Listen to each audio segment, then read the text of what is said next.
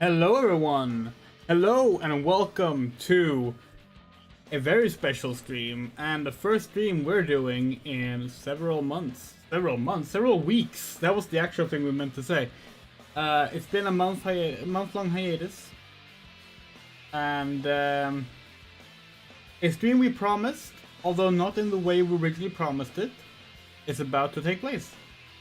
It's Doom 3's 20th anniversary. August 3rd, 2004 was the North American release date of Doom 3.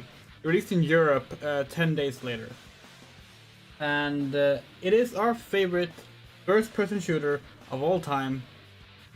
We love it. Here's our original copy from the release. Here's the novelization. Here's the board game adaptation. Here's the expansion pack novelization. Up here. And of course we have the Xbox version, including the collector's edition. We have the BFG edition on PS3 and Xbox 360. We have the only way to acquire a physical copy of the modern re-release of Doom 3, Doom Slayers Collection.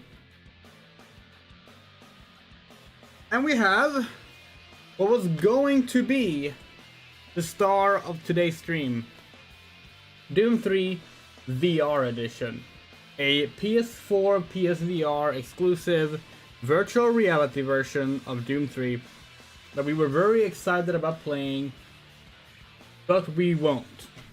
And the reason for this is very simple: we could not afford getting our hands on a PSVR.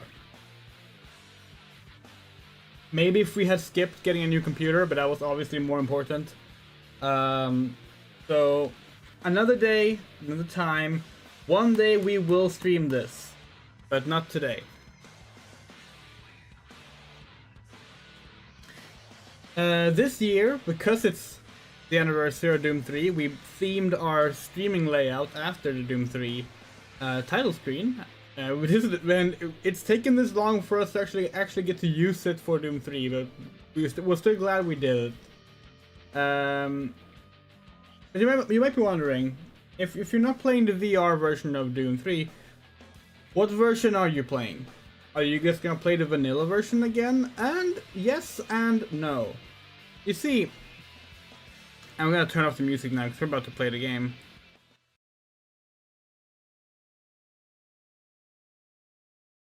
Okay, you see, in 2020, we did play through Doom 3, the vanilla version, 4x3, original way the way it's intended to be played through, on veteran, on stream. It was a very fun playthrough. We've already done that, and we uploaded that playthrough onto this channel in a supercut. We had to actually cut it too because it was longer than 12 hours. So if you want to watch us play the vanilla version of Doom 3 as originally intended on the hardest difficulty, well, second hardest because there's a nightmare mode that you unlock, but the regular hardest difficulty, that's on the channel. So for the anniversary, this big anniversary, we're doing something different. Hey, 2020 oh yeah, you know, we actually do remember something about that, Jinpan, now that you mention it. Okay, so what are we doing today? Let's get see. There we go. Hope that everything works. Launching Doom 3. Wow, this game is loud.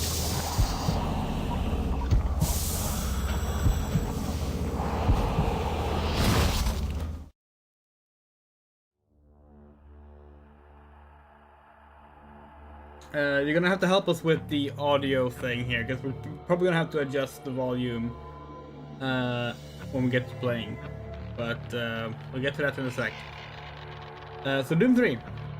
This is a regular Doom 3, but it's in 16:9. It's meant to be in 4:3. This is the regular Doom 3. We have what we're calling the Doom 3 Anniversary Stream Edition. Loading this instead. This is a variety of graphical mods.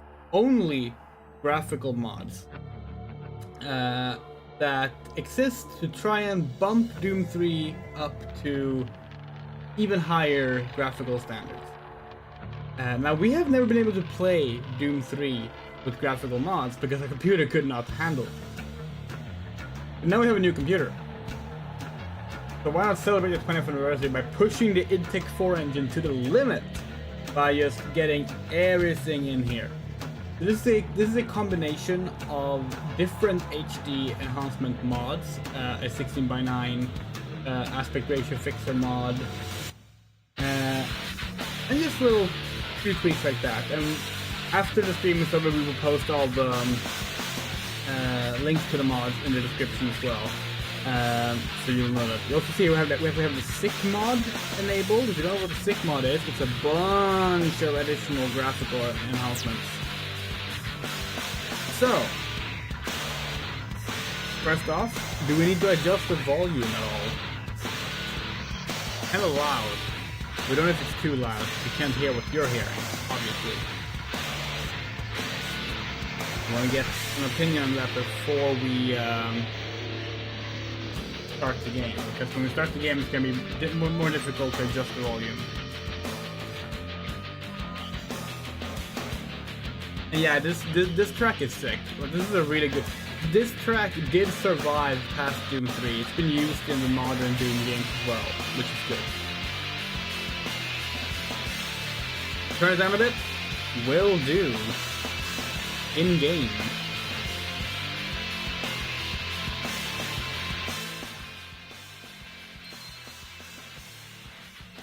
Well, hopefully that's better. But we're gonna adjust our preview window. This is say our mobile phone that just fell over. That's great. Yeah, we're using our mobile phone as a preview window because, well, we only have one monitor on our new computer. That's like the one disadvantage with it, which has made it very difficult when streaming to see what you're doing. But that's okay. Hey. Let's go then. This time we're not playing on veteran, because we've already proven we can beat the game on veteran. We have a stream that does that. We have it uploaded on the channel. This is gonna be a nice little pleasure cruise through one of our favorite games of all time. We're gonna play it on recruit, easiest difficulty, because this is not about stressing ourselves out. We're having fun. We're looking at the pretty graphics. Let's go. First thing you notice is a much longer loading screen because it has to do all the shaders and stuff. So this actually takes us back to playing this game on our old computer back in 2004. A computer that could not handle the game in the lowest settings and would take ages to load each map. Now we get to experience it on our actual good computer.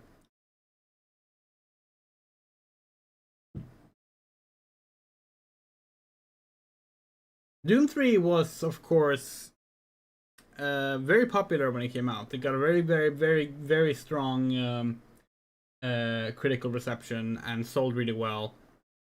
But in the years that followed, it kind of became the black sheep of the Doom franchise. And this was only exaggerated when the modern Doom games came out and cemented a new fixed style for the Doom series. The Union Aerospace Corporation is the largest corporate entity in existence. We know this entire opening narration by heart. Expanded into biological research, space exploration, and other scientific endeavors. With unlimited funds and the ability to engage in research outside of moral and legal obligations, the UAC controls the most advanced technology ever conceived.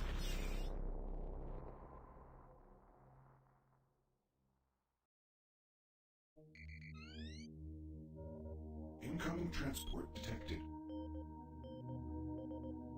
Do you know how Half-Life 1 has this famous opening sequence where you're on a train and then you sort of like bump your mouse and you realize, oh shit, this is in-game. Right? Remember that? It's like, it was like a big moment. Doom 3 does something similar. Just this. Them on radar, sir. They'll be landing. Showing that the 2D screen you just saw was a screen in the actual 3D environment. Yes, sir.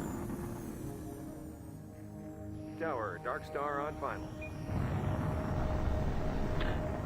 In fact, Doom 3 is very much id Software's answer to Half-Life. Throughout the game, you'll notice this a lot. That a bunch of the stuff that Half-Life did, Doom 3 does.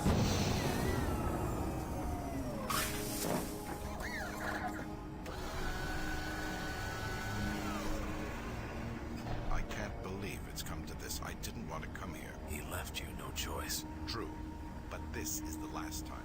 I'm tired of running damage control every time he makes a mess. Right. You're the control. And if that fails, I'm the damage. If that's what it takes, but Kruger is going to start doing things our way. You say, Counselor.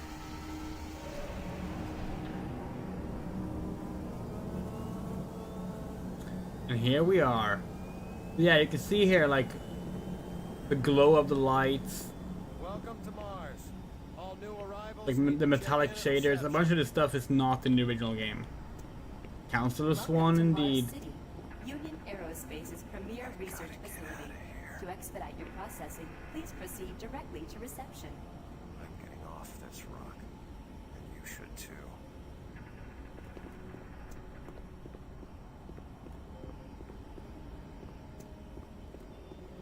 Let's be clear, Doom 3 was already a very pretty game, and of course for its time it was revolutionary.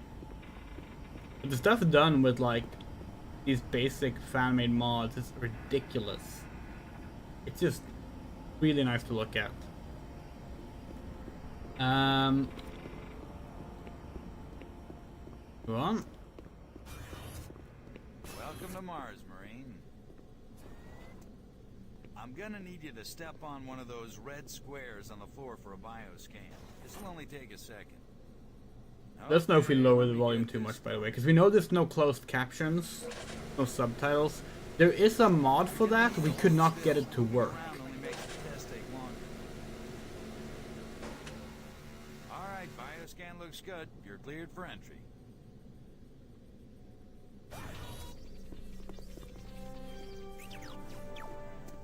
On behalf of the UAC, It's so pretty! Like, we're just kind of like in awe looking at everything. Attention, Director Banks. The textures have been like remade. This does include high-res textures, but like they're all very, very accurate to the original. Welcome to Mars. First time? You can just leave your bag there. I'll have it sent up your quarters. Okay, there's a few things we need to take care of first. This is your personal data assistant. You'll need this to access all secure areas. If you get clearance for any security zones, it'll download directly. It's important, so don't lose it. I see here that Sergeant Kelly has requested your immediate attention. Head directly to Marine Command. It's just that way. Follow the signs.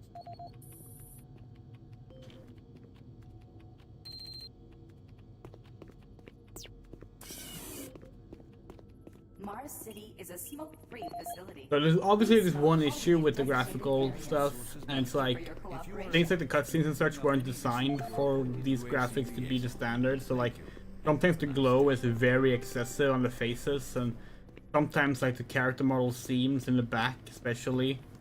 Okay, this was not a good example. It may be a bit too visible. Oh yeah, we can point at the typing Easter egg.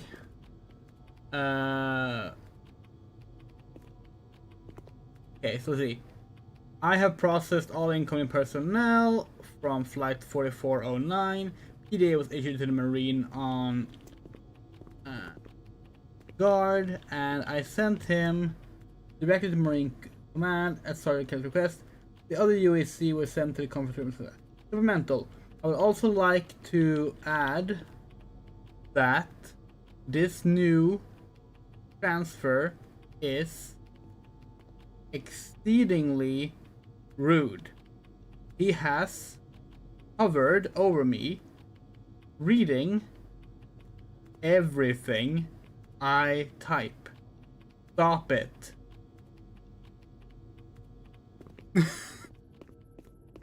It's a cute one. Haven't seen you before. You must be with that new detachment coming to check on us. It's a little low, right? We can get up the volume a little bit.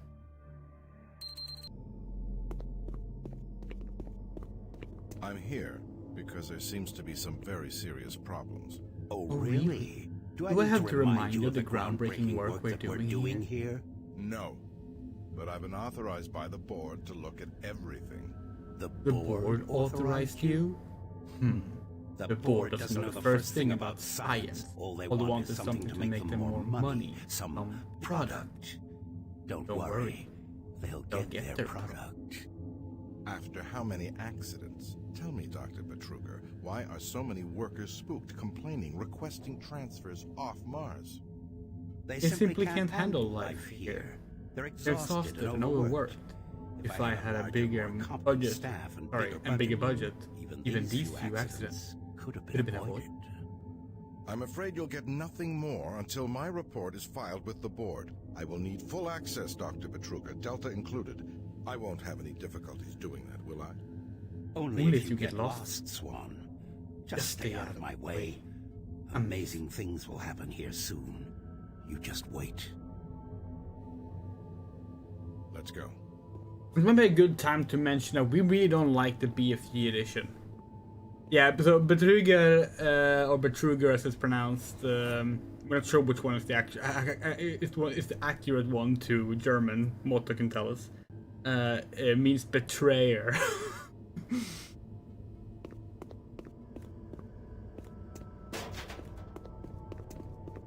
Can't move that. Listen, buddy, you don't have clearance for this area. Move along. Is it cheat or con man? We thought it was literally betrayer. But yeah, it's yeah. Excuse me. Reflections.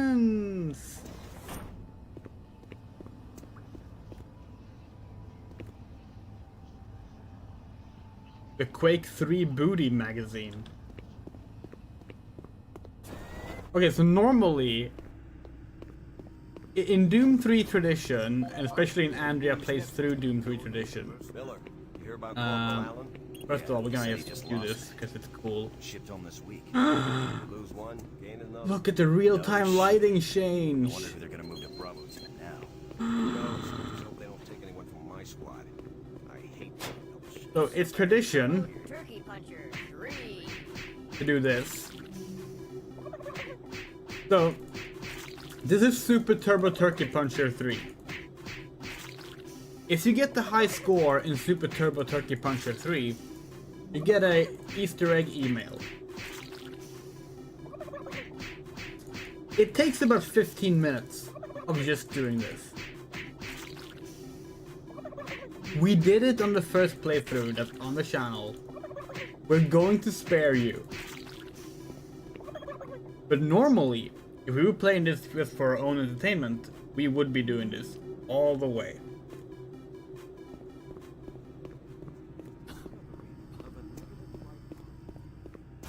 Yeah, so those suits arrived. There is vet after in German. Okay. The UAC must be worried about something.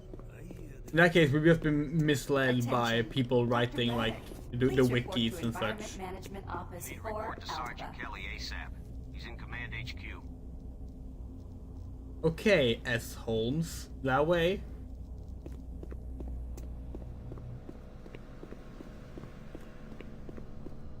I'm almost ready. Hold him down. Okay, he's sedated now.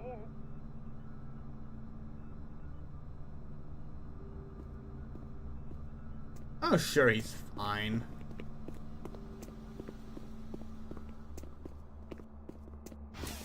If 11 plays like Super Turbo Turkey Puncher, we're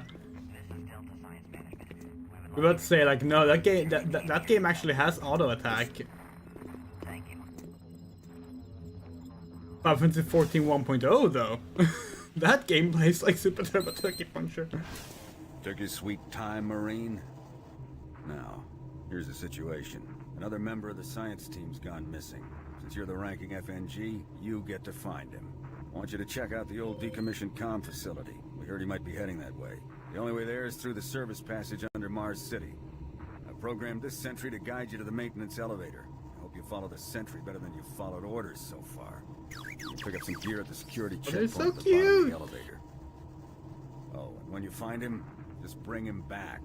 Do not hurt him. Now move out.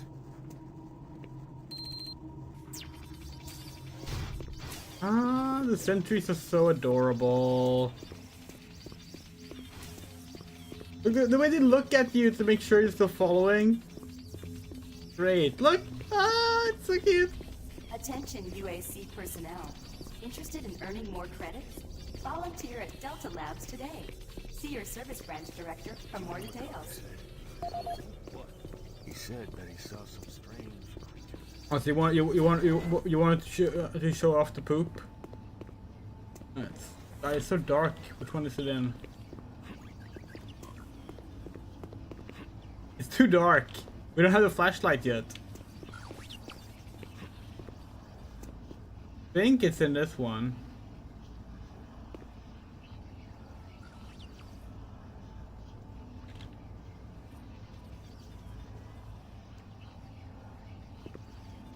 Hold on.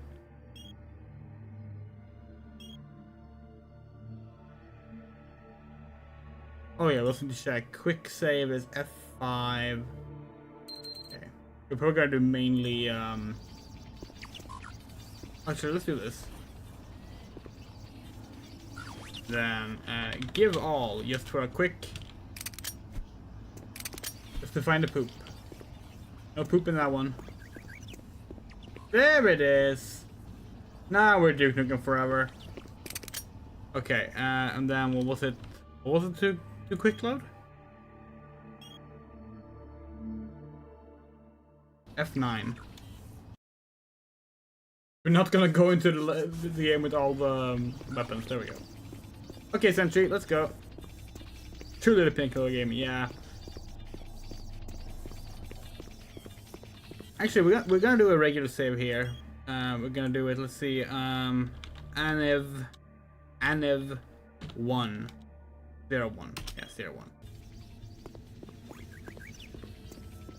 You already have a bunch of saves called Stream 1 through like 116 or something. We forget how many saves we did in the last playthrough. We're gonna differentiate them.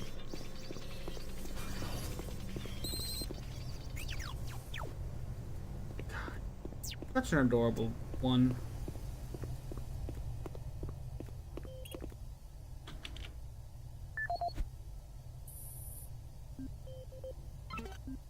This is the audio log of maintenance technician Adam Bernache, dated November 10th, 2145. I've fixed the couplings on the heat shields this morning with no problems. I did, however, have another odd experience while I was down there. Shortly after finishing the first coupling adjustment, I distinctly heard whispering. When I went to investigate the sounds, I found nothing. Checked the work logs, and I was the only person scheduled to be in that area today. That experience, coupled with the stories I've heard from some guys over in the Delta Labs, has me pretty freaked out. I'm really beginning to hate going down to the underground maintenance area. The people down there are a bit off, the mumbling, the weird looks. The whole place is just plain creepy. I'm always expecting someone to jump out at me. I've secured my tools and the busted modulator in the storage cabinet next to the maintenance elevator. Technicians should use cabinet code 396 to access them. End of log. Yay!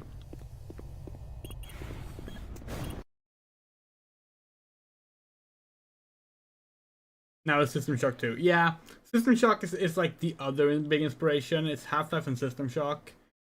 And of course the original Doom. Because this is a remake of the original Doom. They swapped Deimos and Phobos out for Mars itself, but it was meant as like a reboot. Even though it's called Doom 3. Does it actually work as a shortcut? No. No, it doesn't. Welcome to the dungeon, Marine. Most unexciting place on Mars. I'm gonna need you to grab some armor and secure your pistol before I can pass you through security. Yes, give me a gun. Give me a gun. Okay, grab your gear. Now you're ready for combat. Let me do a radio test. MarsSec radio check. Excellent. Good signal. Looks like you've been assigned the decommissioned comm facility. Just follow the main passage through the underground junction, then straight out. You'll have a quick evac. And what better way to see the Martian surface than to run across it? Okay, you're all set. Oh yeah, keep in mind, civilians are working down here. Don't get excited and shoot any. Oh, haven't seen anyone new down this way in quite some time. Welcome to the dungeon, brother. Enjoy your stay.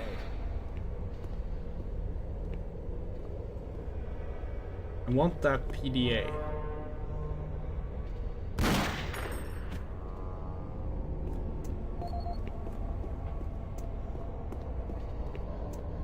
Yes, if you shoot an innocent NPC, they insta-gib. Always. It's kind of funny. At least they headshot them. You're looking for the scientist, right? I'm not sure you want to find him. You see... never mind. Don't listen to me. Never mind what I said. Okay.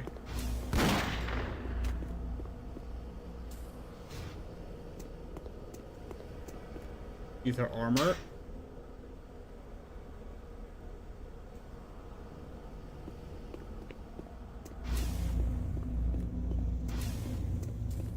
Listen, Scotty, I've done this a million times. It's Not that hard. Why don't you crawl your fat ass down here and do it yourself? Buddy, don't know if I can really help you with anything. It's kind of busy here. Because I'm getting paid to make sure you do it. What? Hey, what the hell's going on up there?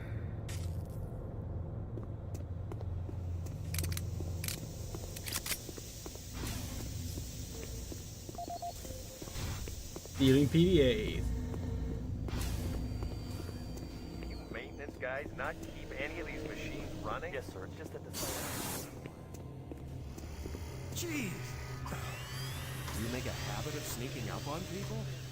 Everyone's already on edge down here with all the strange things that have been going on.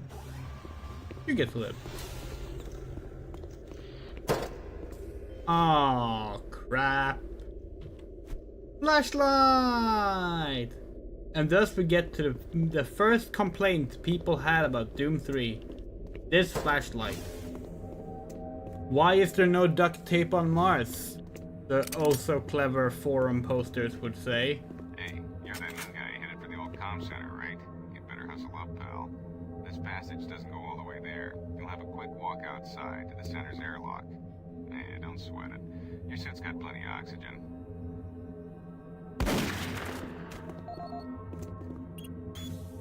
But yeah, why is there no duct tape on Mars? People said. Why can't you just strap the flashlight to a gun on your shoulder? So the first mod for Doom 3. Within days of release was the duct tape mod. That meant you didn't have to bring up your flashlight anymore. Which completely ruins the balance of the game because you're supposed to bring up your flashlight every so often. Why are we killing everyone? PDAs. But they're gonna die anyway. This is a kind of like, you know, Marine, this is unavoidable. Sergeant Kelly. You need to double time it down there. Search your assigned area and haul your ass back to Mars City. We just want as many PDAs as possible. Look, we already have Daniel Young, Grant Baston, Mark Ryan. Adam Burnett we didn't kill, but, you know.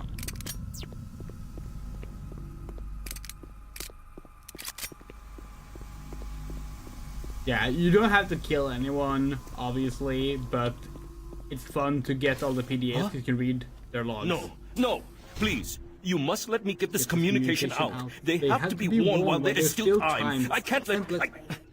You don't know what I've seen. You can't possibly understand or comprehend. The devil is real. I know. I built this cage. I'm getting abnormal readings here.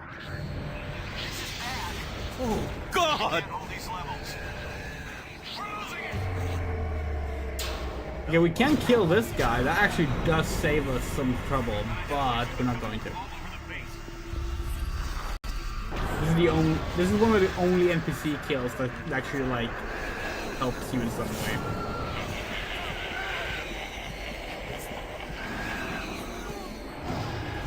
Oh fuck. Yeah. That's why. First zombie!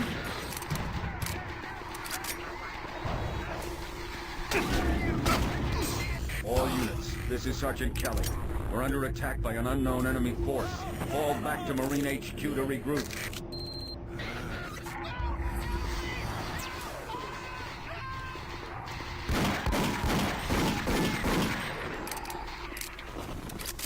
I say again, fall back to Marine NPCs HQ that turn into and zombies, await if you further kill them orders. ahead of time, they don't turn into zombies. Makes sense, right?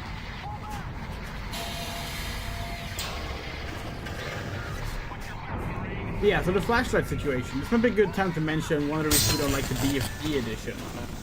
In 2012, they released the Doom 3 BFG edition, meant to be like this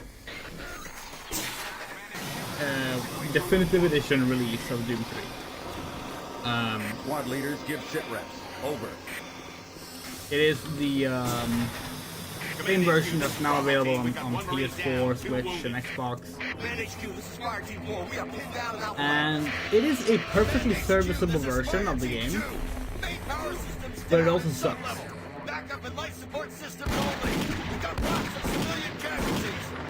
Look at this gorgeous wet blood.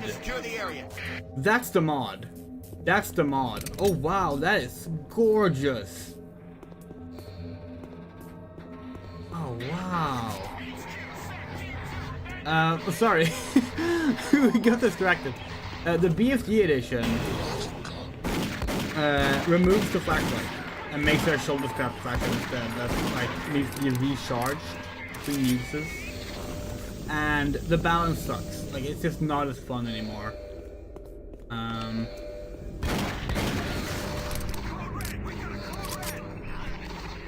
Great example of how like not everyone's idea for how to improve a game is gonna actually improve it, you know. It's not the only issue with the BFG edition. Let's see what this was. Here's the lens. The BFG edition also has a very odd way of handling the aspect ratio. So like, the way we're playing now is we're playing with the built-in -1 mode, which expands the left and right part of the screen. But everything from the 4x3 version is still seen, but a little more is seen on the sides. The BFE version crops, and it's bad.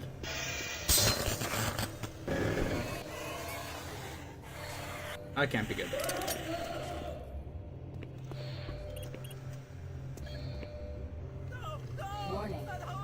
All units, this is Command HQ. Report directly to Marine Headquarters and await Yeah, the further BFG orders. edition crops instead of expanding, and it makes a bunch of things just look odd, especially cutscenes. Also, like, in some ways the game just looks worse. They've taken out some of like the some of the, like, colored lighting. Like right at the start of the game, for example, there was this like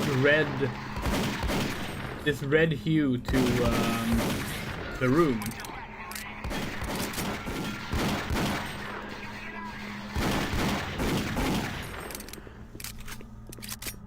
Which is gone in the BFG edition. It's black instead, or like gray, like colorless. And yeah, it just sucks. Like it's not a good version. It does have the expansion pack, The Lost Mission, which is exclusive to the BFG edition, and that is a really fun expansion pack. But like, you're better off getting the original game and then just playing the expansion pack on the BFG edition. I'm getting out of here. In our opinion, at least. Some people prefer the BFG edition, that's fine. So we think it's a massive downgrade.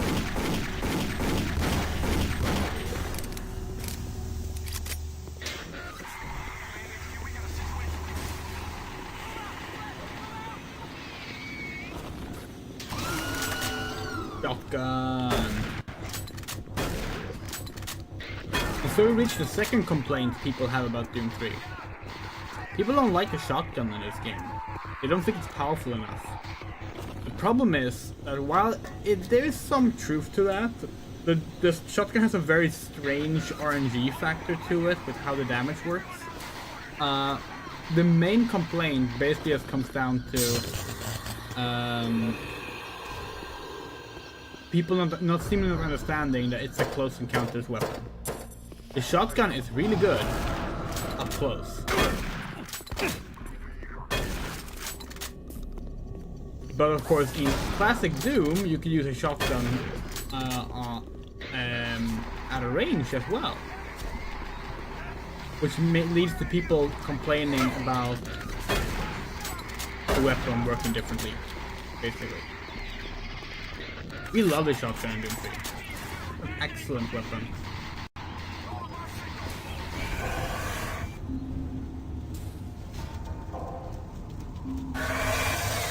Oh, here he comes. PM! Yeah. Imps can be one-shot with a shotgun if you're up close. Which is good. Like, that's enough for us to think the shotgun is powerful enough. But, people are still... Oh, the lighting is so pretty! People are still constantly complaining about the shotgun every time Doom 3 is brought up, and it's honestly tiring. We think it's great. The DLC edition also tinkers with like the damage output of weapons, which is odd. And one of the things it changes is it tries to make the Doom 3 shotgun spread be less random, but honestly we don't think it helps much.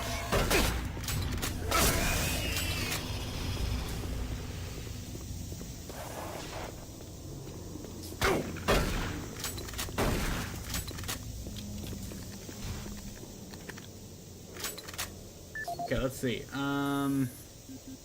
Frank Delahue, user email. No, that's not this. That's Mark Ryan. $531. 531.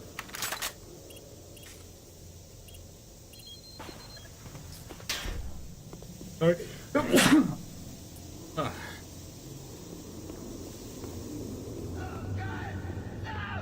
That is so gorgeous. Can we talk about the animations being great too? Like the imp animations are so cool. All units, this is Sergeant Kelly. We don't know what we're up against. Repeat, we have negative ID on the assailing force. They're mean SOBs. You don't have a clear path back to HQ. Stock up on ammo, establish a stronghold, and keep them at bay.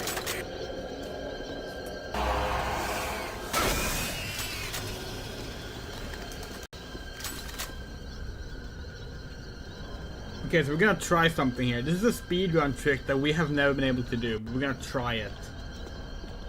Okay. First, we need to kill this imp.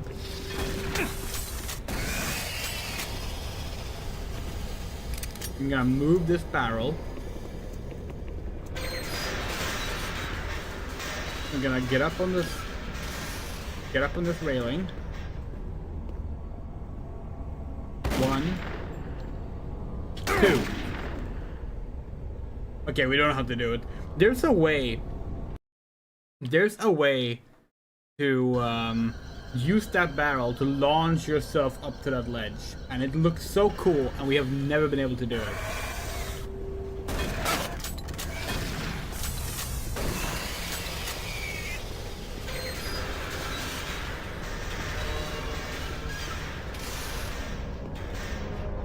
There is a theory on why some people get possessed and others don't. This is random, some people get nuclear power. We've got one man down and several wounded. We are incoming and need medical on stage in stacks. Command HQ, this is Fire Team 2. The monorail track is destroyed. Unable to secure safe transportation back to base. Over. Hey, we don't think it's random. Team 2, fall back to the nearest station and set up a CP there. Out. I don't think it's random so much as like it's targeted probably. We see these like skulls come around and possess people.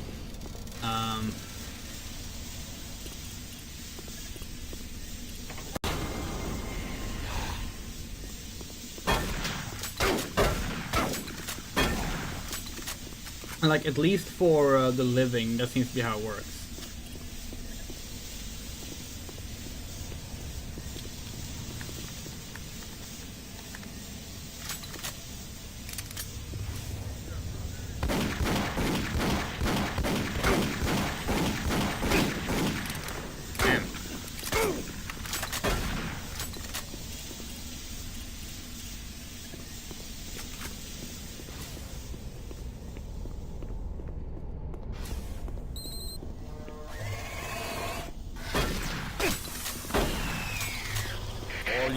This is Sergeant Kelly.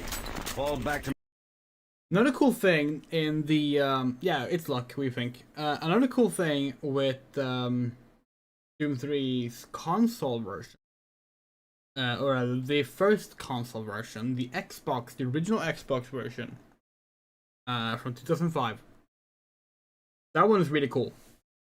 It has a really impressive port that was made by Vicarious Visions. It has like a really good reach Mars City from my current position. Move to Marine HQ to regroup and await further orders. What's it called? Like aim assist feature that like tracks your aim to the enemy. I was the only one still alive. I can't believe I found you. Something happened. I don't know what. It was like a shockwave. It passed through the entire base. People started changing. It's crazy. I was working up here on the vent shafts. I don't know how I survived. Go for help. Please. You don't have a PDA. We have no reason to kill you.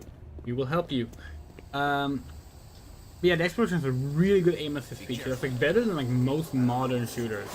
We're really sad that the BFG edition did not keep that for consoles. Just look. Oh, it's so pretty.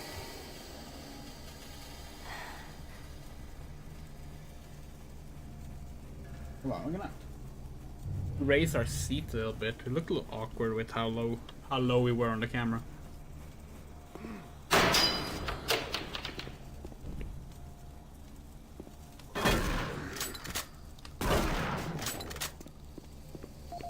And yeah, the Doom 3 Xbox port also had co-op, which no other version has unless you mod it. So.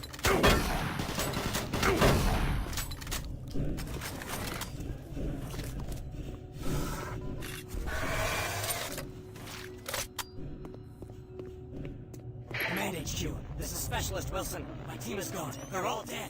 I'm running blind here. What are my orders? Over. Specialist Wilson, this is Sergeant Kelly. Stay sharp, son. Move to your last known RP and fortify your position. You'll find you.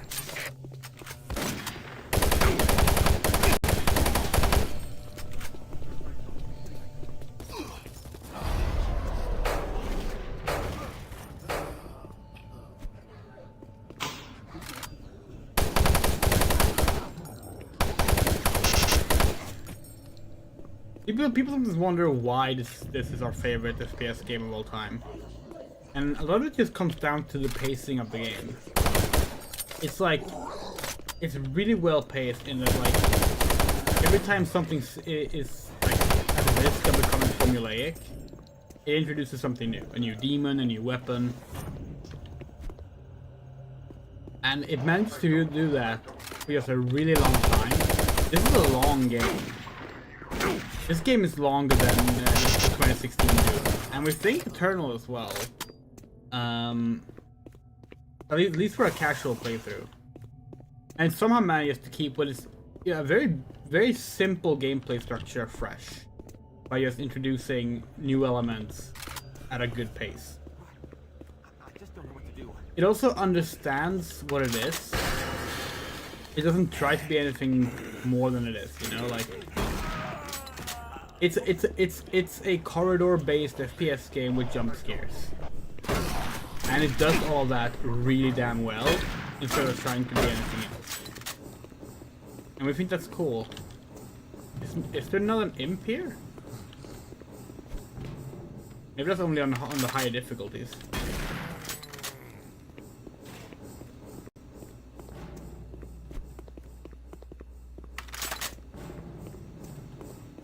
Yeah, normally we're not someone who like, oh, like the length of a game should match the price of a game, you know? Like, we think that's silly. There's no real way to make an equation of that at work, you know? But Doom 3 definitely gives you plenty of game for what you paid, you know?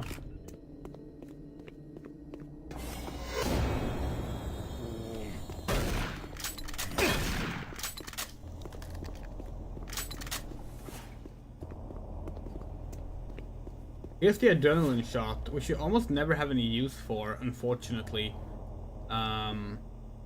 We can show it off.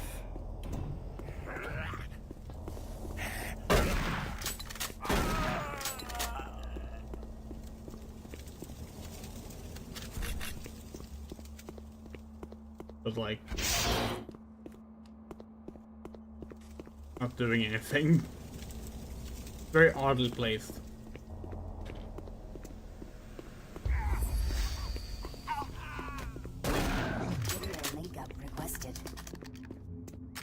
Video link up requested. Connection established. Marine, I can't believe you're still alive. I'm unable to return to Mars City. All passages out of the Delta complex have been blocked. I'm setting up a command post here. I can monitor status reports of the entire base from Delta Central Authority and communicate with other Marine teams. It's your mission to link up with Bravo Team and get that transmission sent. Head toward Alpha Labs. It's the fastest way to find them. I'll update your PDA security clearance from here. Good job, and good luck, Marine.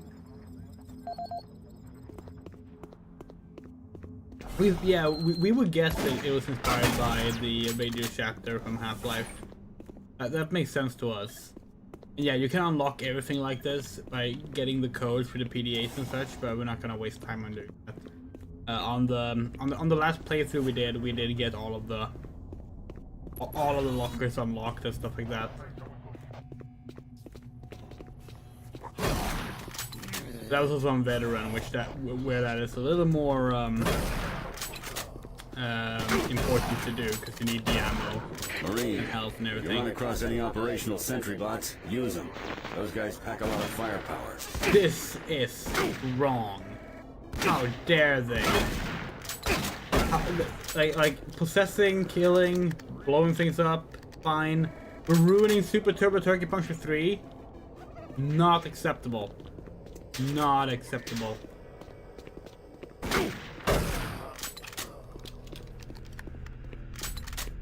The UAC is here to help you.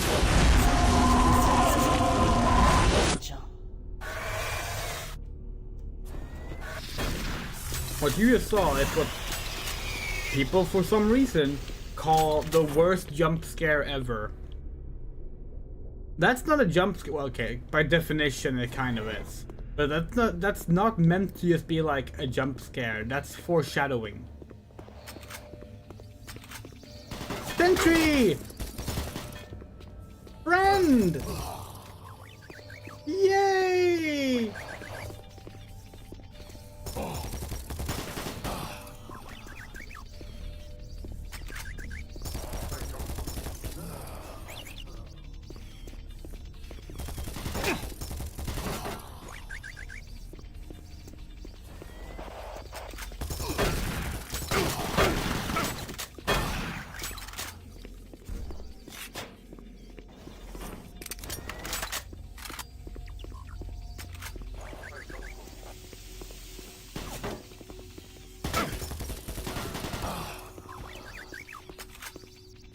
Wish you could always have a sentry with you. We gotta get the Bravo team quickly. They need all the firepower they can get. Sending that transmission is critical to our survival.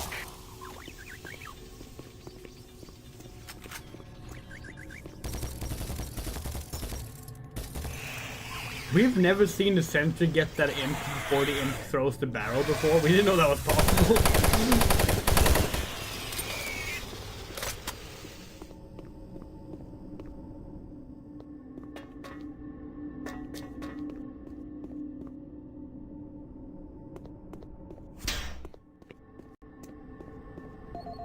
Yeah, normally the imp throws this barrel,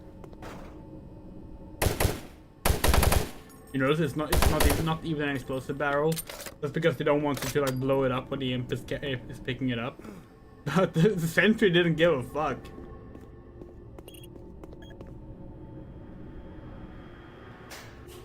This level is the only level we've ever been able to speedrun on what used to be about world record pace. Like, we're talking literally like 18 years ago.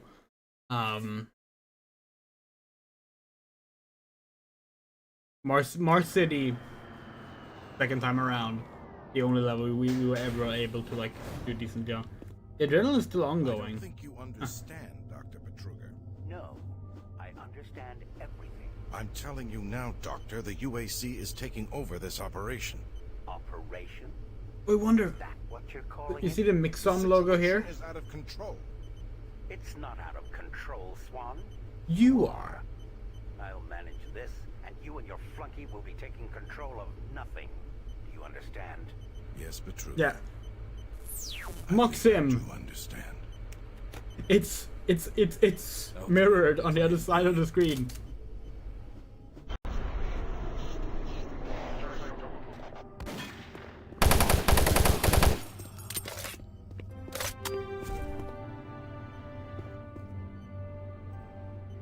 Welcome to the Alpha Labs, formerly designated Phase 1 by the Union Aerospace Off-World Research Division. The Alpha Labs began construction on October 29, 2095, and became fully operational July 17, 2130. Originally created as the prime science and research facility, we don't have time Alpha for Labs history, are listen. responsible for the development of leading-edge technology, such as the...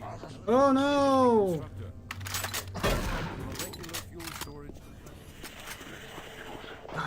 Got the wet blood every time we enter a room with the wet blood, we're just like, damn, this is gorgeous.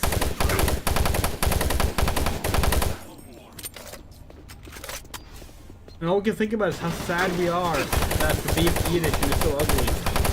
Well, okay, no, it's not ugly, because Doom 3 can't be ugly, but it's underwhelming given how pretty Doom 3 was in 2004. Or the version that was most recently released in 2019 it still looks so unpolished as the BFD edition does.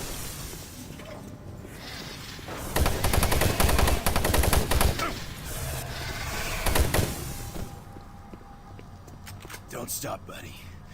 There's nothing you can do for me. They're all gone. Surprised us. They just came out of nowhere.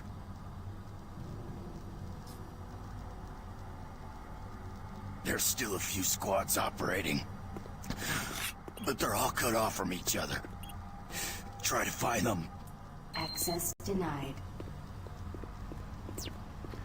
They did Swan dirty novelization, making him a coward.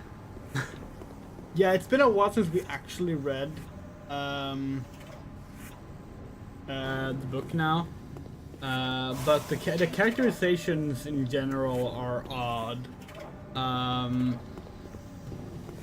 Not as odd as the Doom 1 and Doom 2 novels, but yeah.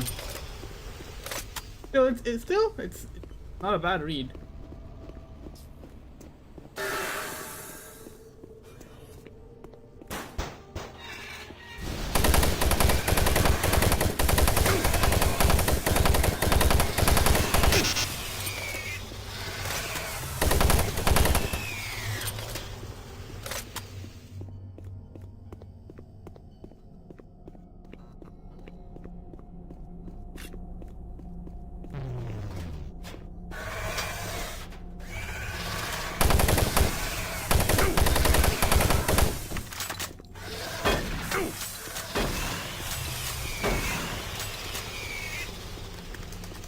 Doom novels are indeed one of the stranger aspects of the Doom franchise.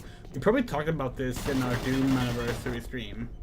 Which, by the way, if you haven't watched the Doom Anniversary stream, or at least the shortened version that's in the video format on the channel, you should, because it's a really fun stream. We played 12 different versions of Doom 1. Doing a roulette wheel every time we beat a level to pick the next version. It was really fun. But yeah, in the novels that adapted Doom 1, Doom 2. Hold on. We have one of them right here.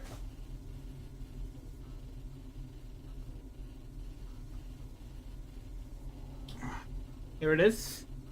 This is Doom: Knee Deep in the Dead by David Abhu and Brad Lineweaver. And it adapts Doom 1. And then there's Doom Hell on Earth, which adapts Doom 2. Then there's Doom... What is the third one called? Infernal Sky. We think the third one is called Infernal Sky, which is an original story. And then there's Doom Endgame, which is also an original story. And it turns into this, like, it turns into, like, a Mormon story. And all the demons turn out to be aliens. And it's strange. It's very strange. And yes, the sound design is really good.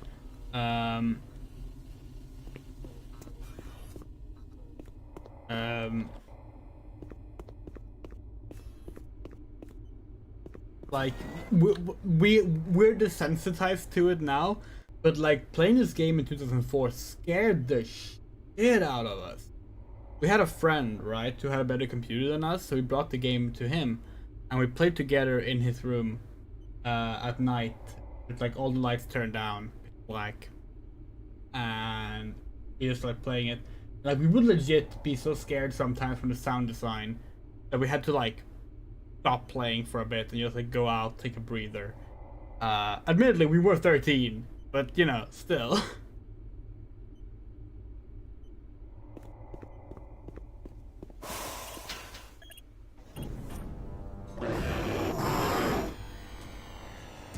There it is, Pinky!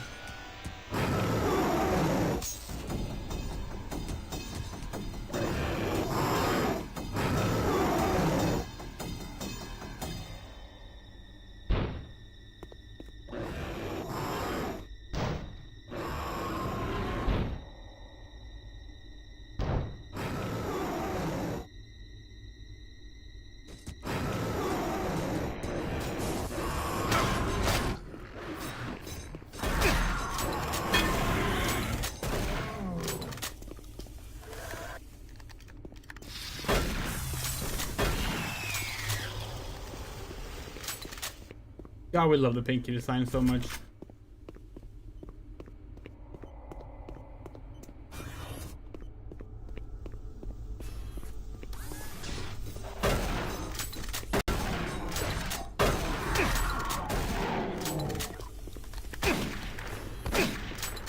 We did consider putting the ragdoll mod on, which like doesn't burn the demons away, but we actually really like the burn away effect. Cool. The reason that burn away effect is there, by the way, is because in 2004 computers could not handle the body count of a bunch of characters laying around with idTech 4. It just was not like manageable. Oh hey look! Who's your buddy? Martian buddy! Free stuff! All we need to do is go to the actual Martian buddy website and get a code for this locker. That's legit how it worked. All the Martian buddy lockers, you had to go to the official Martian buddy website. That website is no longer around, unfortunately. So you have to look them up elsewhere. We think in the BFD edition you get an email with the code instead. But we're just gonna Google it. Okay. Martian buddy code 0508. That was easy.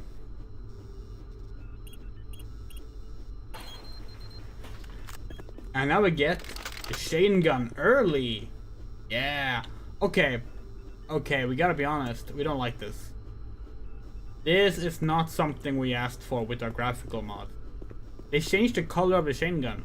The chain gun is yellow in the original game. Now it's gray.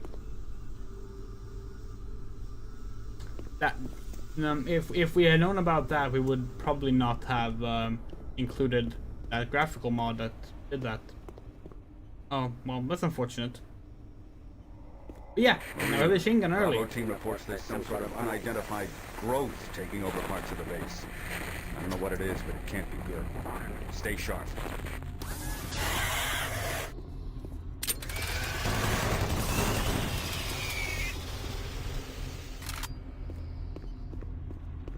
Yeah, so like you see this like greenish yellow that the machine gun is. That's kind of the color that the chain gun is as well.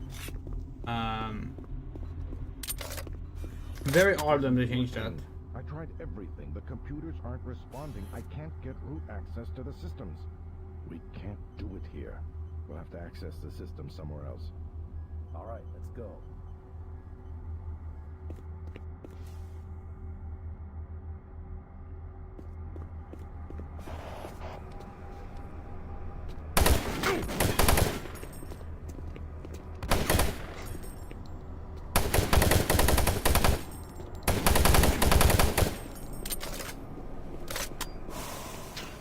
You might have noticed that, what's his name? What's the name of the soldier that Swan travels with? That's not Kelly, it's, damn,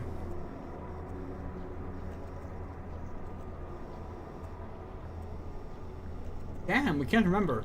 Anyway, he has the BFG.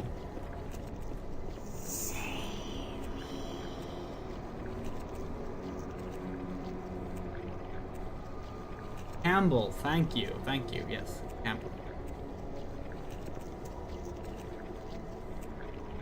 This is the growth that Kelly was talking about. Can't be good. So gross.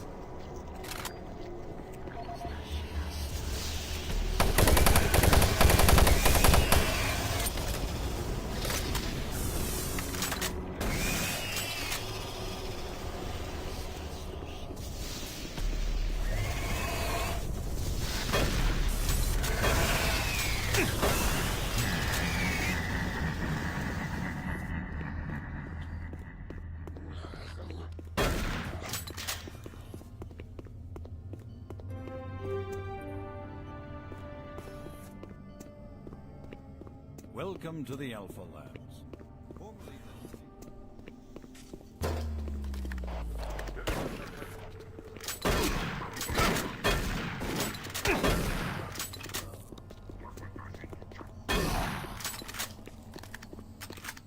Okay. Doing good.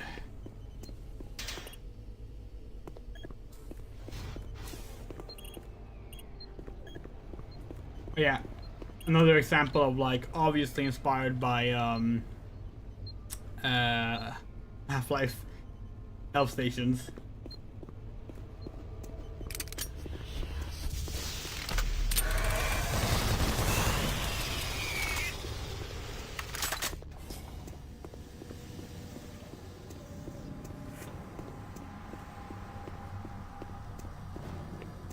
I was always surprised, by the way, that this guy does not turn into a zombie. He always dies. There would have been like a very easy way to give you like, for example, the first like commando zombie. Instead, the first commando zombie is actually very late in the game, even though it's one of the earliest enemies showing up for the game.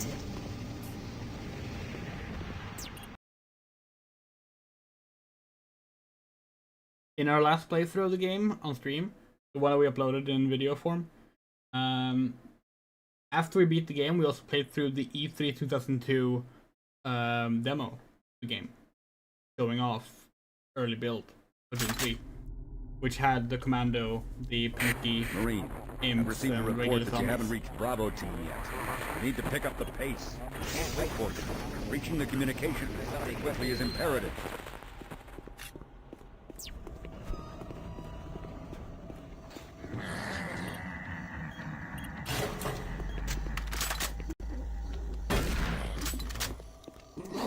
UAC takes pride in its safety record.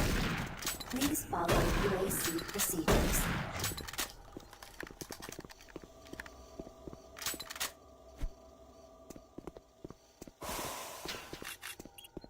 Yeah, Kelly spends the entire game just like berating you for not being fast enough in solving this completely unprecedented situation of hell invading a fucking Martian base.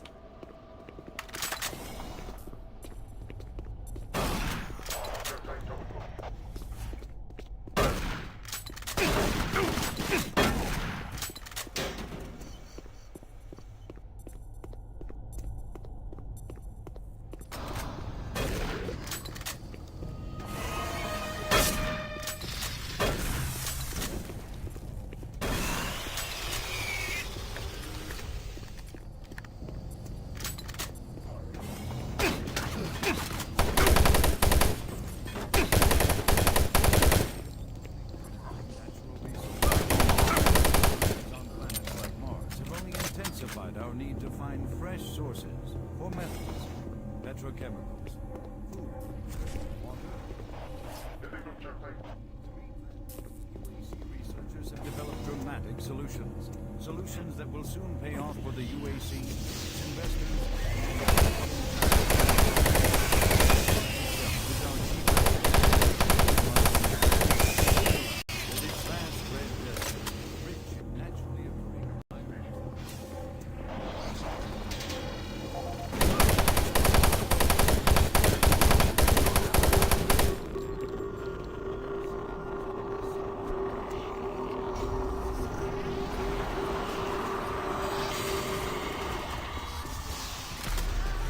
Yeah, so in that short bit, nothing really happens except suddenly items get thrown at you.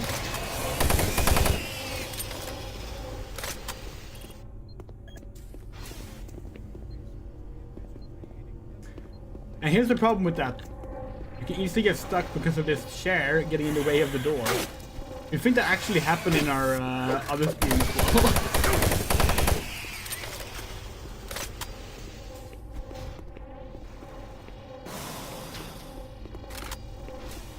Yeah, there are random moments in the game, well, not random, but like there are moments in the game where they just like warning, EPD laser active. Have some strange, like supernatural stuff happen that is not part of like the general gameplay or like combat like that, and we think it makes for a much better experience because like it feels unsafe in a cool way.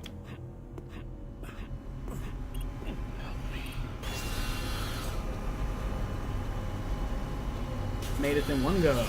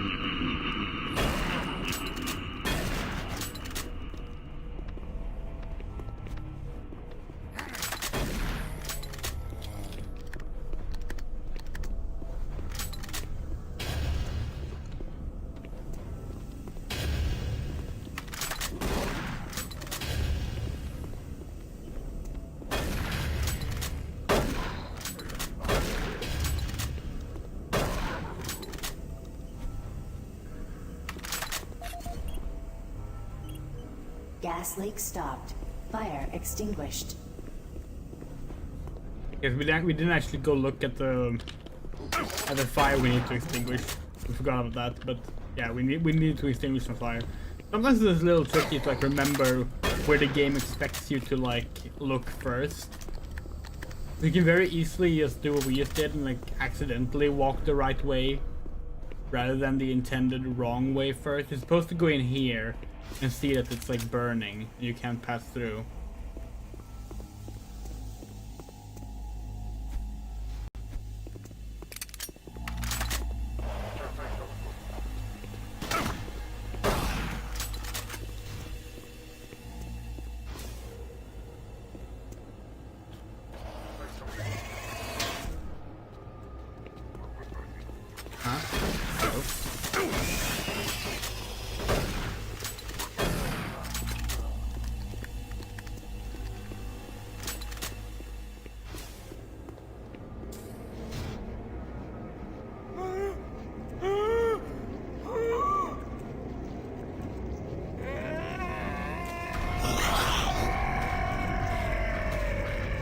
Our first Doom 3 original demon.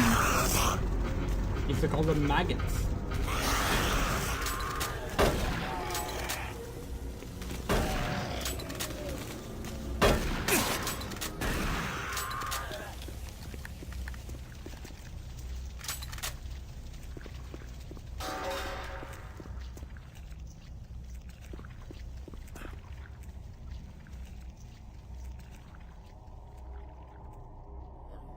We still have adrenaline. How much damage do you need to take with adrenaline before it goes away?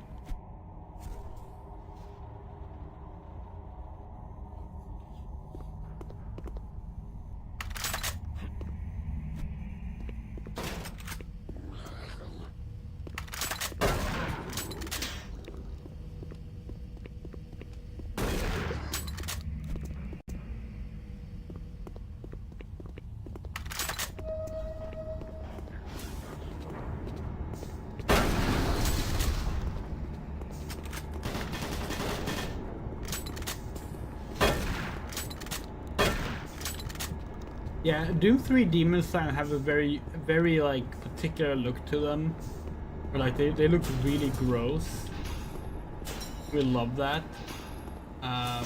They do lack a little bit in color at times, but we think it works really well with the way Doom 3 uses colored lighting.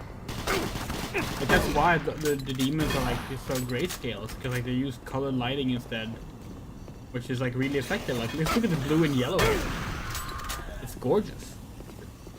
Blue and yellow here and red there. Here we have like three sets of color lighting in one image right here.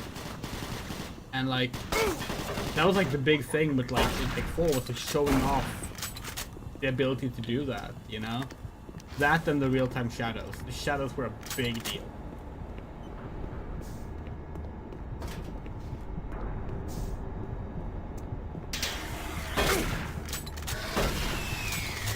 Let's see, none of the OG demons in this game made it into the newer games, right?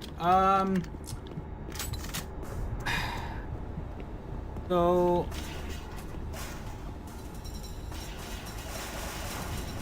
Well, that sounds good.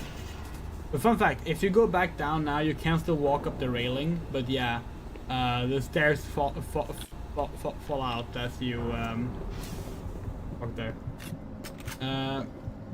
Obviously the Hell Knight design survived.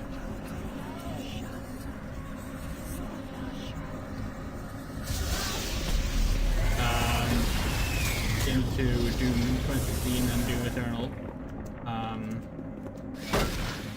With the classic design coming back for the Baron of Hell.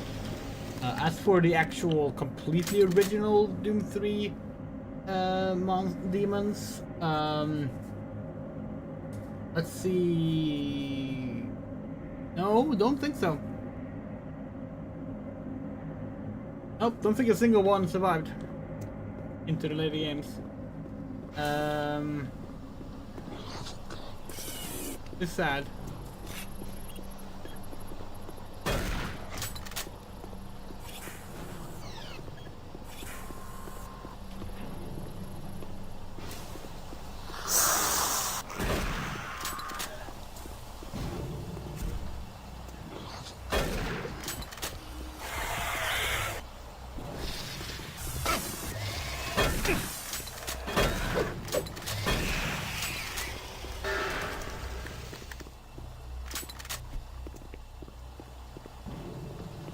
We have the maggots, we have the wraith, we have the vagary, we have the triton, the ticks.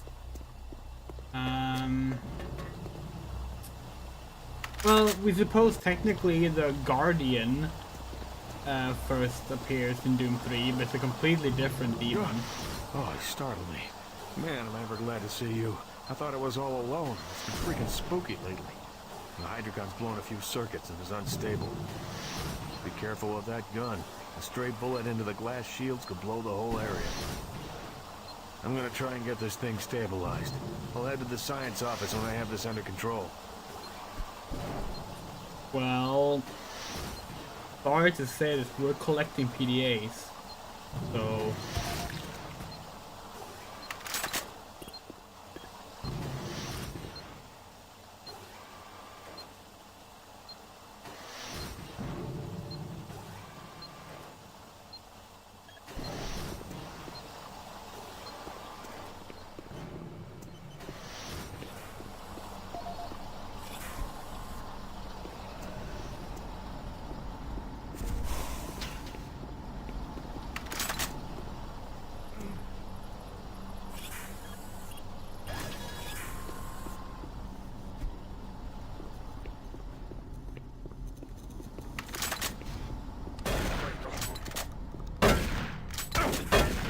Damn!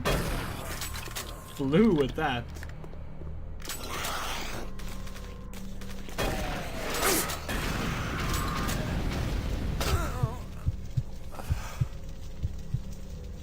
Oops.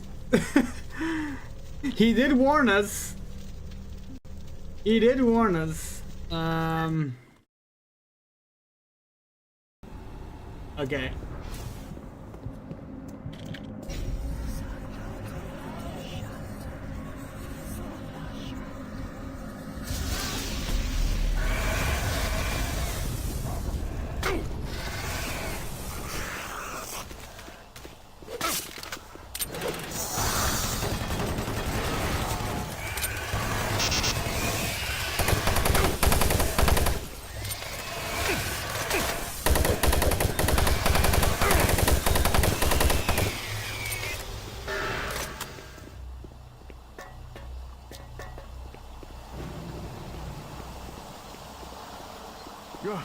Oh, he startled me.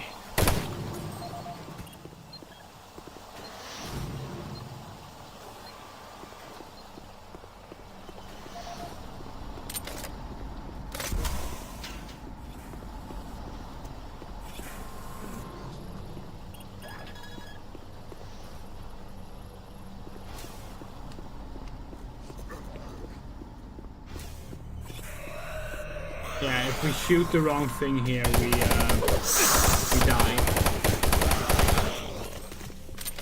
The glass casings on those not take damage.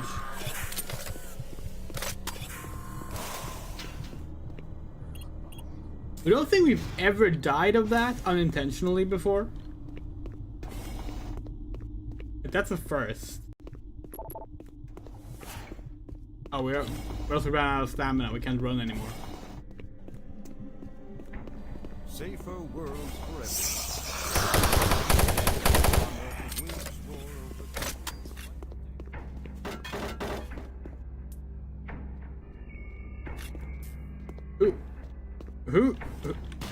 Who shot it? Oh.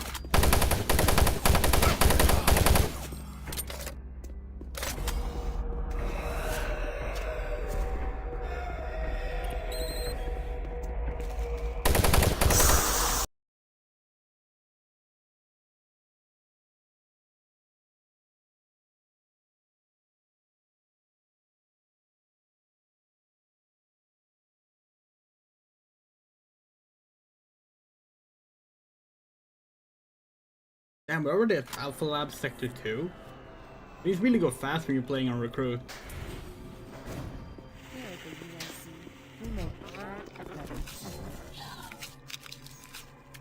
This is also, of course, something that happens in Half-Life. Body parts dripping out of a vent.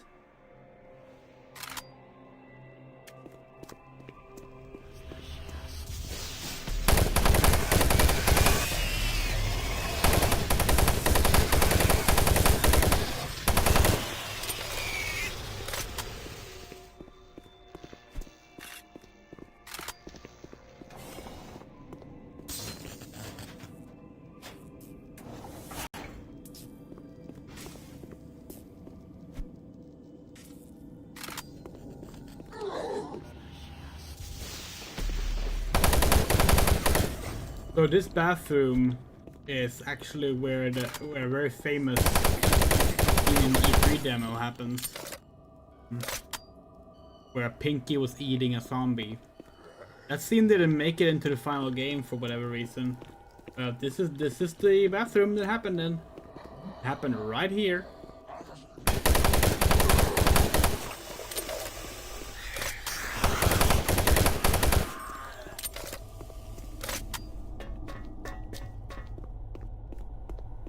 That's not to say that demon cannibalism, is that a good word for it? Doesn't happen in this game. It does. But that particular scene didn't make it. And it is odd that it was cut, because it was very iconic and featured in promotion. What we did get instead is this. A zombie eating a zombie.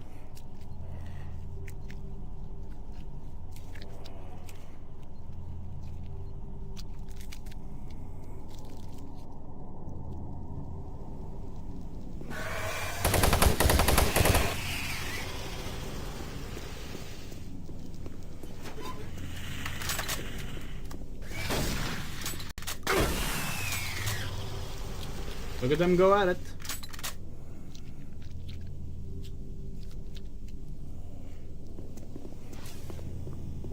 Ah. And they're both, well, alive is the wrong word, but conscious. Hey look, it's us.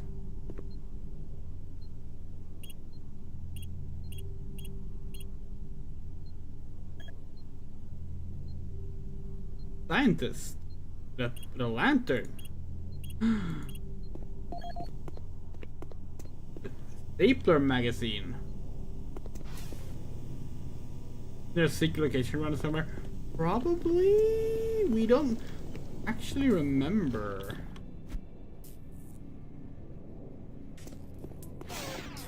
Probably is.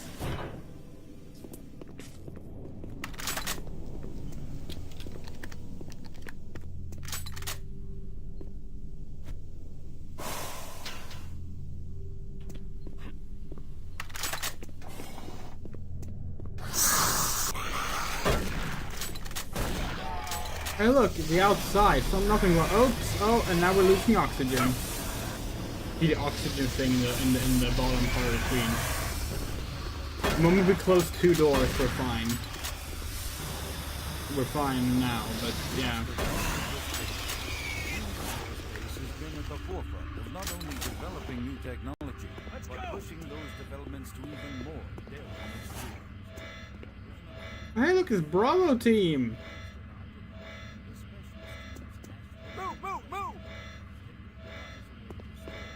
The fun fact, in the Lost mission, you play as a Bravo team member.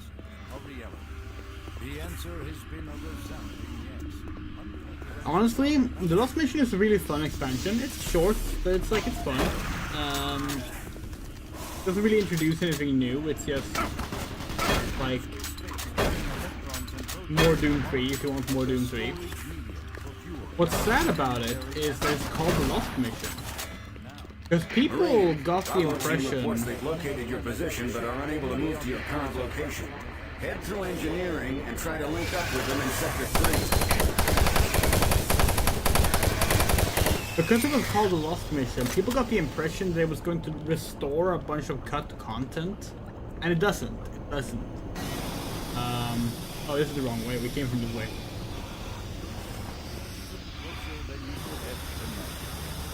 And we think if it had been called the Bravo mission instead, we think it would not have been seen as a problem. But now it's forever this like betrayal of like people's expectation.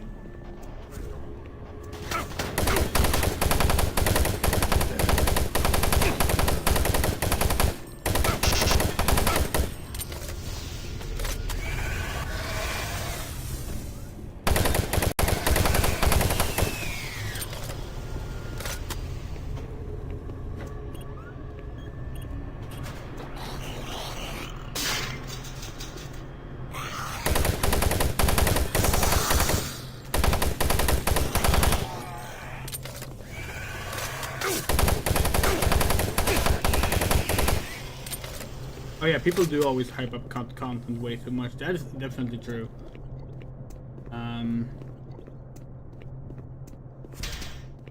You've seen it a lot recently. People started hyping up the cut version of Wind Valley in Sonic Adventure again.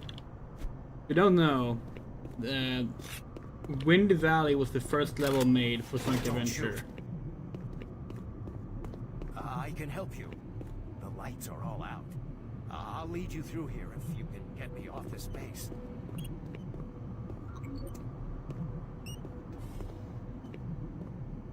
Come on, I can't wait. Oh, it's the elevator shaft? Okay, let's go check it out then. Because we know you can get a plasma rifle in this level.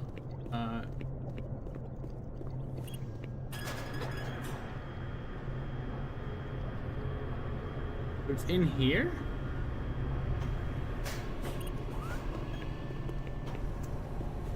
How do you get there?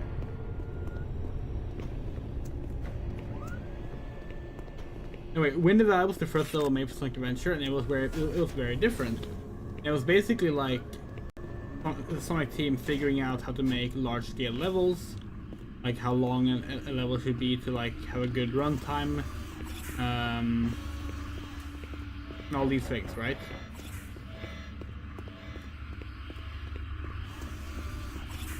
Shoot a floor panel.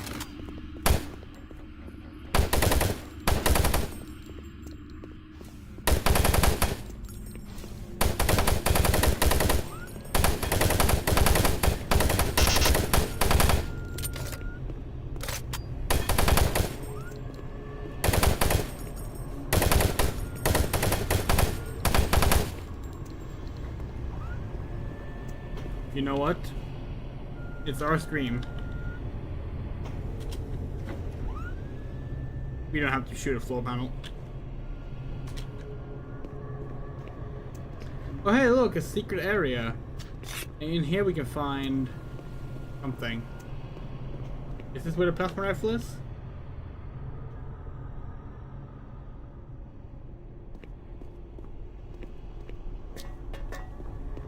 I'm going backwards now, but that's okay.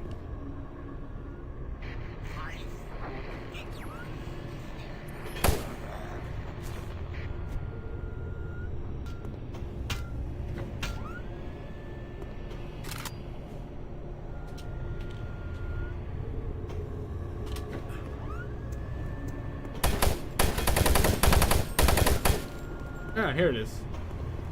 That's cool.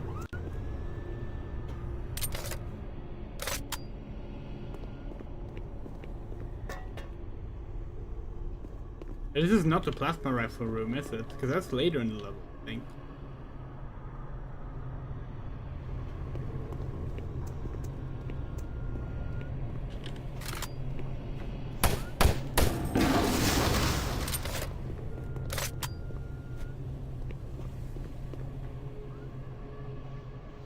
Anyway, for the longest time, this early version of Winter Valley was seen in screenshots and in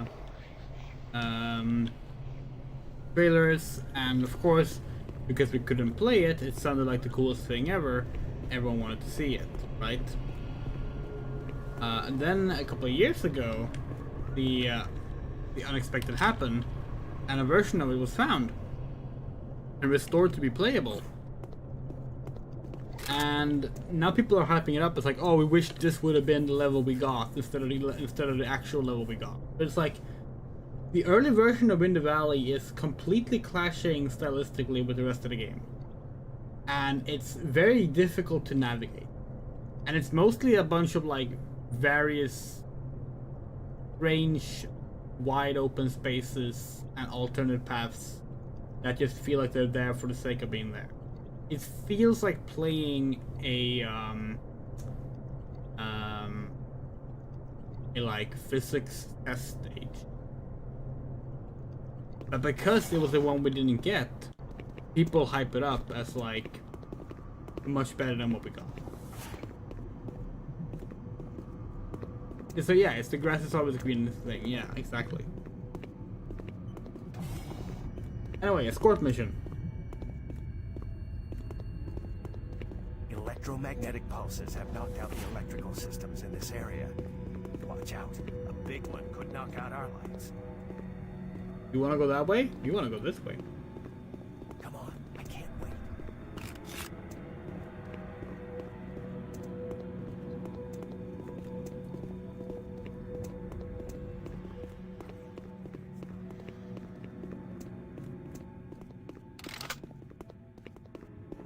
Oh no, it's okay, so that's another way to get the early Shane gun, not the plasma rifle. Plasma rifle is probably the next level then. You know you can get a plasma rifle early.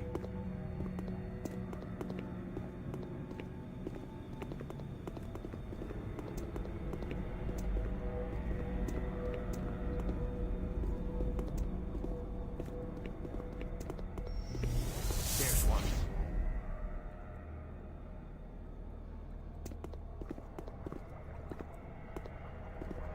Yeah, the EMP here, like, even knocking your flashlight out is What was that?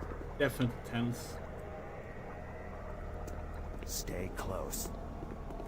No.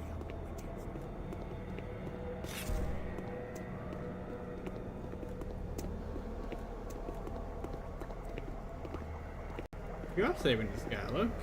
Keeping... Be sure that he's not still up. That was close.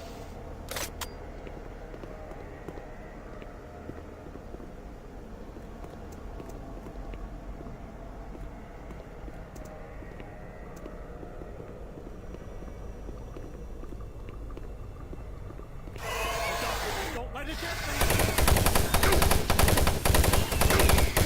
Do you think they have any interesting announcements for QuakeCon next weekend? Hang on. Here comes another.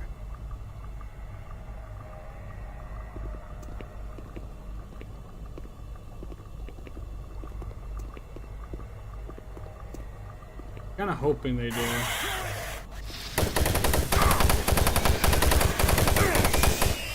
I certainly wouldn't mind a better Doom 3 remaster, but we think something that's probably more in need being done is just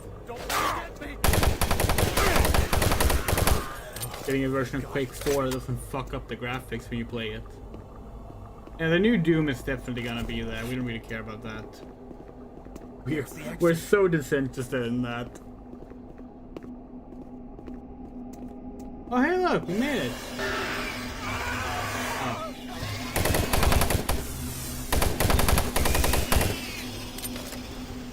The red lighting though, and the blue screen on the machine gun, this looks so cool!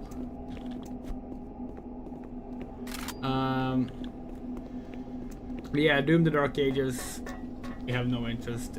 It does not look at all like a game we want to play. Happy for those who are excited about it, of course. Like, hope they have a good time with it. But it looks like more of the same, and we did not like what that same was in Doom Eternal. So, fun fact: that Lantern Boy thing we just did, the little escort quest there. First off, you can kill him; it's fine. But like, originally the game had a different escort quest. It was going to be a female scientist, who you would escort around the level. We think she actually had a gun too, so that she could defend herself. That female scientist is still in the game, and it's the only female character that isn't a demon in the game, and we're gonna mention that when we get to her.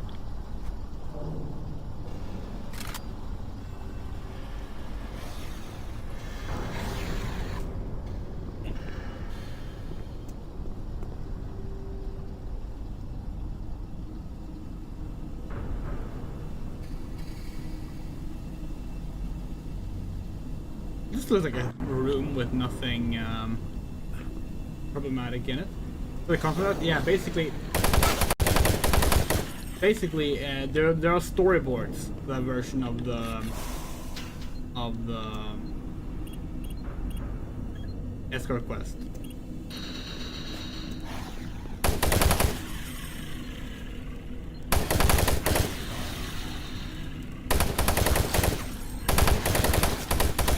You might be wondering, Andrea, you're arachnophobic.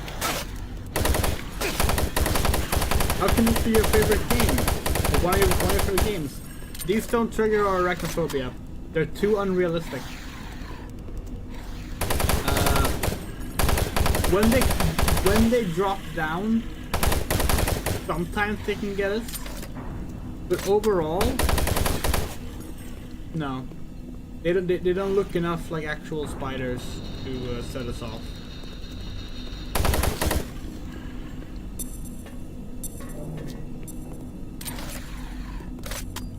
They're creepy, don't get us wrong, they are creepy. But as you might be seeing, we're not currently having a panic attack. Which is nice. Yeah, it's not just this game, Yunpan. The lack of women is very strange. It's in Quake 4 as well. And it's so strange, because Quake 2 had women in it. And Quake 4 doesn't. Well, okay, Quake 4 has voices of women as pilots some point in the game. But yeah, no, it's very strange.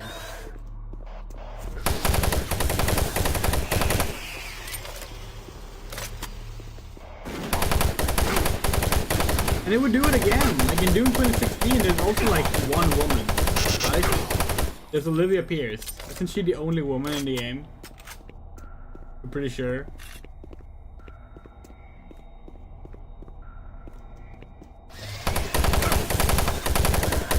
She's set up as the main antagonist and it just disappears for most of the game. We like Doom 2016, to be clear. Unlike Eternal that we don't like. Doom 2016 is a game we really like. It is odd how, like, even 12 years after Doom 3, which, let's be clear, was criticized for only having one female character. They still was like, yeah, we can have one female character. And there were more that were in like there were plans for more characters for that game too, not just in its Doom 4 stage, but in like in its Doom 2016 stage. It's strange. Hey! Hey, look! We done? Yeah. Hey, look! It's a toxic room we can't enter. We have to play a crane game! Which is actually not as bad as people make it out to be, because you see this little red light? The red light means very simple. Above. You pick up the barrel. And then press this button, and it does the rest of it by itself. It's very easy. It doesn't actually take that much time. People exaggerate it because in a speed run, this is the slowest part of the game, obviously.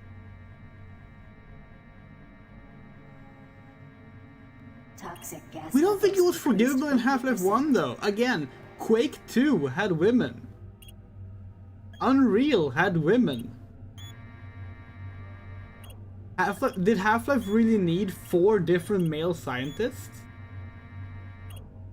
You know?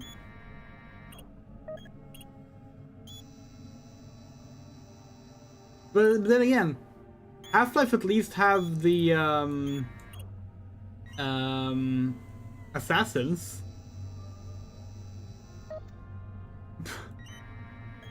We suppose. Then it's back to enemies, and if that's the case, then yeah, there's at least one female demon in this game. And we mentioned that because for some reason, in Doom Eternal, they were like introducing. Got more men down. Bravo team is barely holding their own. The films have only training level. Oh yeah, you're right, actually. And obviously, like, the PS2 version added 2 more in Decay. But in Doom Eternal, they announced the first female demon for some reason. Are you gonna try? And it's like, no, that's not true. Obviously, there's the mother demon from Doom 64. Are you gonna tell us that the mother demon isn't female? Like, okay. But then there's the Vagary in this game. So like, no, there's definitely female demons before Eternal.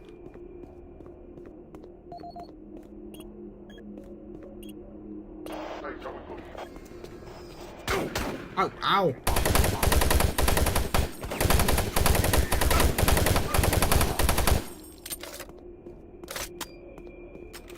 This room is optional, by the way. All we need to do is go into this room and pick up the yellow key. We did. Wait, hold on.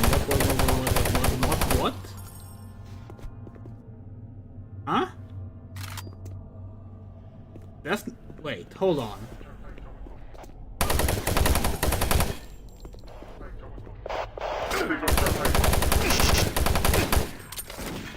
Did our graphical mods fuck something up?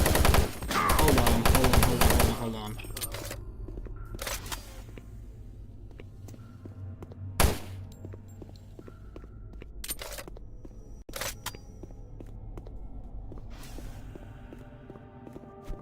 What? Did we miss something here?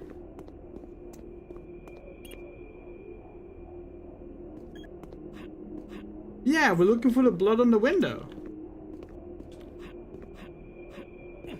Did we do it in the wrong order?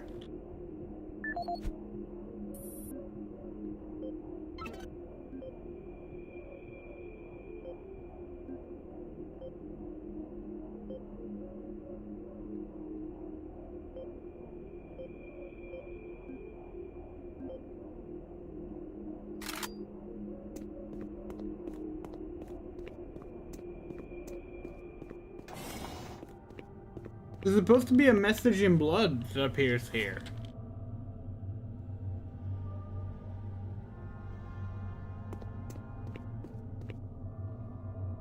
Huh. That's strange. Why? Oh well. Guess we don't get to see that. That's unfortunate. A good bit.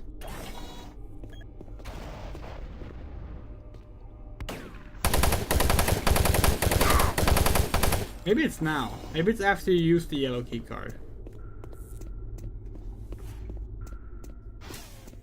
Sorry that we're even bothering with this. It's obviously like not an important detail. It's just...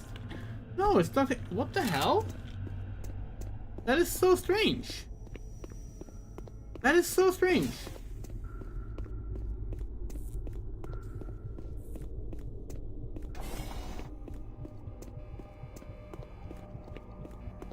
Huh.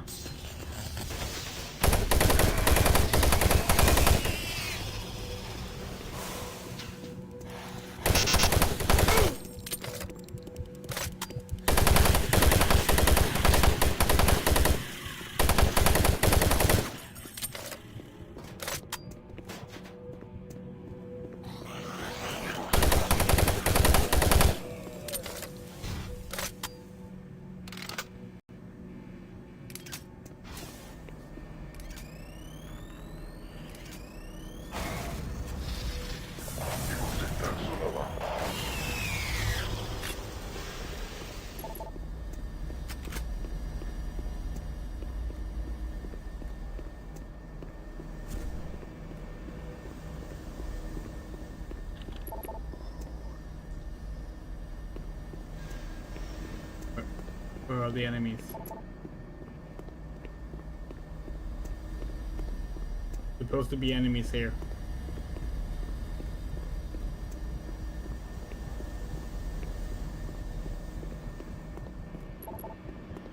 Hello?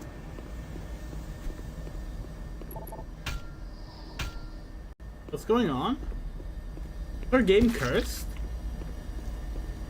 Oh, hello now!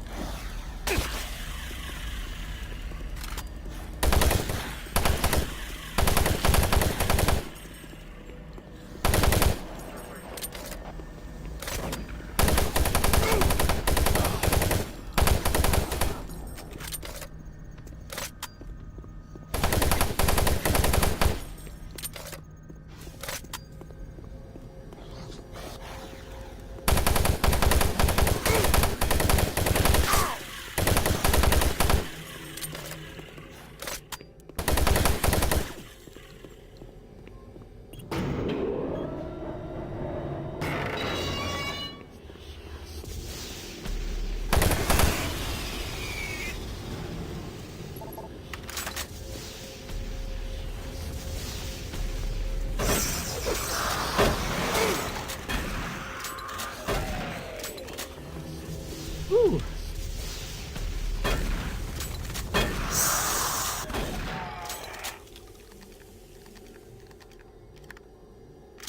Cool. Okay.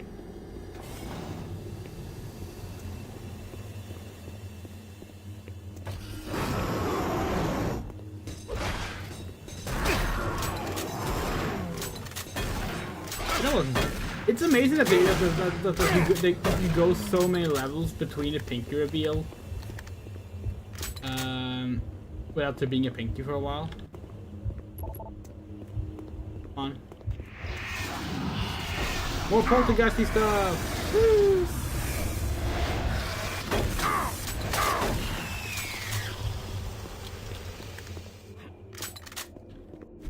Our most recent playthrough of this game was actually on the Nintendo Switch, the 2019 release. And again, that's the BFE edition, so like we're not super fond of it, but like it's a perfectly serviceable version. And it's very nice that it's a handheld version, obviously. Some people will be like, well, you can play it on the Steam Deck, right? Well, the Steam Deck also only supports the BFG edition. Because Doom 3 Vanilla doesn't have I was able to locate your position. gamepad support. Systems are beginning to malfunction and shut down. Massive service disruptions throughout the entire base. I don't know how long I'll be able to track it. Bravo team has just entered the end program. Pick up the pace. You aren't far behind. Now, with that said, obviously there are ways to get around it. You can do like a win-to key thing. But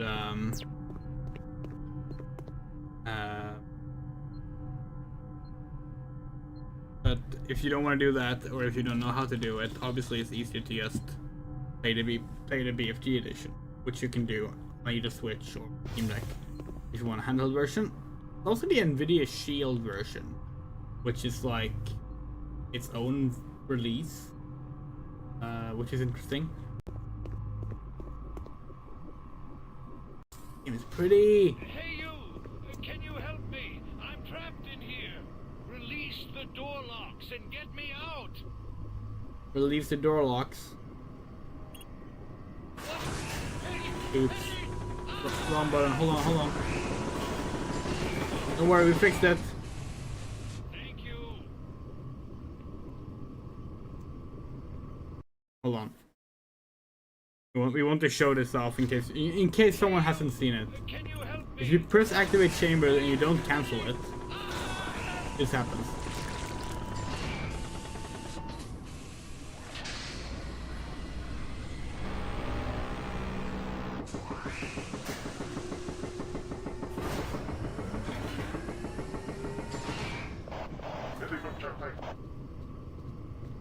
And if you do that, you lose access to a room with nice items. So you're not supposed to do that.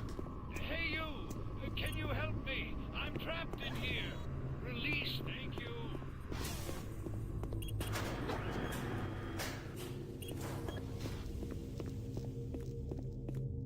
Thanks for getting me out of there.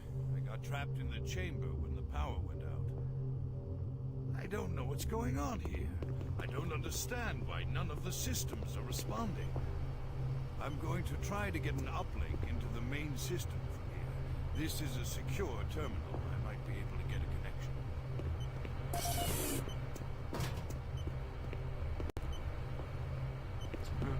How do we open this? There. Disable security lock. Nice. Yeah, if you kill him, you can't get his PDA. You can't access this door. We could kill him now and take his PDA, but it's actually useless because the PDA only opens this door. Well, only has the keypad to.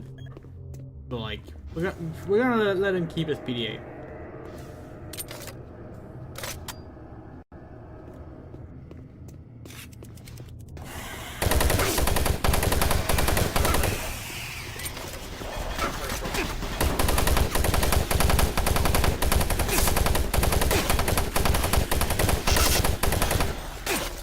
Damn.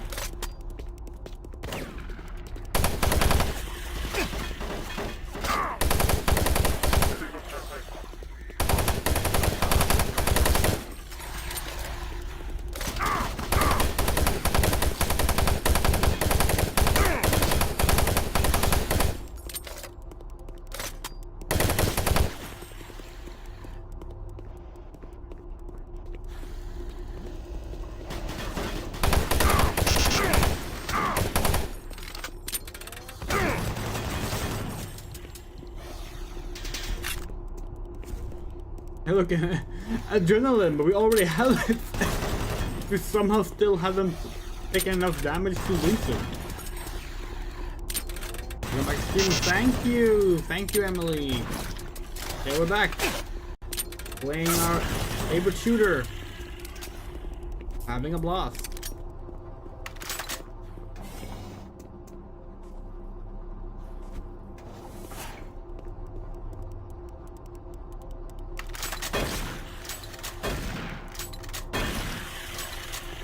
Hold on, is this not the...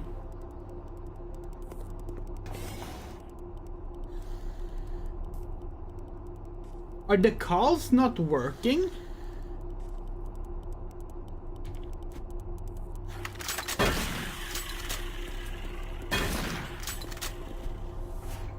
Hold on. This is the second time in a row that something blood does not work. Or something with blood doesn't work. There's supposed to be bloody footsteps here. Hold on, is it something to do with our sick mod settings?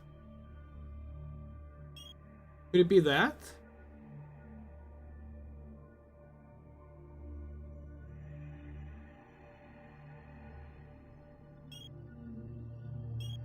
Nothing here should affect the calls.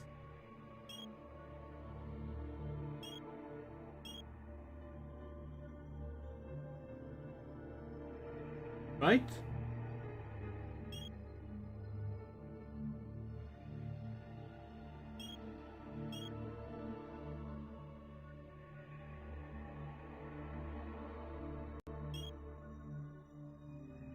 Oh, have we not used adrenaline?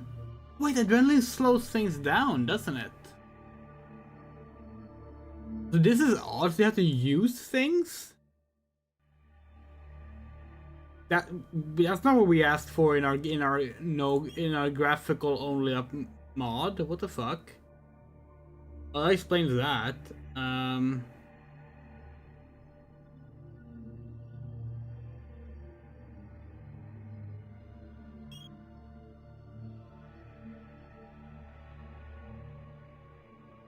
I guess we'll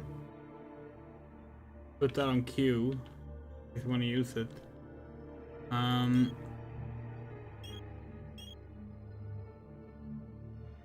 Nothing here that would suggest kind of problem. Yeah, there's supposed to be bloody footsteps here, and there just isn't.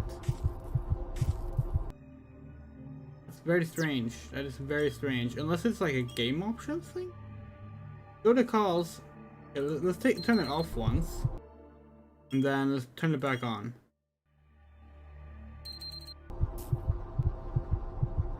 No, okay, well, guess these mods aren't as flawless as we hoped. You're supposed to get here and see bloody footsteps form in this direction. So you follow them. And they keep walking. Come on, hurry. You hear that? It's like this. Oh, here they are.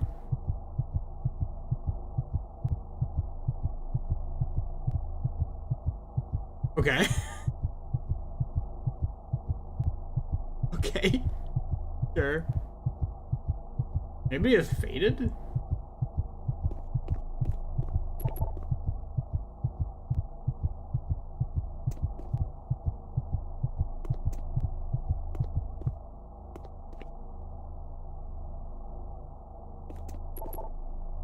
Huh?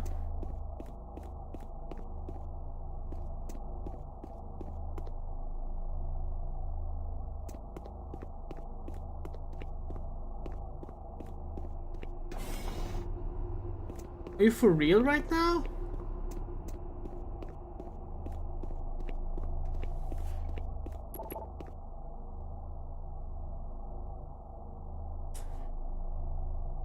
This is really disappointing. What's supposed to happen is you're supposed to hear this woman's voice asking you to follow her. You see the bloody footsteps. You follow the bloody footsteps.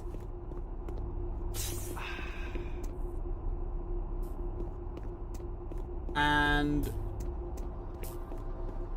tells you to hurry. You get here. And what happens is you hear a baby crying at some point as well. And then you hear the woman declare that they took her baby. Wait, what? It's starting over?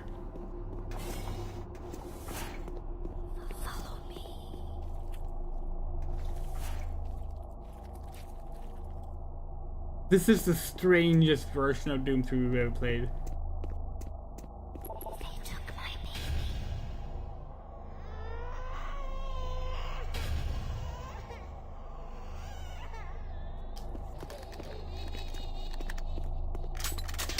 And then you get all these items.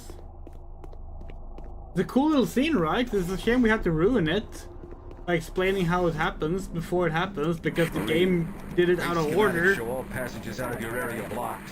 The only way through is by traversing the EFR, mechanical subsystem with 2 possible routes to it. Activating the system will get you a direct route, but it's dangerous. Extending the service bridges is safer, but the lighting systems are fried. Make a choice. Good luck.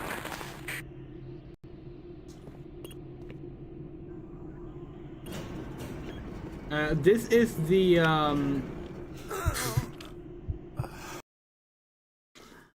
this is a modded version. This is a modded vanilla version. We're used to the non-modded version.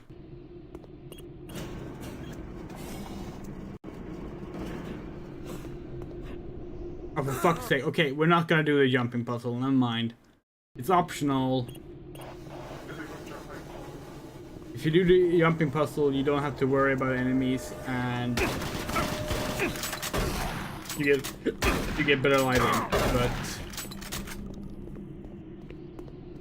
clearly, we're not good at it.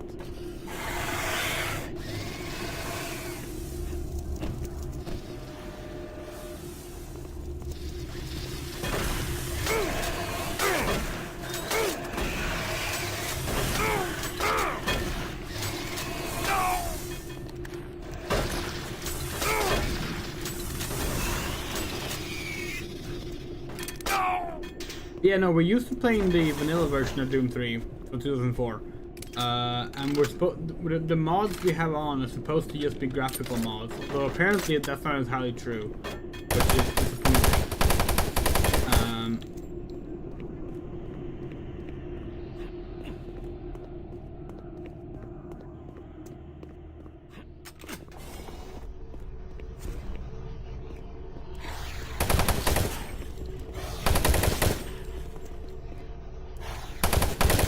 It seems something with our graphical mods have caused some issues with some triggers.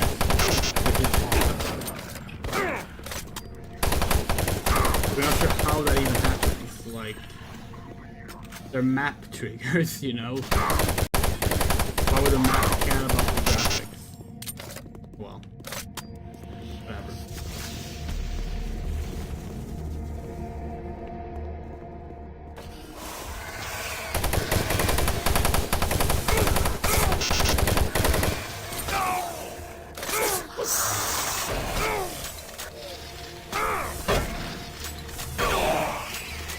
Damn, we're taking a lot of damage.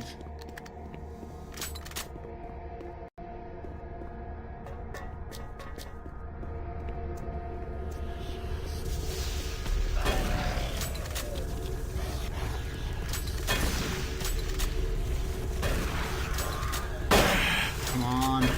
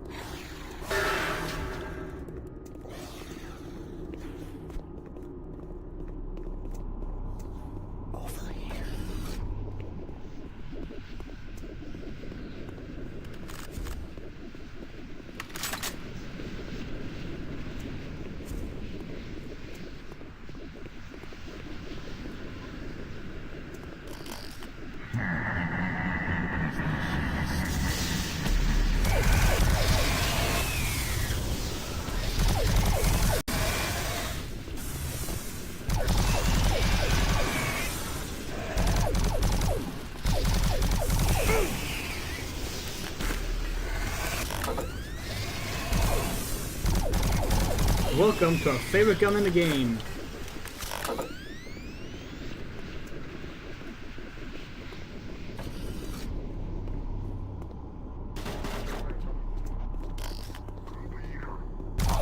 Big reason why is just the beautiful sound it makes.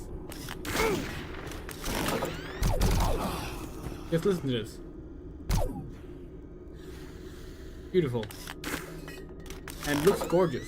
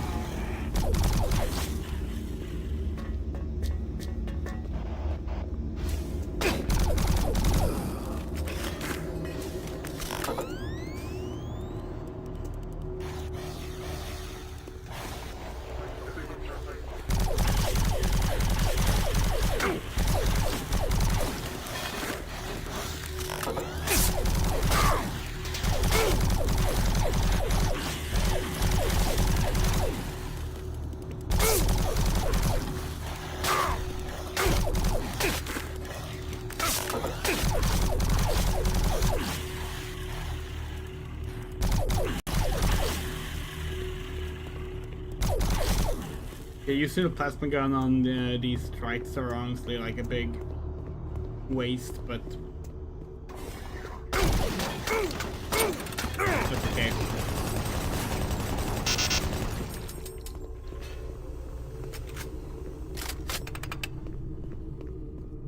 We're gonna get plenty of cells for it anyway.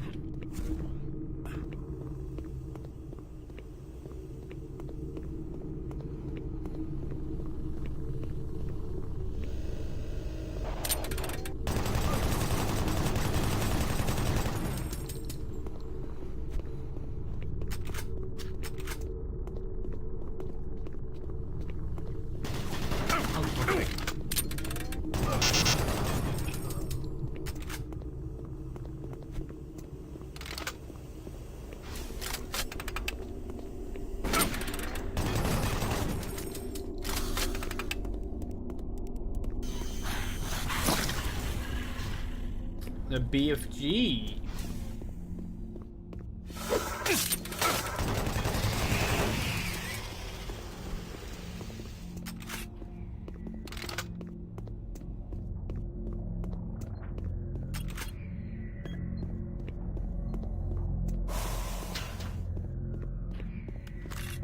Okay, kind of wish we had kept our cells now, actually, because well, we're about to fight the first boss. Then again, we're a recruit, so say hello to Vajiri.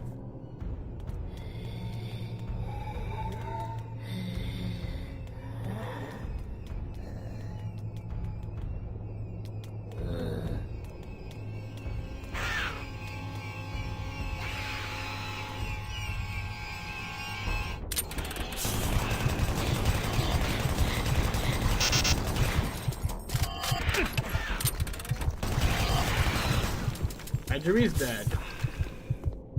She throws these spike balls at you, which actually can hurt a lot, but we used our adrenaline shot, which we suppose does not slow down things. We thought it did.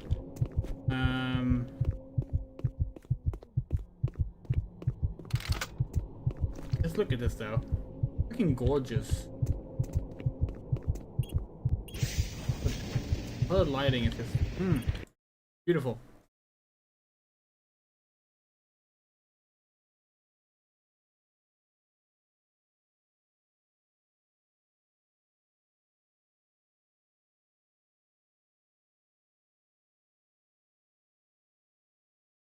That boss can be fucking tricky on Nightmare and Veteran.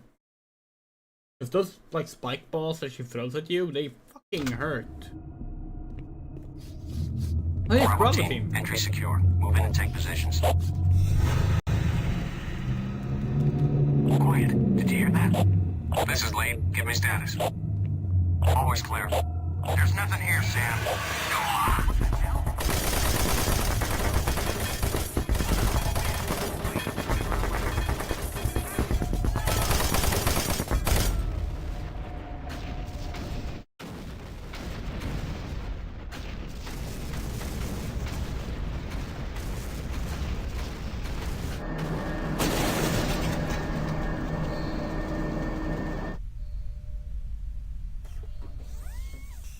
Warning.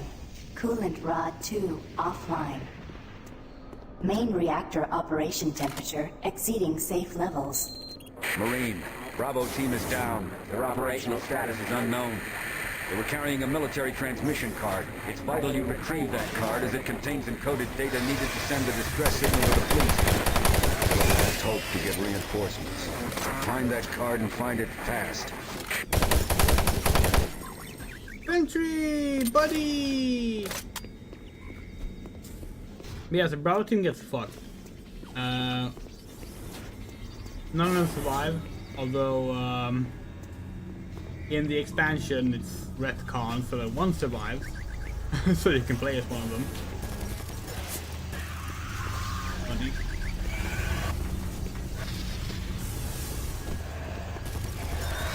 Saving our ammo, letting our sentry buddy help. Attention. All personnel evacuate the facility.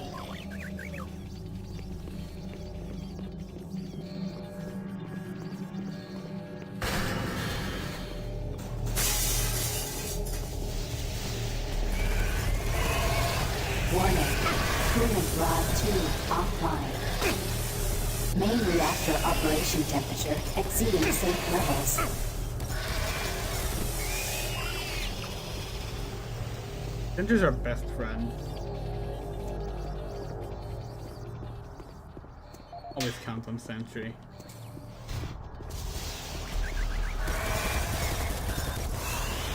If the UAC has sent out the sentries to like take care of the demons, like the invasion would have been over in fucking 25 minutes.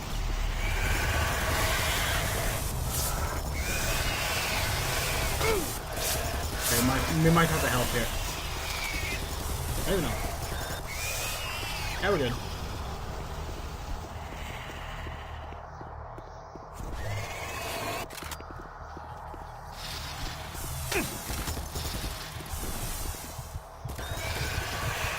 Amazing.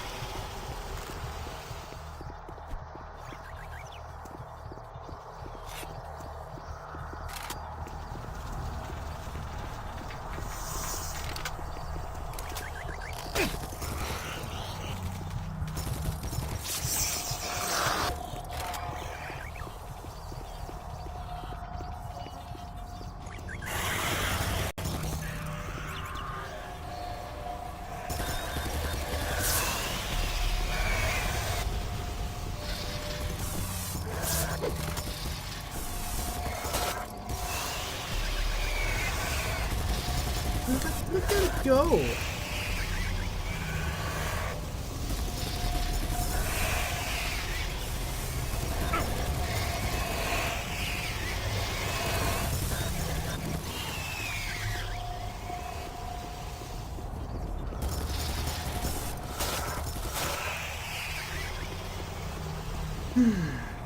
Fun fact, there is a Doom 3 spin-off game called Doom Resurrection. Not to be confused with Warning. Doom 3 Resurrection of Evil. 2 offline. Is the first expansion. Main reactor Sentry's operation gone. temperature exceeding safe levels. Warning. Coolant rod 2 offline. Main reactor operation temperature exceeding safe levels. Yeah, Doom Resurrection is actually a rail shooter. Exclusive to iOS. And it takes place at the same time as Doom 3. It's an okay rail shooter. We just wish it was like available on any other system. It uses Doom 3 assets, which is interesting. Okay, so you know how I mentioned that there was a female scientist in the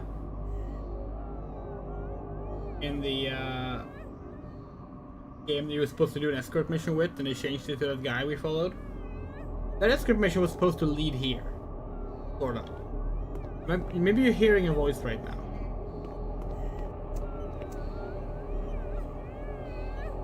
You're like crying? That's her. The only woman on Mars is crying. Why is she crying? Well, let's go find out.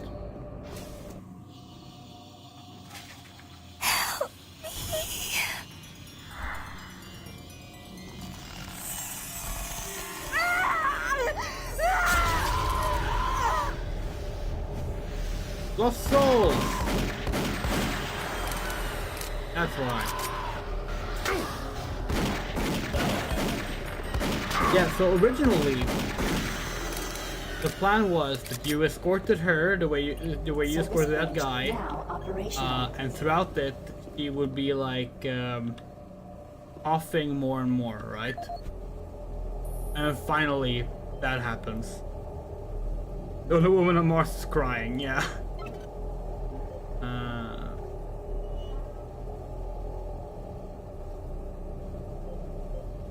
We have to listen to this. This is the audio log of weapon analyst Teresa Chazar, dated November 3rd, Teresa Chazar. 2145.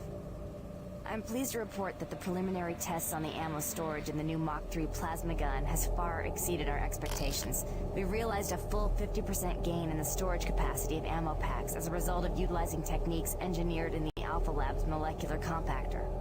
I believe with the ongoing compaction research, we will reach our goal of 3 times the plasma storage currently available in standard ammo packs. I would also like to mention that all of the employees here at the Enpro plant have been very helpful and quite eager to accommodate all of my requests. For security reasons, I've locked the plasma gun and the extra ammo in locker 063 with door code 972. End of log. Yeah, so this is where you're supposed to get the plasma gun. We got it early because we found a secret place where it's hidden. Wonder why they cut that, like the original script mission. Hard to say. I mean, it might have just been that like they thought it was too like advanced, like too complicated to make it work well, with like having to keep her alive up until the reveal and everything. There were other things cut too. Like it was supposed to be like monkeys, possessed monkeys, which kind of made it into the first Doom film, funnily enough. Not possessed monkeys, but monkeys.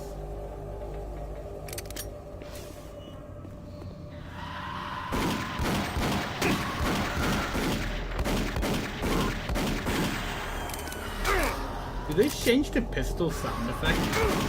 Didn't comment on it earlier because we weren't sure, but like the more we think about it, it sounds wrong.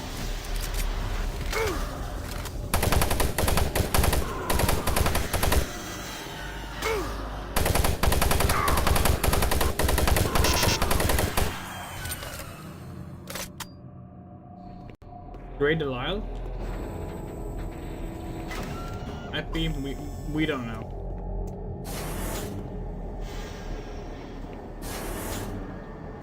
Attention. All personnel evacuate the facility.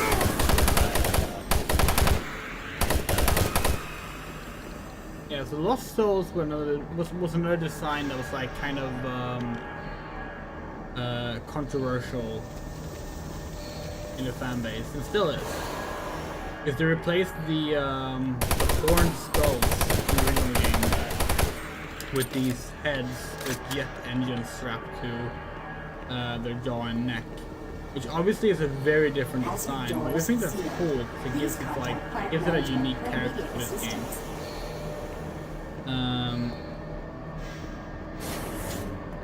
And we appreciate that.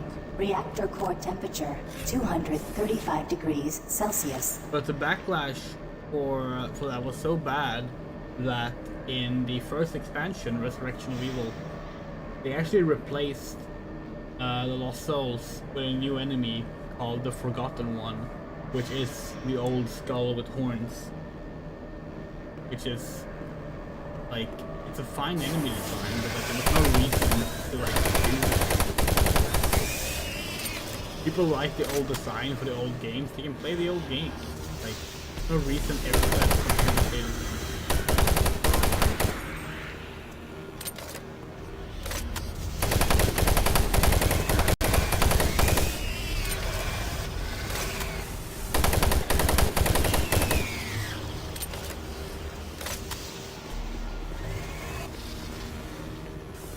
I feel the same way about like Doom Eternal bringing back the original plasma rifle design. Like the original plasma rifle design is great, but the original, the new designs they made for Doom 2016 and the new design for this game are also great. You know, you can do new things. Attention, all personnel evacuate facility. Or hell, the fucking, what are they called? Because they bring back the original Cyber Demon too. They call it something else. Because they couldn't call it Cyber Demon because they had a different Cyber Demon in Doom 2016. Warning, reactor core temperature 585 degrees Celsius. They just call it like Tyrant or something like that. Which is such a boring way to like do it. Warning, reactor core temperature beyond It's one of many acceptable problems we have levels. with Doom Eternal is the way it just wants to be like, hey, remember this old thing? You like this old thing, don't you? You gotta find that transmission card. If Swan gets his hands on it, I don't know what he'll do.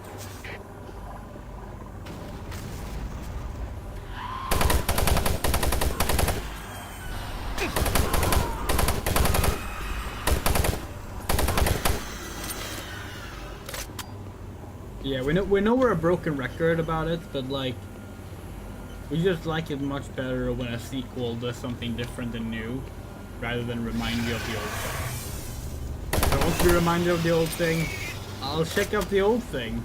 Thank you very much. And that's probably why like all our favorite things are these odd sequels that like are often considered the black sheep because they strayed too far from expected norms. Hey look, new demon. That's the only demon, one of the only demons that don't get a cutscene.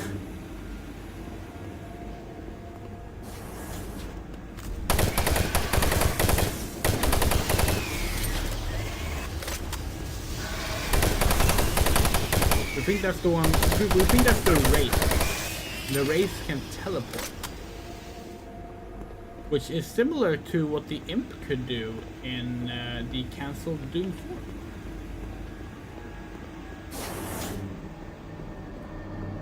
4. Warning, reactor core temperature 900 degrees Celsius.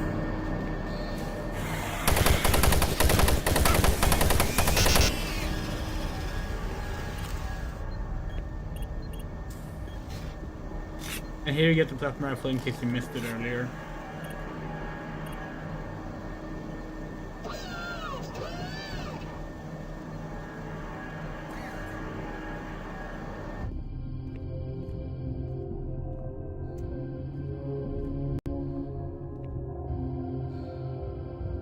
Do you see the card?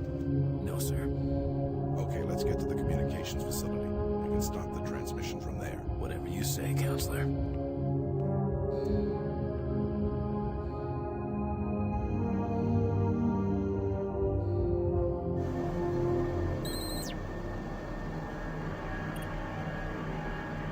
Coolant rod 2 online.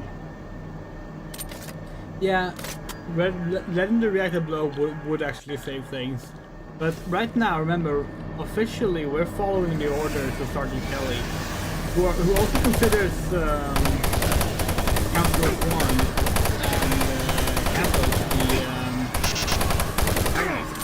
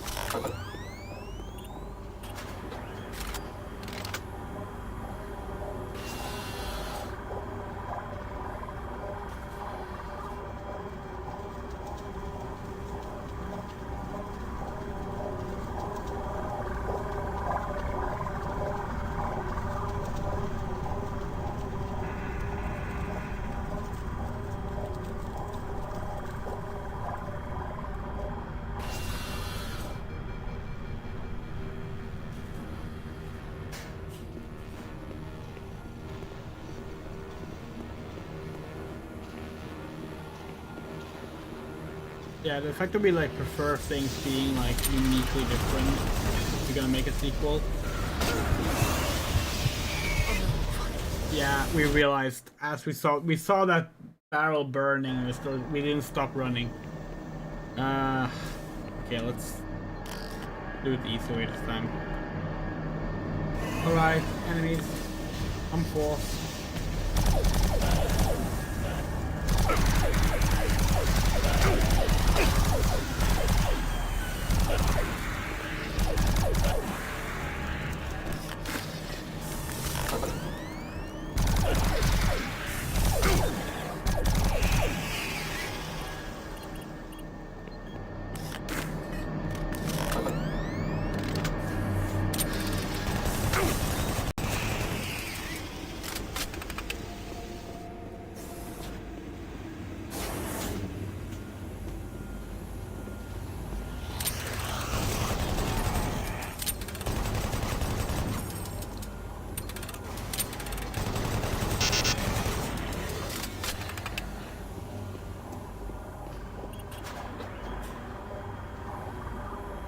But yeah, the fact that we like things that diverge from the expected yes. The reason that's one reason why we're really interested in the cancelled Doom 4.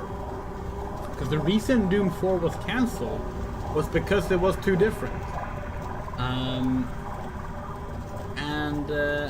While this might be a case of like grass is always greener, as we talked about earlier regarding cancelled things or cut content, we think Doom 4 looked really cool. We would have loved to play it, but it was cancelled in favor of Doom 2016, which again, excellent game. But it's a game that very much tries to be like, remember these old things? Not as bad as Doom Eternal, but it still does it a lot.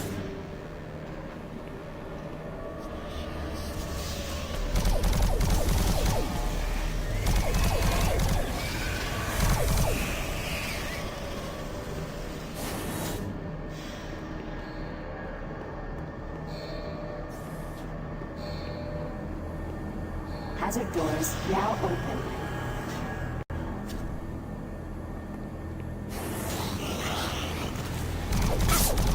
Woo!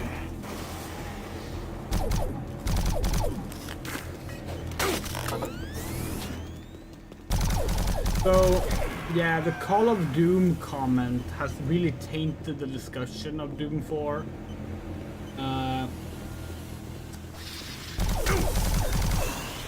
Because basically what I was referring to was the fact that it had a lot of scripted events. Which, like, okay. The game looks fun. It had a lot of cool weapon ideas, it had a lot of cool demon designs. Was it stylized more as a military shooter? Yes. That was the style at the time. That doesn't mean it has to be a bad game, you know? Like, this game was trying to be more like Half-Life. Unlike the previous Doom games, and it made for a really cool concept because they did something different with a popular style at the time. So while it's true that yes, the cancelled Doom 4 was inspired more by Call of Duty than previous games could have been, because Call of Duty 1 came out less than a year before this game. But yeah, like, sure, it was definitely more inspired by Call of Duty. But so what, you know? So was Singularity. And Singularity is one of the greatest FPS games ever made. So was Wolfenstein 2009, which is also a really, really good shooter. Like, we don't know. We think it's a shame that it got that label. We forget who said it. There was someone at Bethesda that made the comment about like, oh, during playtesting we thought it was too much like Call of Duty. What were the scripted events? And people latched onto that. It's like, see, it's good that they canceled it because it was like Call of Duty and like. Because of gameplay of a leaked version of Cancel Doom 4, we have ourselves uploaded footage of the cancelled Doom 4 in a compilation. Well, not the only one who has done so, of course, but we are a avid Doom 4 researcher.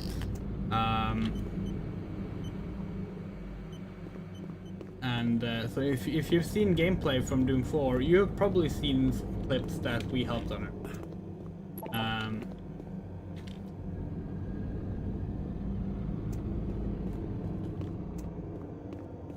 But there was recently a demo reel.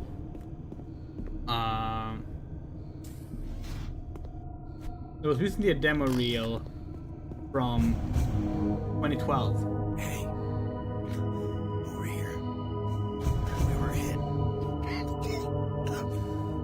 don't know how much farther I can go. Here, take the transmission card.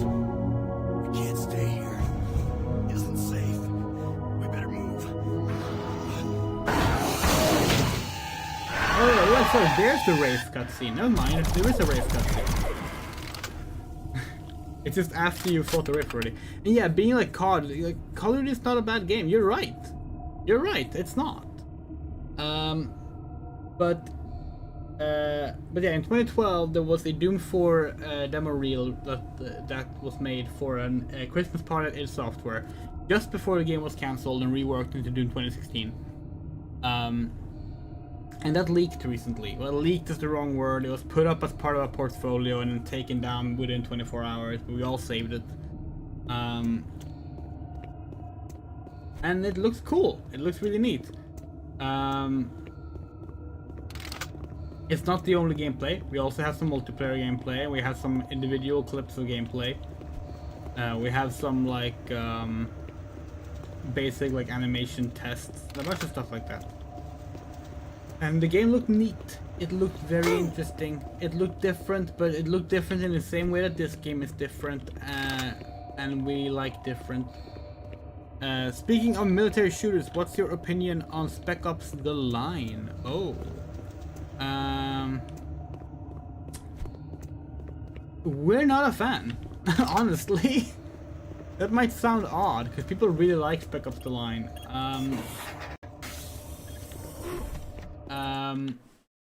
Spec Ops: The Line, we respect Spec Ops: The Line. The effect it had on people, the response it got from people, we think is a very good response. And we're glad that a game did it. It didn't work for us. It just didn't work for us. There's one moment in Spec Ops: The Line that we think works really well. Because it hinges on player control. Because most of Spec Ops: The Line does not hinge on player control, it hinges on players just following orders, which that's part of the point. Let's be clear about that. That's part of the point. But there is one moment in Spec Ops: The Line that we think worked really well. It's late in the game, where there's a crowd of people. And you can either shoot in the air or shoot at them to disperse them.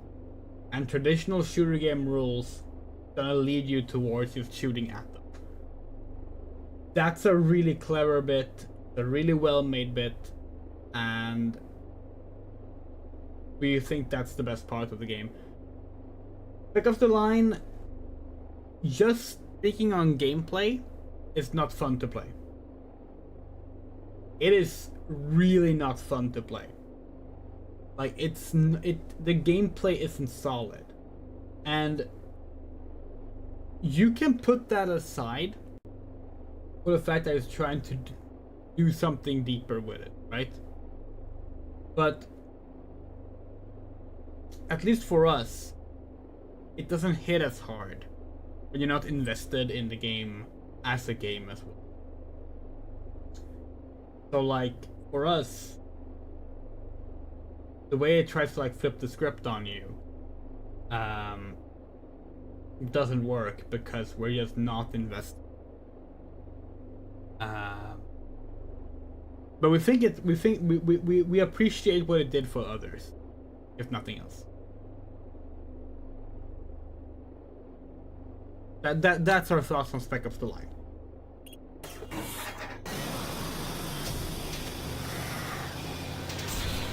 It's a cacodemon!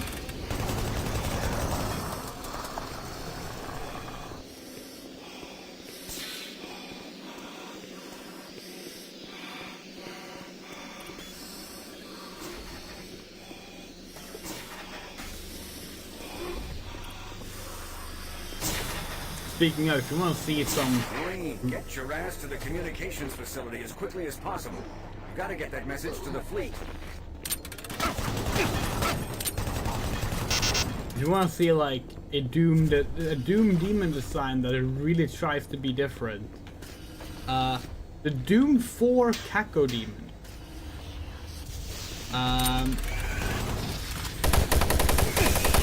Also the Doom 4 Lost Souls, honestly, but like the Doom 4 Cacodemons is just like ridiculously different.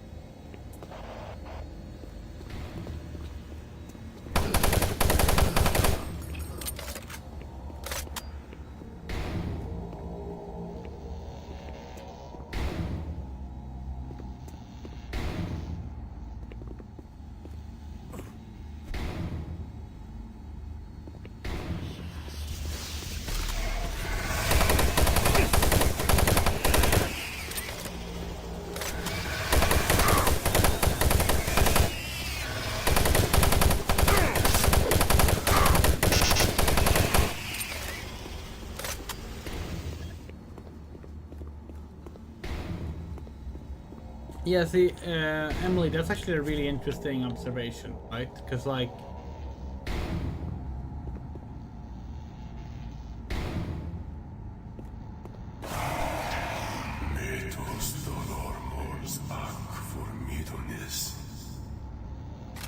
okay. Because, like, from a video game perspective, yeah, why aren't you shooting the civilians, right? Like, it's a video game. We've gotten so used to you can do whatever you want. Why not kill things in a video game? We walked around killing civilians at the start of Doom 3, after all. And it's part of why these things don't necessarily work all the time. Because like, if the game wants to make a point, it needs to have some weight to it. And that weight can't just be, well, normally if you shoot a civilian, you get a game over screen. Which is how Call of Duty does it. You might be inserting yourself into like the role of a good guy who wouldn't do that. Fine. But a lot of people are just gonna be like, oh, I get to do this now. I'm playing a game. So we think the no Russian thing, it for a lot of people it didn't work. We knew a bunch of people who would just shoot everything because why not? They can. And we don't necessarily think that reflects poorly on them as people. But because that's what games have told them is fine to do, you know? It's how video games have worked. Always. Let's just skip no Russian. Yeah, because there was this big controversy about it. You get to play as a terrorist in an airport. Don't they know that 9/11 happened? Not in an airport and not in that way, but you know, no. It's a really good mission actually. Call of Duty Modern Warfare 2 is our favorite Call of Duty game. It's up there with Call of Duty 2, and it's a really good moment, but it doesn't necessarily work.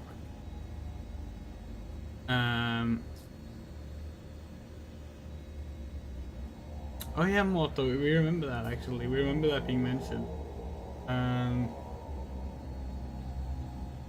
But you want to know an example of a game giving you, like, shall we say, giving the player control over life in a way that made us uncomfortable? In a shooter, even? Wolfenstein: The New Order. Spoiler warning for Wolfenstein: The New Order here. It's the opening of the game, technically. The start of the game is in the 1940s. The rest of the game is in the 1960s. But at the end of the section, in the 1940s, you get a very basic choice. You are caught by General Deathhead, who is going to start killing your comrades, right? And he basically just asks you, hey, who do I start with? And if you don't pick, you get killed. And that moment affects the rest of the game.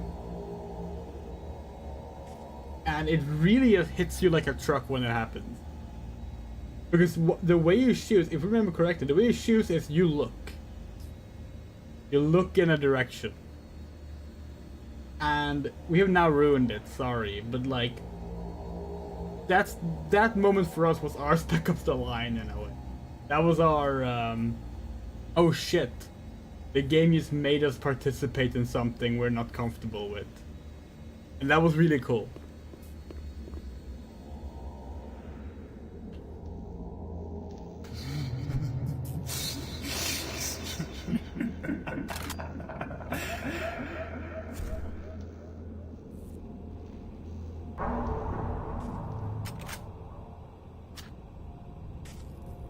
We still need to play through the rest of the Wolfenstein games.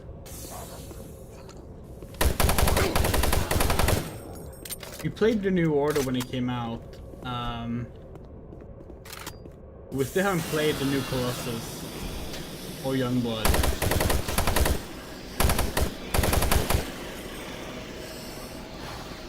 We know people don't like Youngblood, but we want to play it regardless. Oh fuck!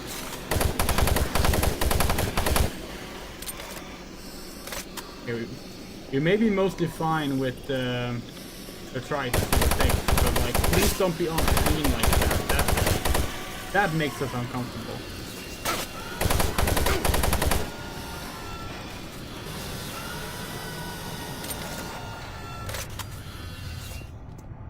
Return to Castle Wolfenstein was dope. Yeah, it was.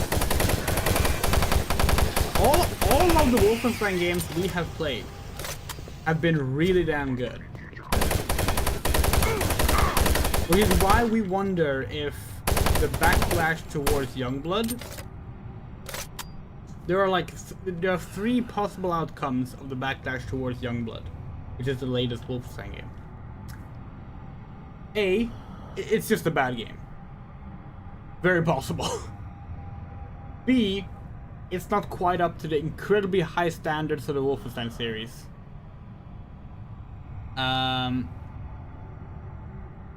Which is also very possible. 3, it stars women. You play as women. Gross. Yeah, we want to play that and find out which one it is. This is some classic Doom level design right here, by the way. You walk out the door and above you in a large fucking just gap in the wall stands a demon throwing fireballs at you, like, yeah.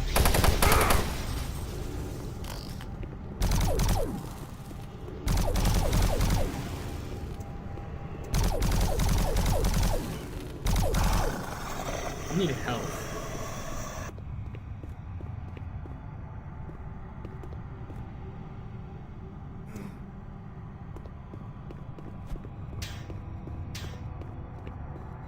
Yeah, maybe we'll get around to streaming the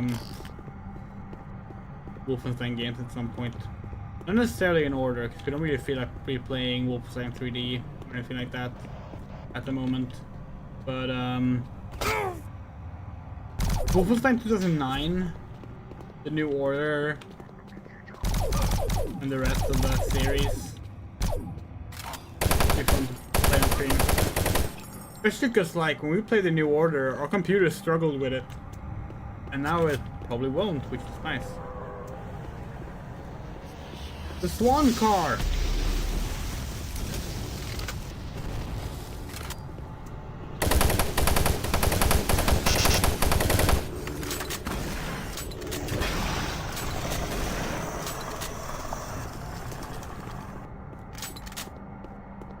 But yeah, Old Blood we also played actually. We did play Old Blood. We did play Old Blood. Not all of it. But we started Old Blood and liked it.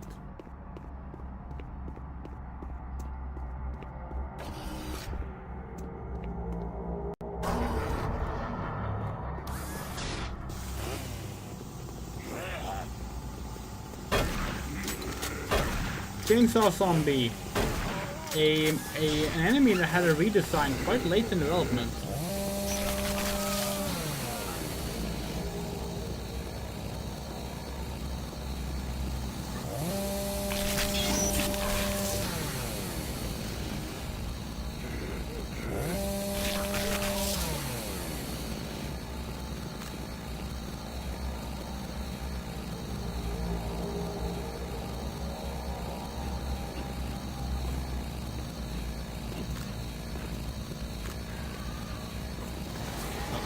There's a health kit. Hey.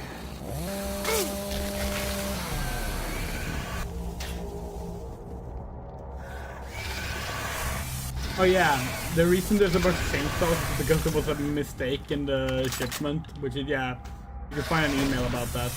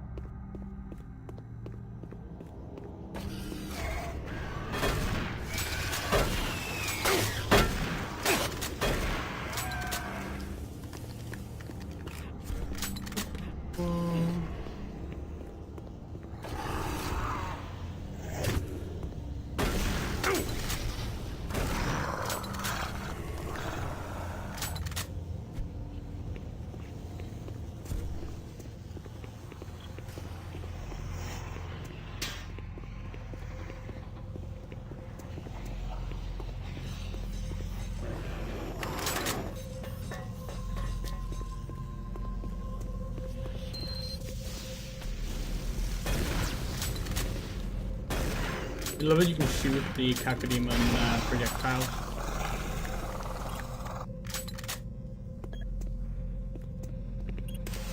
This is one of those things that like work really well.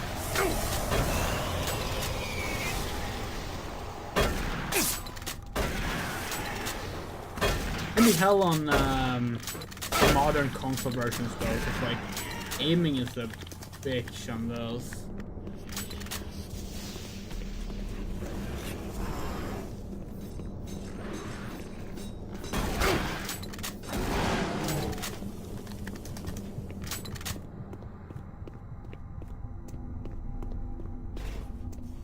You might be wondering how long we're gonna play for tonight. The answer is we don't know. As much as we would love to say, oh, we're gonna beat the game tonight, that's not very likely. We do have a goal. Like we at least want to get this far, you know. We're not gonna tell you what that is just yet, but we are on pretty good pace for it because, well, in large part because we're playing on Recruit. But yeah. I'm actually kind of curious.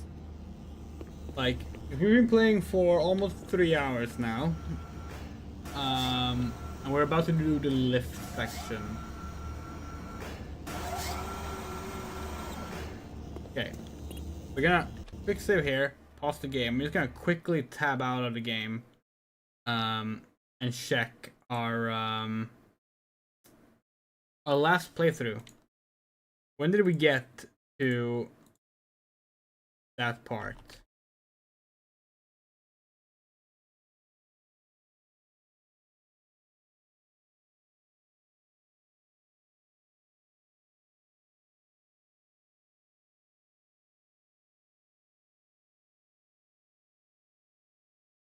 Okay.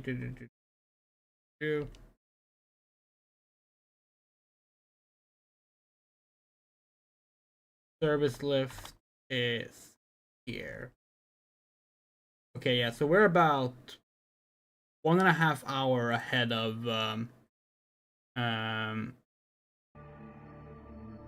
last playthrough. We're pretty happy with that.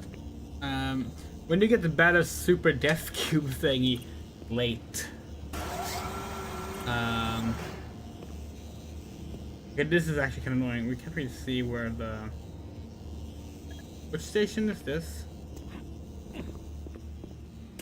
Transit Station 1. Okay, we want to go to... the 2 first and then 3, probably. That would make sense. I'm gonna use the built-in auto movement feature.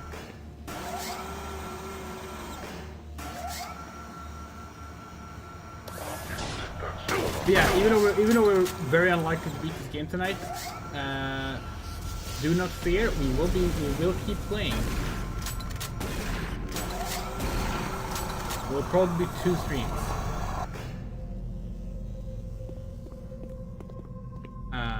That's the plan right now, at least. Yeah, this is where we came from. Okay, no. Okay, we need to go to 3 first. Okay.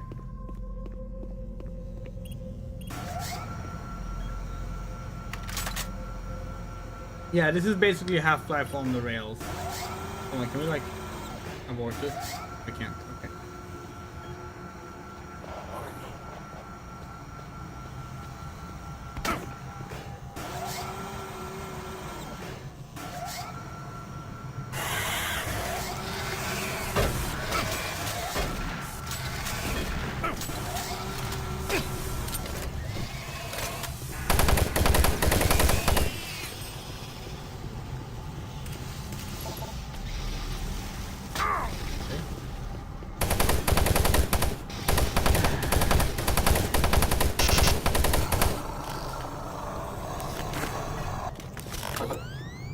Okay. You need to do manual movement. Okay.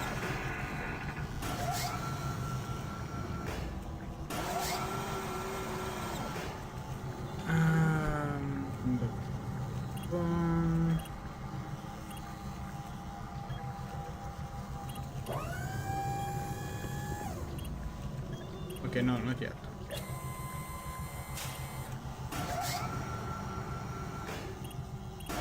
Yeah, this is actually a problem with like the graphical mods. Is it's difficult to like read the monitors now because of the added glow.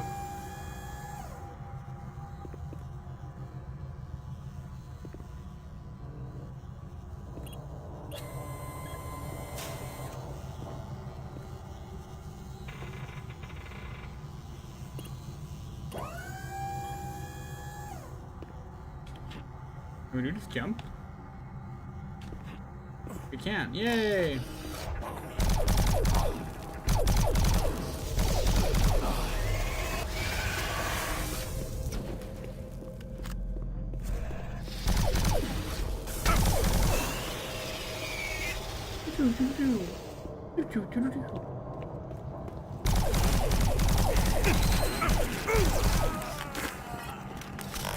Maintenance exit now accessible.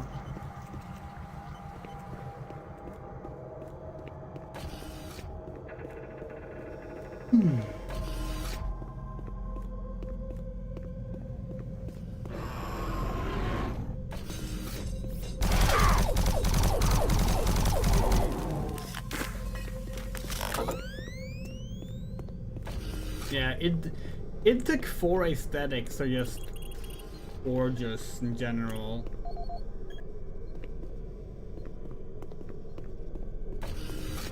Like we were talking about it before, when streaming this and when we streamed Quake 4. But like, there's something with the way this engine handles like metallic stuff, colored lighting and shadows that just like, it is just so gorgeous. Obviously we're playing it modded now, but like even without the mod, it just holds up so well.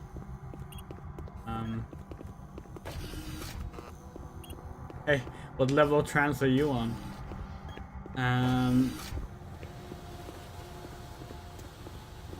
Welcome back to Andrea's recycled jokes, by the way, because that's definitely what we said last time as well.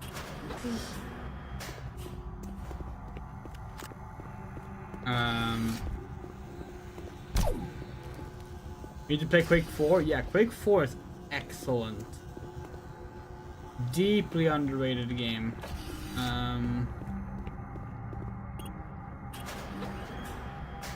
Has flaws, to be sure. So does this game. But just really good stuff.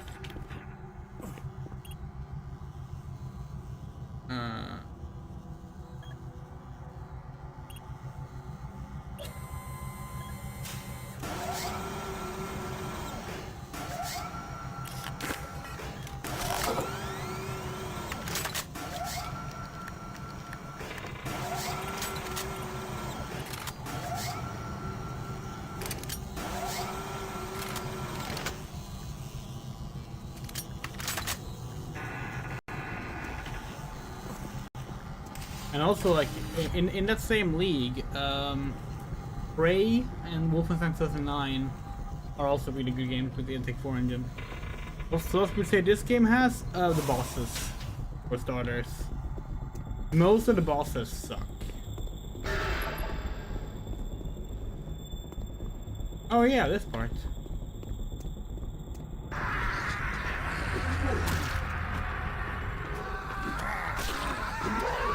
The Berserk scene, aka, hey, check out the multiplayer power-up. Don't you want to play Doom 3 multiplayer? By the way, Doom 3 multiplayer fucking rocks. And when someone has the Berserk and chases you with the scream, can punch you to death in one hit, that is scary as fuck.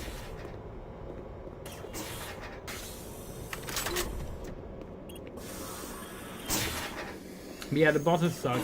There are some okay bosses. The Vagary is good. Because the Vagary is just a bullet sponge in the end.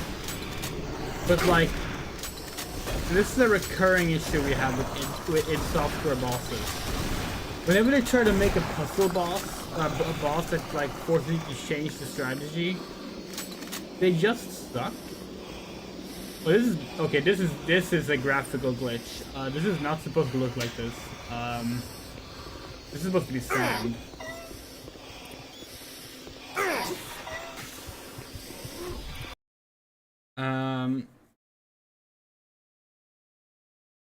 But like in Doom 3, you have the Vagary, which works as a boss. But then you have the Guardian of Hell, which that's the one with the yeah, that's the blind one with the Seekers, and it just doesn't. It's just annoying. The final boss, unfortunately, is also a puzzle boss, and it's just not good. Marine, are you at the communications facility yet? You gotta get that message to the fleet now. Watch out for Campbell and Swan. Those UAC suits don't give a damn about what happens to any of us. Now get a move on.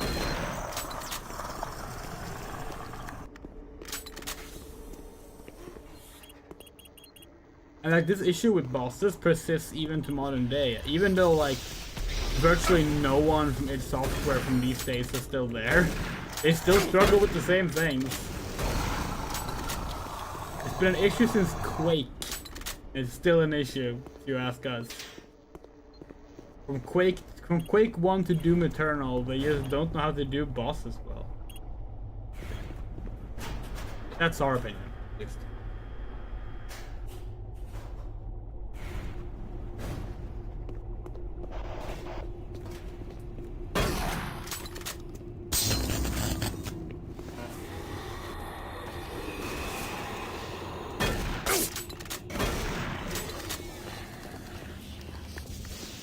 Power fluctuations in main communications router 48A6. Attempting insulation reroute.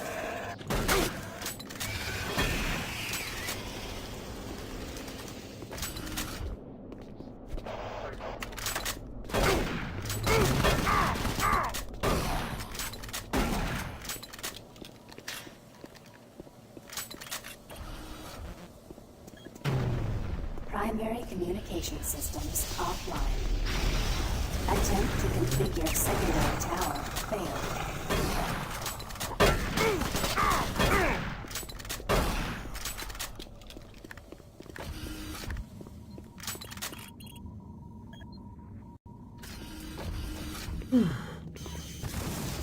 Communication system overload. Communications shut down.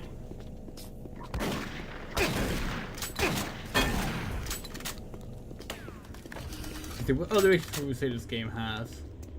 I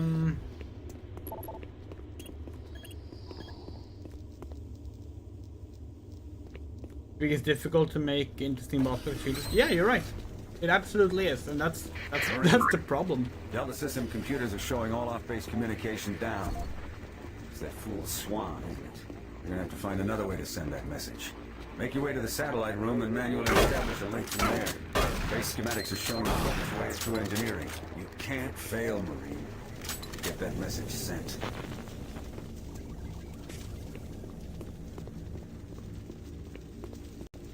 Unable to transmit message.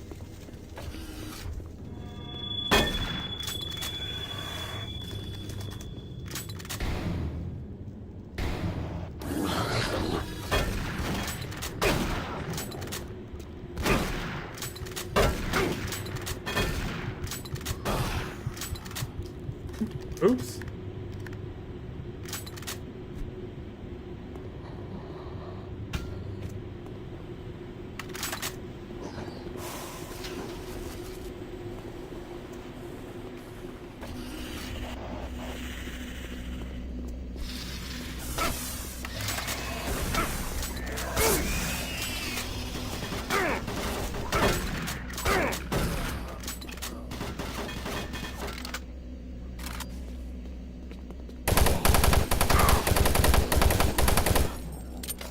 Another thing we noticed this mod is doing, it automatically reloads our empty weapons for us when we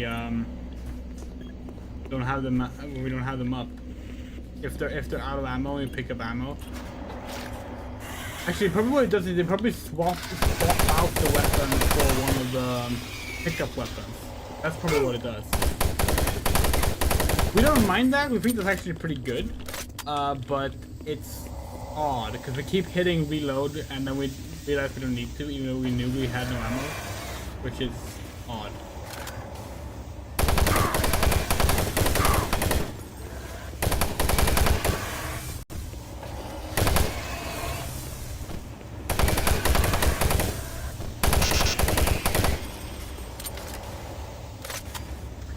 Divine Cybermancy is a good game.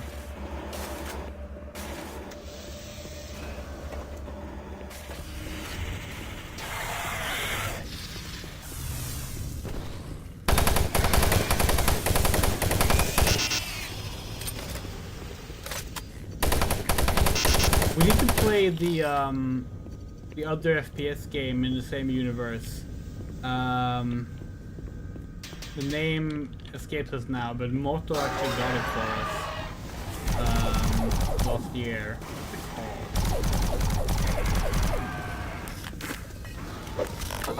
Hired Gun. Hired Gun. Well, that's the subtitle, but like... Necromunda. Necromunda Hired Gun, that's the name of it. That's the same universe as idDivine Sediments, right?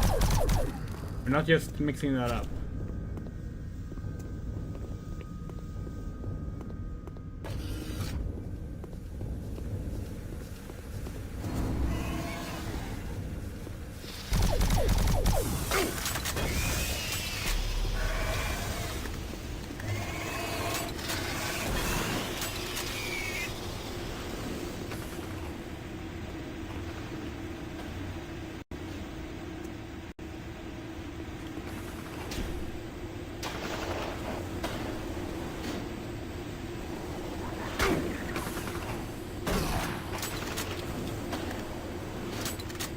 Necromunda is a 40k universe game. Oh.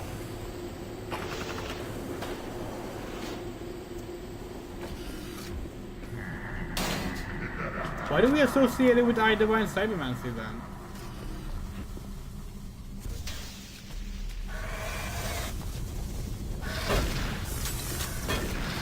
Are we mixing it up with something else?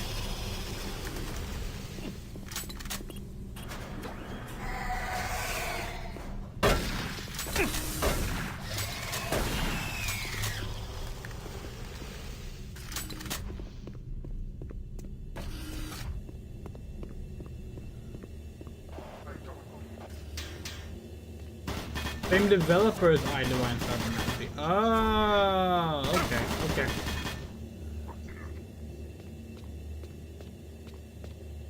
We weren't completely off. Only slightly.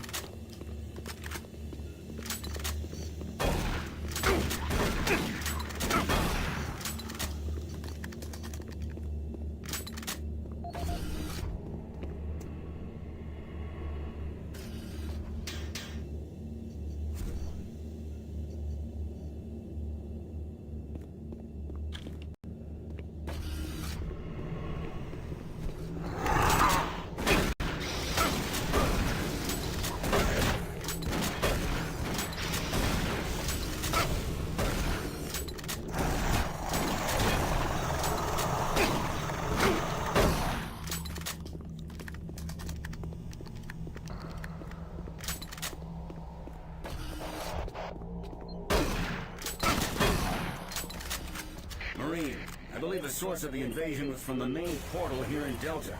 After you send that transmission, get here as quickly as possible.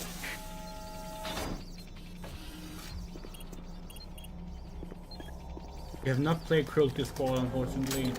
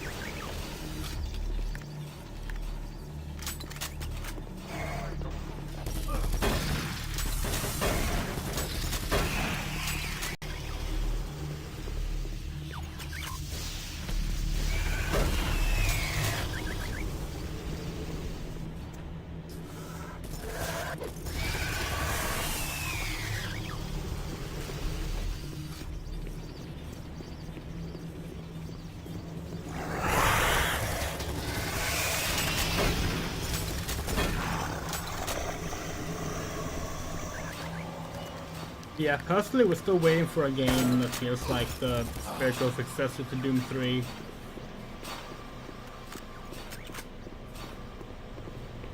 Sadly, that's not something that any FPS developers seem to want to make, though.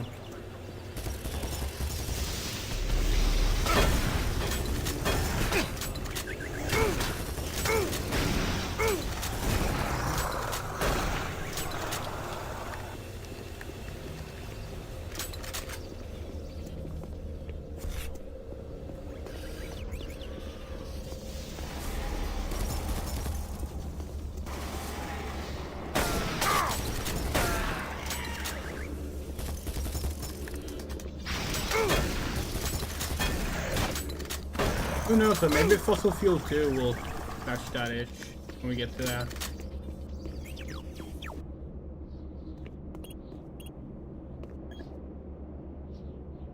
Because Fossil Fuel 1, when it was at its best, did feel a lot like Doom 3.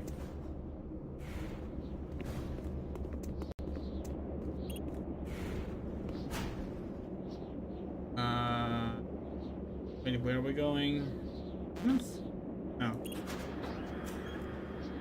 Marine, computer system shows Swan and Campbell are still in the area. Watch out for them. And get that transmission sent.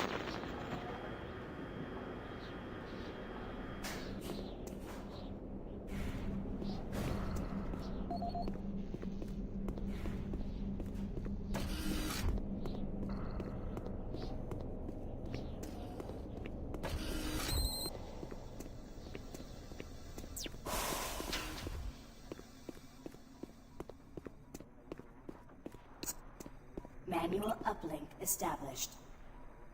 Marine, you hear me? Back off from that console. Do not call for reinforcements. We don't know what the hell is going on here, and until we do, this area remains under UAC control. Cancel that transmission. Satellite connection established. Okay, chat. Are we gonna transmit the distress call like Sergeant Kelly wants us to? Or are we gonna cancel it like Consular Swan wants us to? Which branch of the UAC do we listen to? Transmit or cancel? Emily, never heard of Fossil Fuel. It was the first game we played at Jurassic June. Dinosaur-themed horror shooter. It was a mixed bag, but it had some really cool parts to it. Cancel it?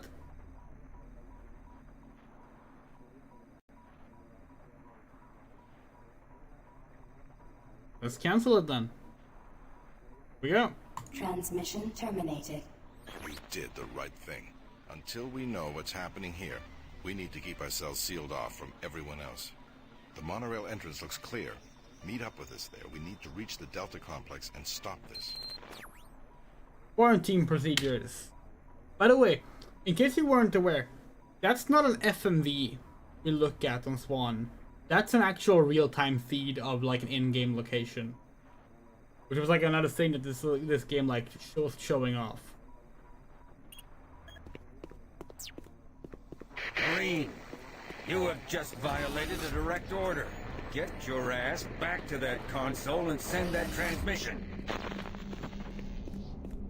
Marine, this is your last chance to get... Yeah, so that choice, Jinpan saying doesn't make a difference. Largely true. You get a slightly different dialogue thing later on in the game. But it only really matters in the speedrun.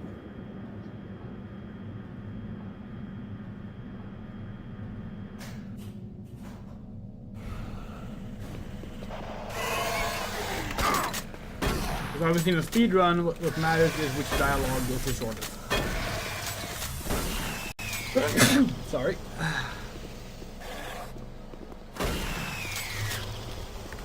And we believe transmission, not cancel, is the shorter one. We can't really remember. It's been a while since we watched Doom 2 speedrun. Although, funnily enough, last time we streamed this game, we were talking about speedruns as well, because when we last streamed this game, GDQ had just happened, and GDQ had a Doom 3 speedrun that year.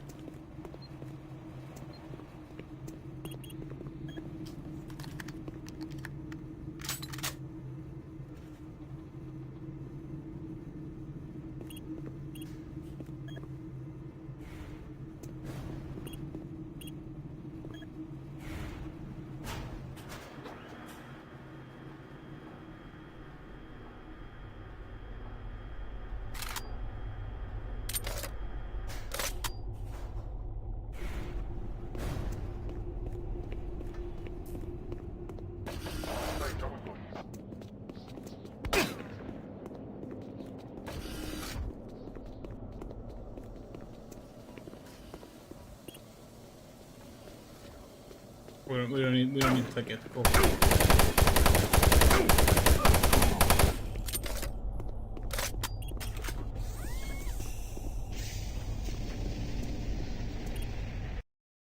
Yeah, Half-Life 2, the Source Engine also had that capability. Well, technically, like, the capability was something that existed as early as 96. But yeah, Half-Life 2 also had like when Breen is on screen, for example, he's not an FMV, he is an actual 3D model standing in a room. Cool.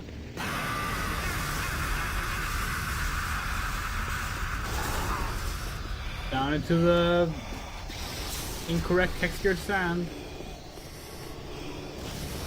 Very annoyed at that, by the way. There's gotta be like an issue with the fact that we have two different like HD graphical mods running or something.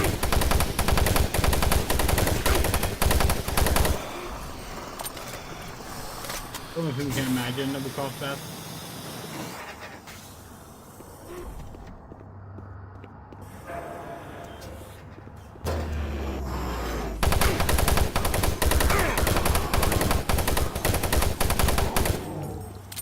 Half-Life 2's opening, of course, also does it, where like the G-Man overlay, which could have been an FMV, probably would have actually been just as impressive and looked just as good.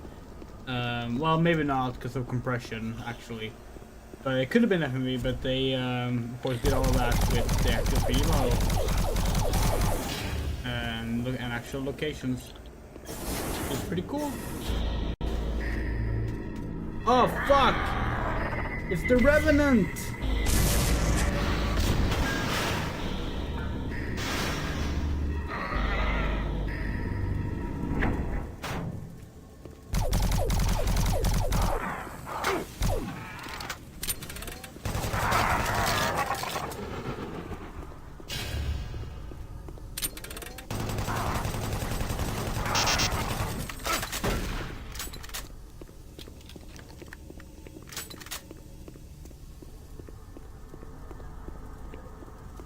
The Half-Life 2 tech demo, where they keep saying nothing is scripted and everything was scripted. Which, by the way, is not a knock against the actual scripting. Of course, scripting makes sense for a fucking demonstration. But it's just so funny that they were like, and none of this is scripted.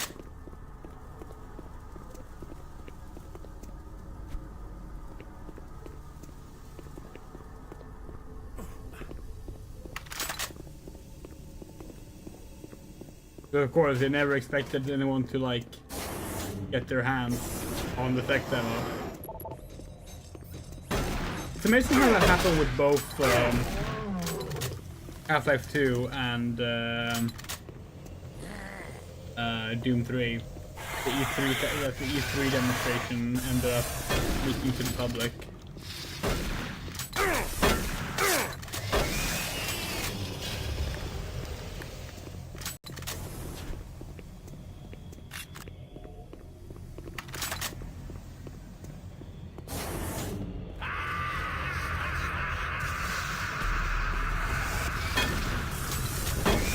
Yeah. The Half-Life 2 thing was a German kid who, of course, famously was then basically lured in by Valve for a job, and then they like called the cops on him.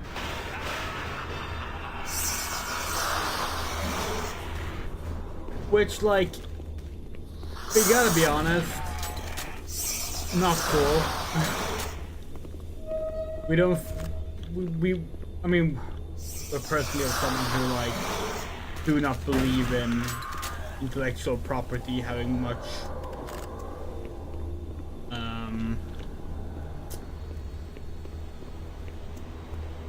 value in that way. So it's probably not surprising that we think that was no reaction. But yeah.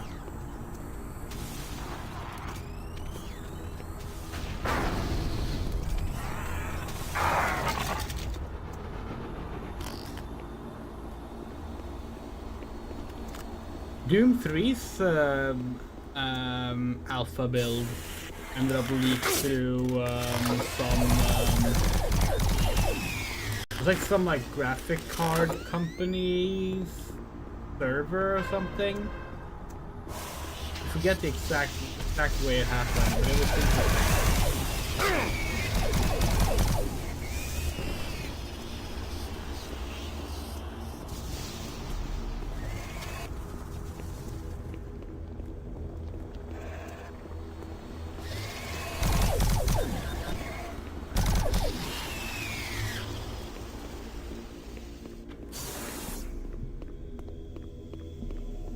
Yeah, the hype for Half-Life 2 and Doom 3 back between 2002 and 2004 was like fucking legit. It's like some of the earliest memories we have of like just really being excited for an upcoming computer game, you know?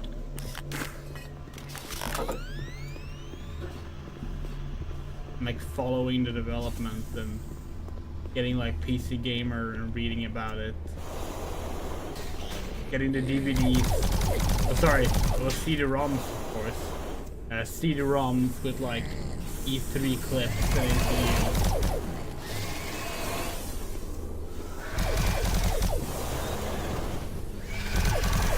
E3 2004, we still remember it being like one of the coolest moments ever because like it had Half-Life 2, it had Doom 3, it had Metal Gear Solid 3. It had the famous Nintendo conference where Reggie Fils-Aimé came out on stage for the first time. He said his, "My name is Reggie. I'm here to kick ass. I'm here to take names. And we're about making games." Line. Or started a legacy of memes.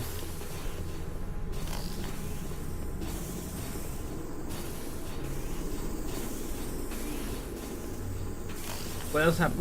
What else happened at E3 2004? Oh yeah, the unveiling on Nintendo DS, right? Was that the year before that? Was that 2003? Maybe that was 2003. I'm not sure now.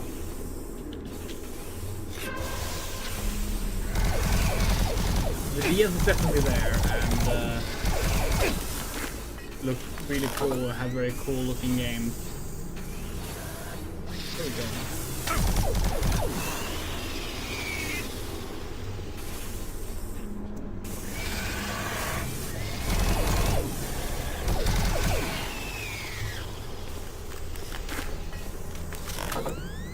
The PSP, of course, was also there. It looked really cool.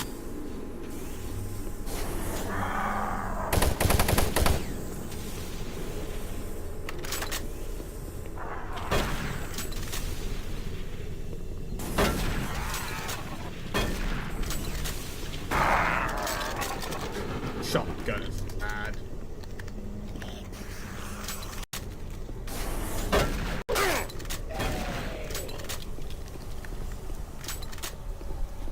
Warning. Flow control system failure. Toxins identified. Execute Toxic waste! Now we're Doom 1.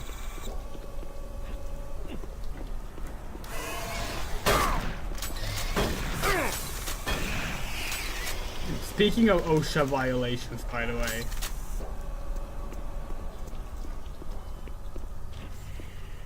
Warning. Flow control system failure.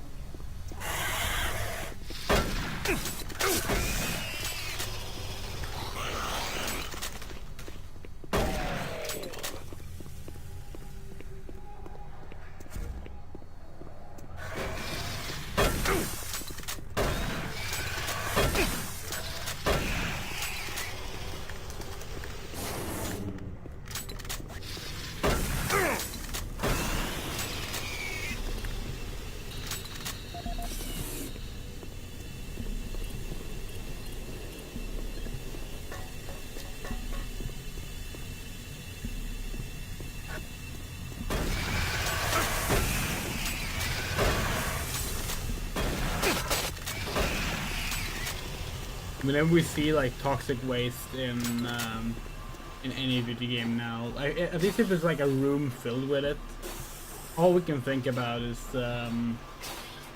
Half-Life VR, but the AI is self-aware when they arrive in the room where the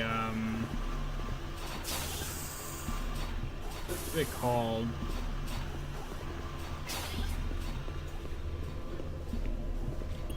What do you call it? Squid hounds or something like that? Pump station shut down.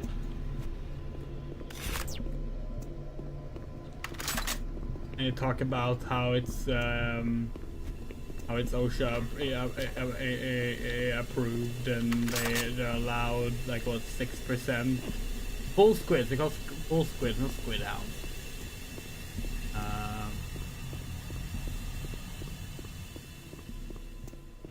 I think it's in the second episode.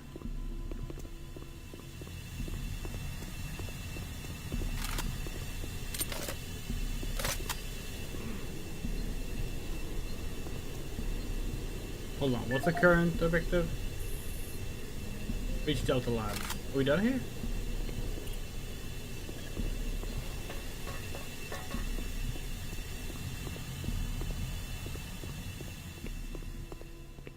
Make sure we didn't miss something. Flip that switch. No, we should be good.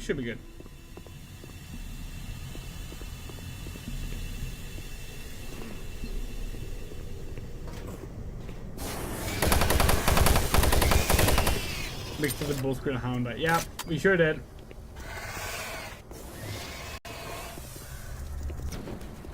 In our defense, we were never that big of a Half-Life 1 fan. Oh, whoa! What's happening?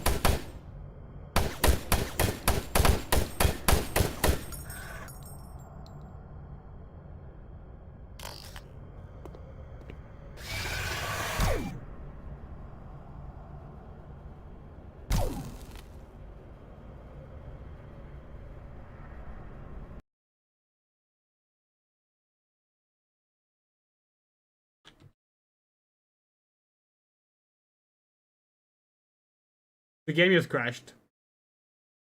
Okay. That's great. Give us a sec. No, while before we start that up again, we're gonna check something real quick.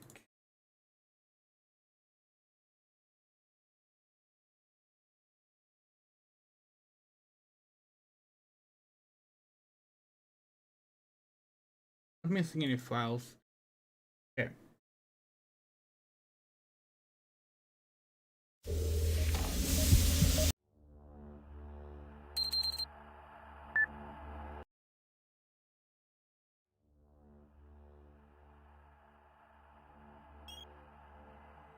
Good thing we quick saved.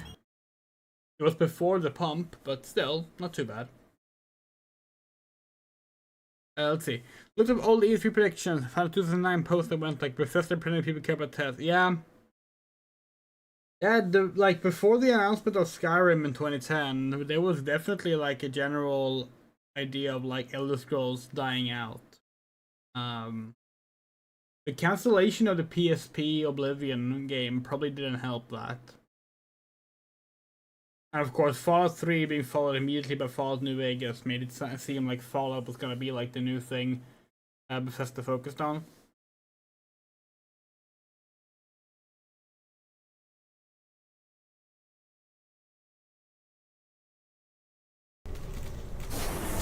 Oh, whoa!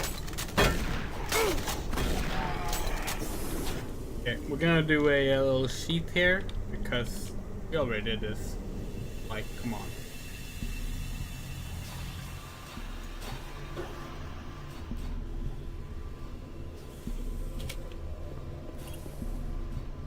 Pump station shut down. The screens are really not designed for this mod.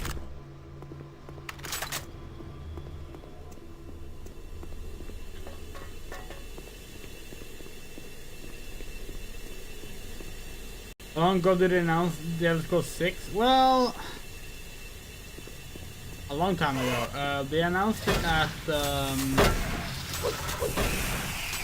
it was the same year Starfield was announced, which was 2018? 2018, 2019?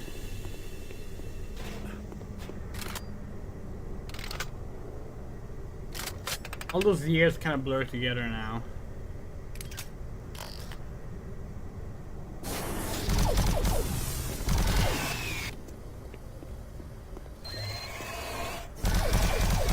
Gotta kill this imp ahead of time this time.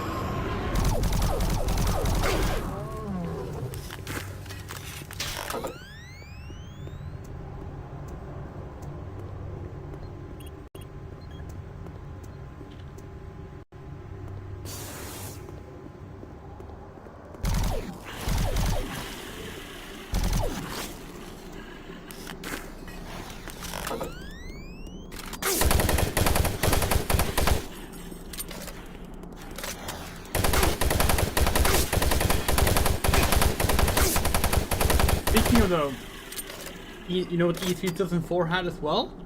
Oblivion. And of course Oblivion. And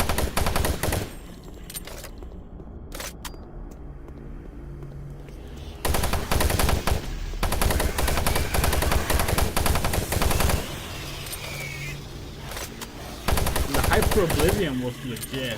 Like, God.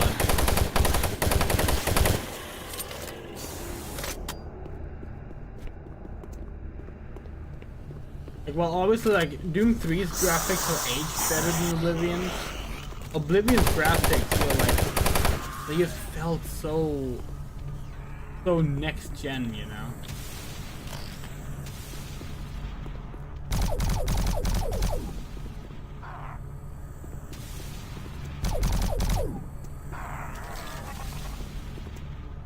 I still feel like every game today, every like modern 3D graphics game, it just feels like an upgraded Oblivion to us. No, like Oblivion was the last time we were like actually wowed by graphics. It was like, damn, games can do this now. And since then it's just been like, oh yeah, they're doing. It looks like a prettier Oblivion. Like it's prettier. We can tell it's prettier, but nothing here that we feel we didn't already see with Oblivion. That's how I feel about every game now. So we play Final Fantasy 16 and we're like, yeah, this looks really pretty. Feels like Oblivion again.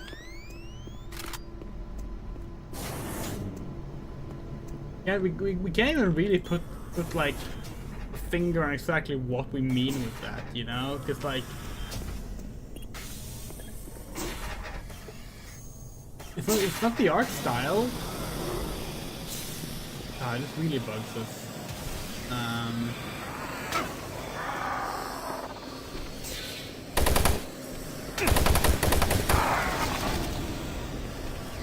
Like, it's not the art style, obviously, because if it was the art style, then that would... Then, like, very few games actually look like Oblivion. And if it was purely the tech, then, like, yeah, obviously games use way more complicated tech now, but there's just something about graphics post 2005 that just... It all just looks like Oblivion. It always looks like Oblivion. Oblivion set a norm and everything just looks the same after. In a similar way, Shenmue also applies. Shenmue's character models was like, yeah, this is how we do character models now, and ever since then, when I see a character model, it's like, looks great. Reminds us of Shenmue.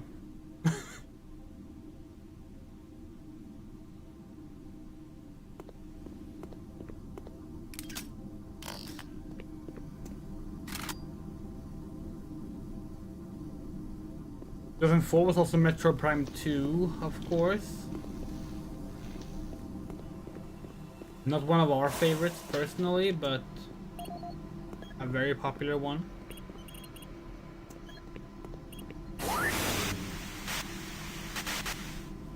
Making progress, are we? And in such a hurry to find us, to find me. There's no need to rush. I am everywhere, and everything here is mine. It's a pity you did not alert the fleet, but it is of no consequence. I'll alert them myself. They will come to the rescue and be consumed by my legion. We will use their ships to bring this hell to Earth. You won't live to see it, and you will die long before you have a chance to warn them.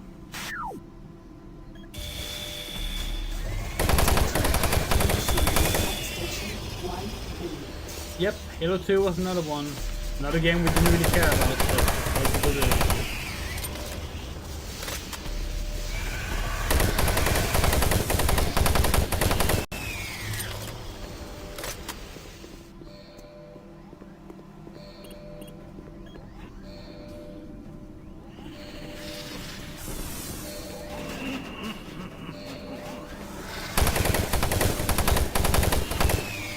Was 2004 Civilization 4? That's 2005.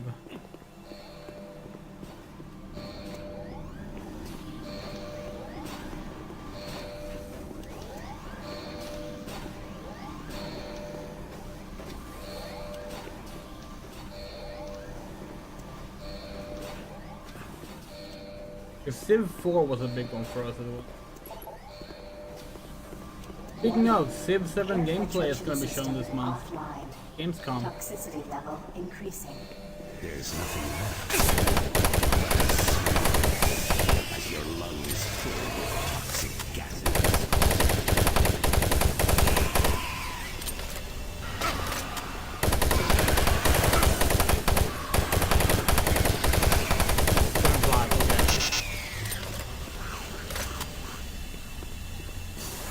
Attention. Due to the threat of external contamination.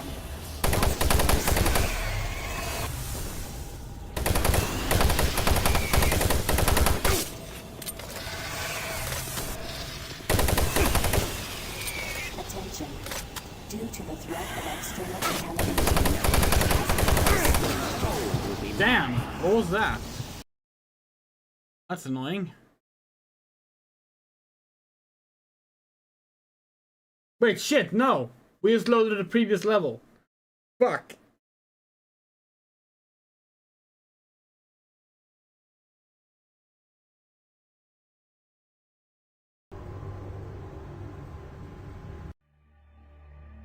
God.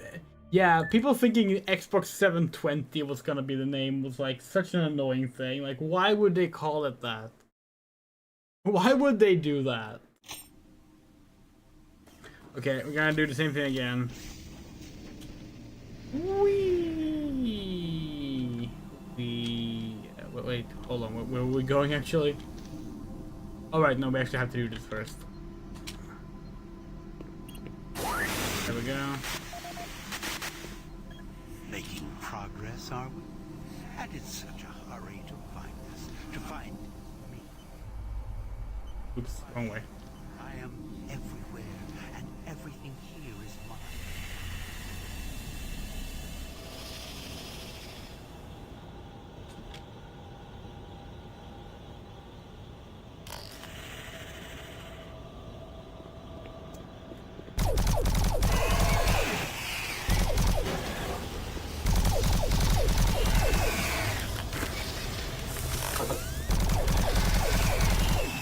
Attention. Initiating attestation. One due to the threat of external contamination. Hazard doors sealed.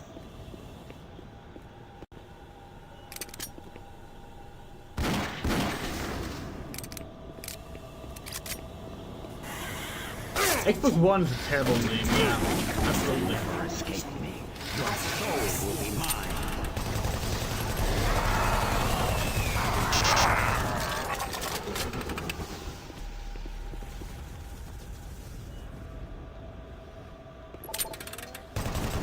Well, video games being bigger than movies is true, sort of.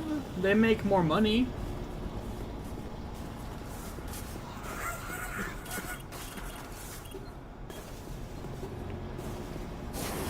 And depending on how you mean comparable to the Oscars.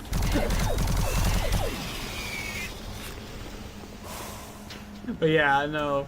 They obviously meant in a prestigious way. Warning. Danger So level yellow. Unsafe toxicity level detected.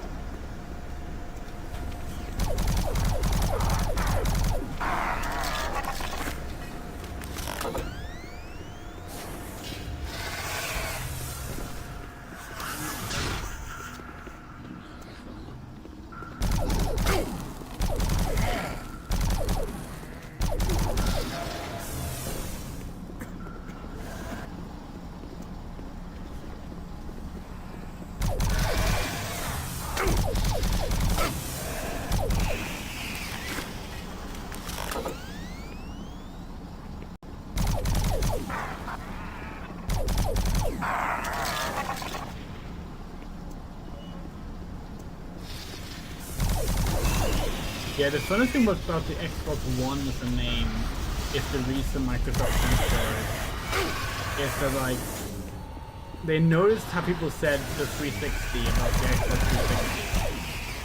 360 and thought that people would just say the one about the Xbox One. It's like, no, that's not how things work. Like, you can't force a nickname like that. If you're gonna do that, you would have to call it the one yourself.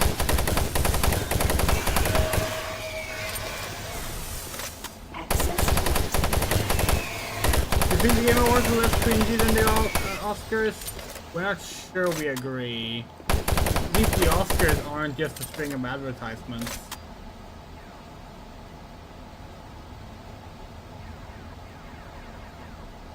Like, the Oscars suck. So does the Game Awards, but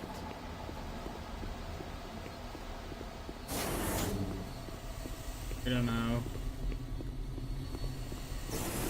Yeah, that was the idea. Cause like we're like, okay, so like we're gonna make like this like big media like it's gonna be like the one place for all the media.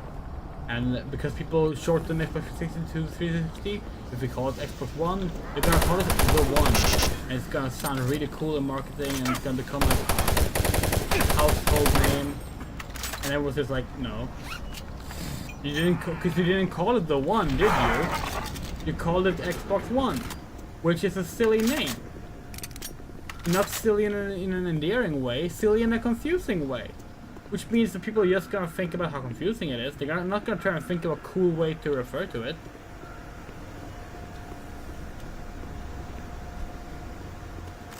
And of course the rest is history. The Xbox One lost a lot of the Xbox market share the 360 gained.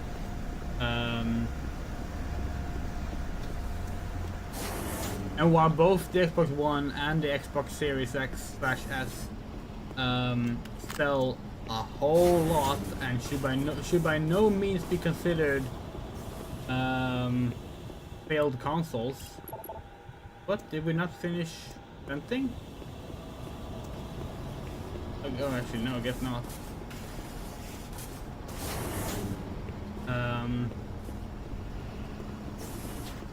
It's fair to say that they did not succeed in maintaining the ground they got in 60.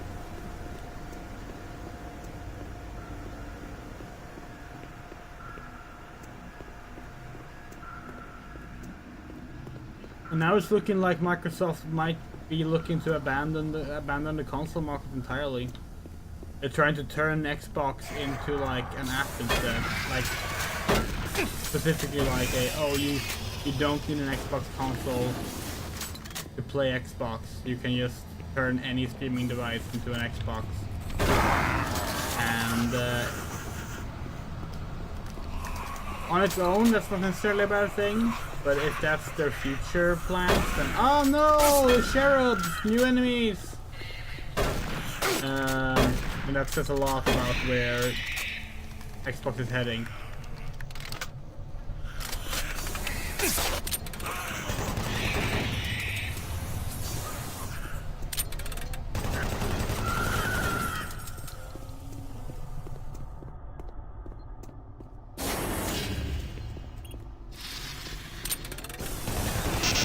Damn, this is the second FPS game we played this summer where we just shoot children in the face.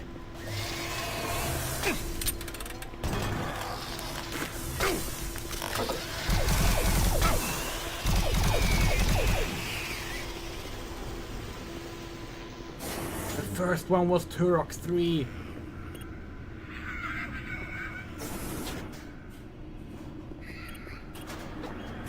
Warning. Danger level orange. More bug textures! God, this is really bugging us now.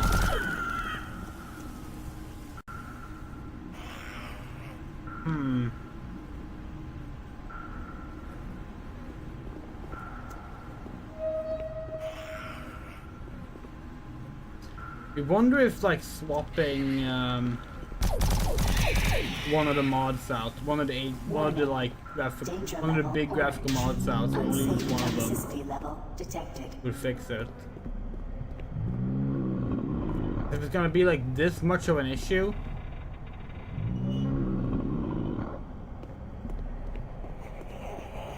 here, hold on.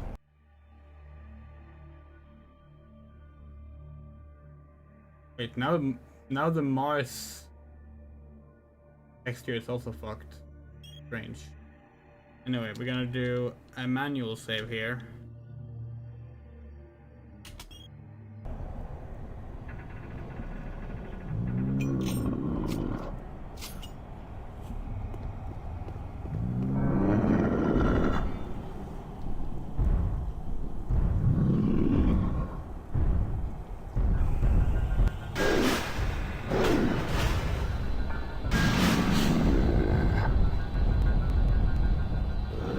Mancubus!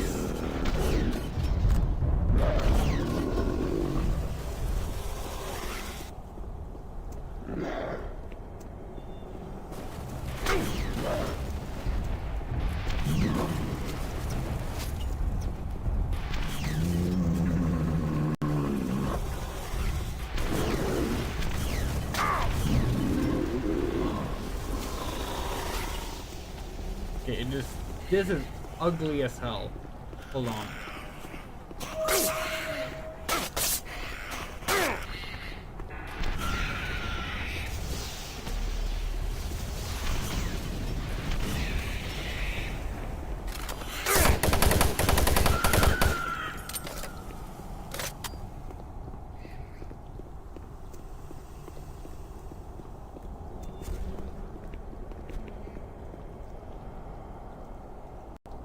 Hold on, we're gonna do a quick adjustment to our mod.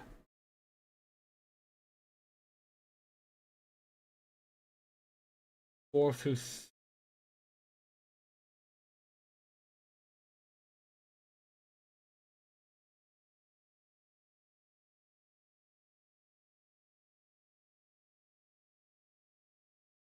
old. Gonna move. Can we move all of these? Maybe help. See if that helps.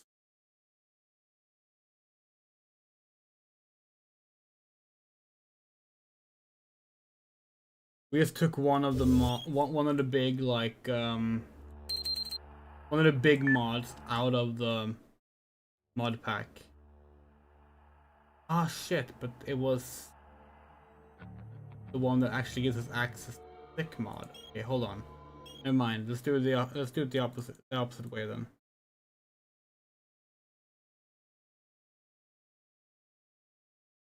Let's take the other one out.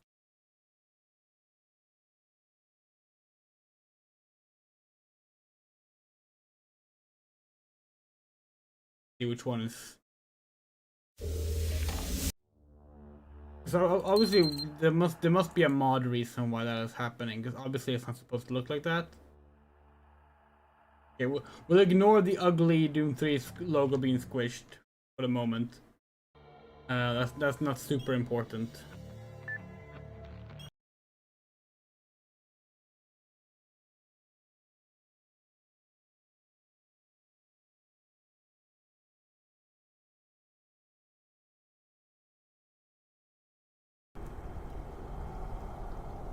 There we go.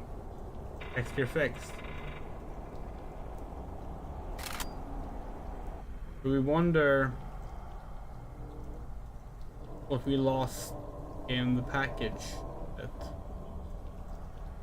We're just gonna have to be happy with this, probably, but like...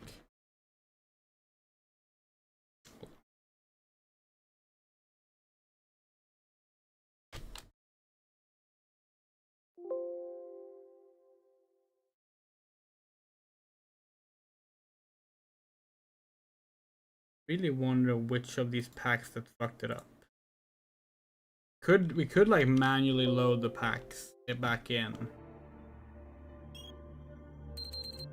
and see when it breaks. Okay, we're gonna bring in the smallest pack first.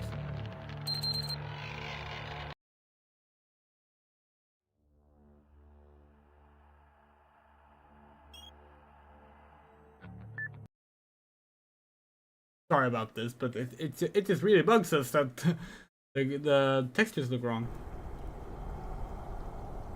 And now everything looks wrong again. Interesting. Okay. Okay. In that case, let's keep those small ones out of the mod.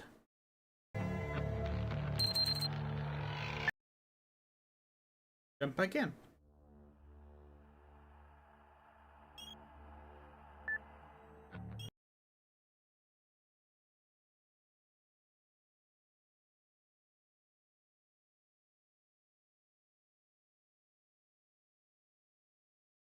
You put the two big ones. Basically, the mod. Yeah. Okay. So yeah. Now we have half of one mod and half of another mod active, and that seems to help with everything except the everything except the Doom 3 logo, which is quite clearly awkwardly stretched out. I wonder what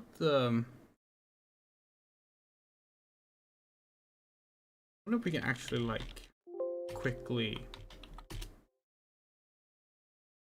fix that actually.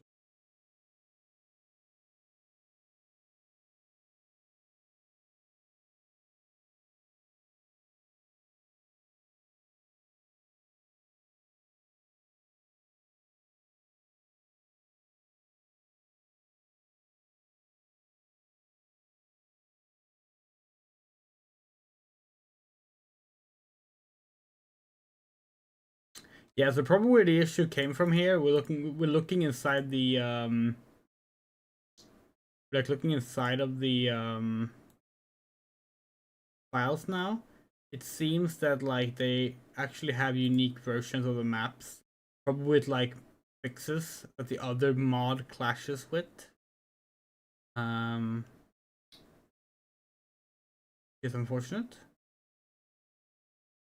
I guess that makes sense. Oh well.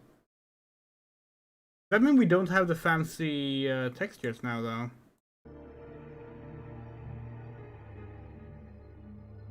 There's one very easy way for us to check that.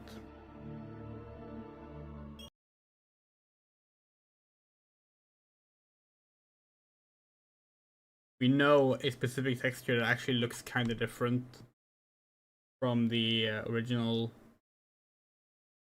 game's texture. I'm just gonna go look at it. These look like the improved textures, so it should be fine. Cares about the quality of life of its employees. Please take advantage of our quality medical care services.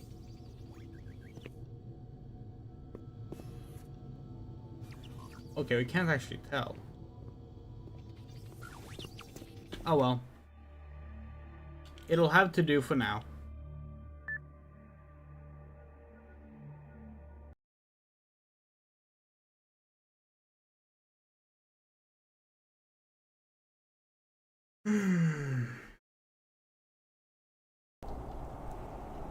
Let's get back to the game.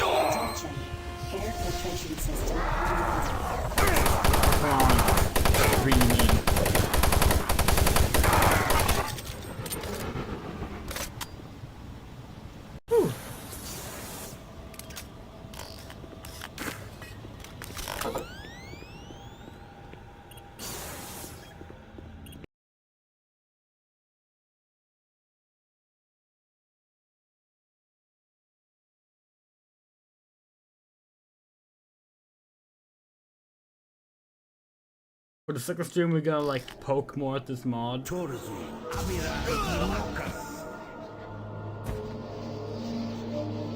get some of the stuff that we wanted from the mod that didn't work back in. Rise, quoth Lord Yalpan.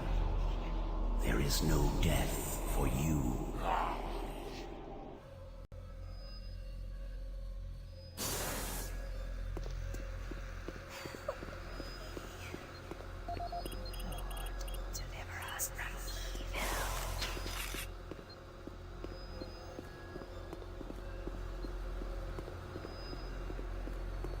Monorail.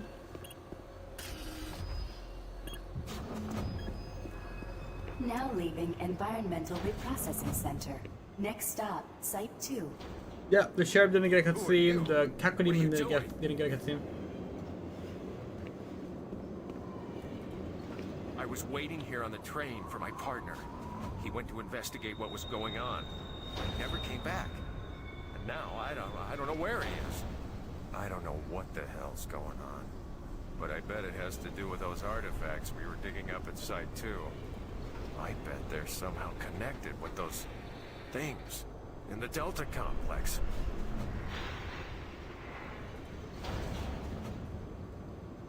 The Delta Complex isn't safe. You're crazy if you're going there. Without wearing proper environmental protection. Look, I don't think this train is safe either. MARSEC will be we don't know dispatched what's ahead. immediately for your safety. Have a nice day. I'm staying on the train until we get Now to Delta. entering Site And you're 2. on your own. Look, I don't think this train is safe either. We don't know what's Airlock ahead. malfunction. Please contact engineering to facilitate repairs. Thank you, and have a nice day.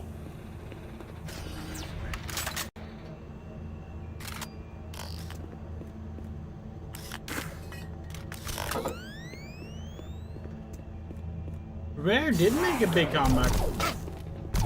Okay, so these have gotten quite a texture redesign. What if that's because we have a different mod on now for the textures, maybe? Rare is still a thing, they're doing Sea of Thieves, and they're doing great with Sea of Thieves, apparently. But also, Rare had a big comeback with Viva Pinata. Viva Pinata was huge. It's got spin-offs, it's got a DS version.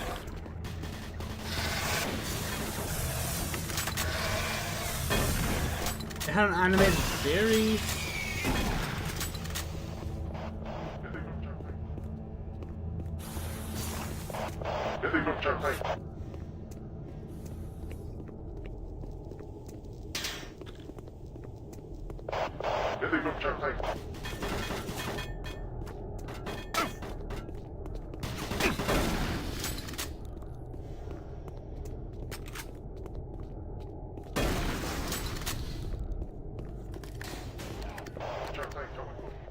Engineering, please report to Site 2 access route. Airlock malfunction detected.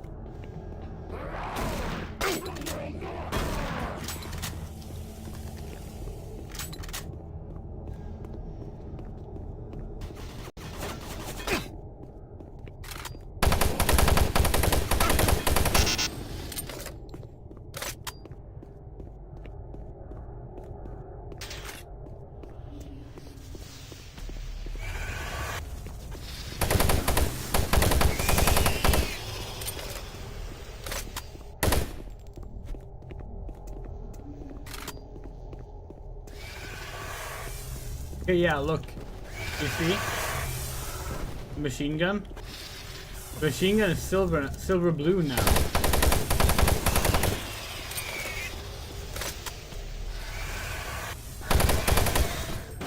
When we took out the other mod, it apparently changed some weapon textures to the other mod weapon textures.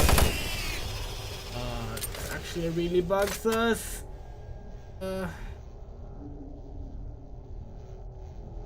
Yeah, we're gonna fuck with it. 1 second.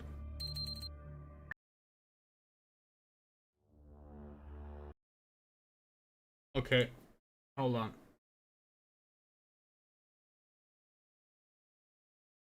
How do we best do this?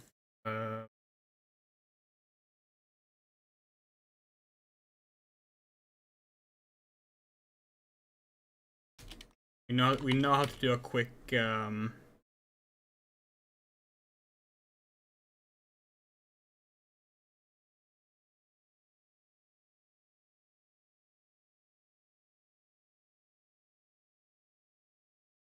with. Okay.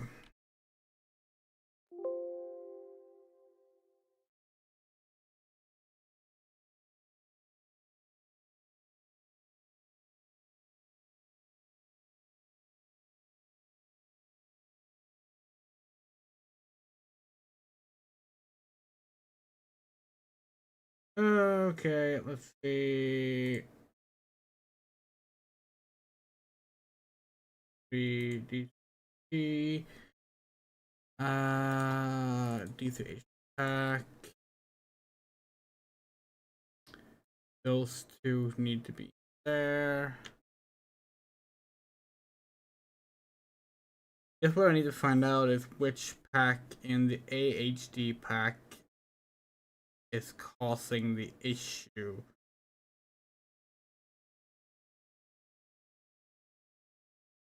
I'm going to just quickly open them up.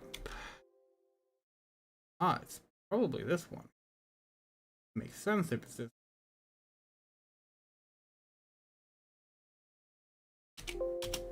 Open that one.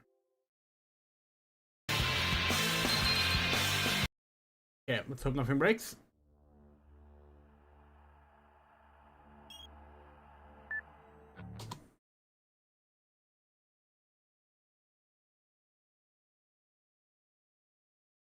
We took out the absolute HD pack materials folder and put back in the HD essentials packs materials folders, which we think is where the clash would have happened, but we'll see. We'll see. It's annoying that there's not just one really good pack for like wanting graphical fidelity updates without changing the designs. Like that's strange. That's strange to us. We don't understand why that's not a thing.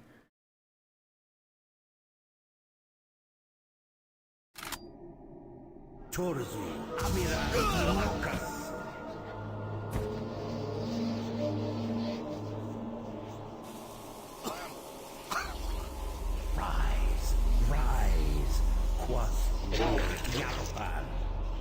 There is no death for you. Yeah, that looks more like a classic commando. And that's a green machine gun. Wonder, did we get a green machine gun now as well? Oh, that one's still gray for some reason. But why didn't we load the right? Okay, I guess that didn't work. Guess we have to go on the monorail again. That's fine.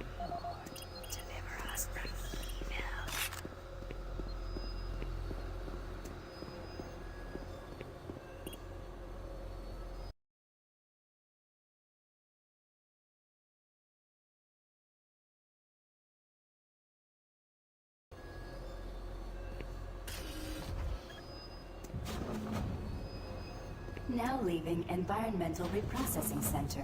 Next stop, Site 2. Oh, fuck. Are you kidding?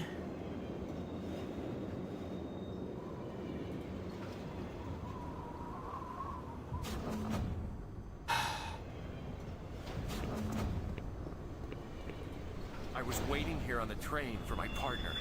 He went to investigate what was going on, but he never came back. And now I don't know where he is. I don't know what the hell's going on. But I bet it has to do with those artifacts we were digging up at Site 2. I bet they're somehow connected with those things Remember, in the Delta safety complex. first. Please do not exit the vehicle without wearing proper environmental protection. In the event of an emergency stop, MARSEC will be dispatched immediately for your safety. Have a nice day. Now entering. People wonder why Site we 2. hate, like, the idea of, Warning, like, airlock malfunction. mods Please being contact a engineering to facilitate repairs. just an Thank you, acceptable and have a nice thing to day. have as, like, a solution to issues. It's like so easy for mods to just go wrong. Oh god, seriously?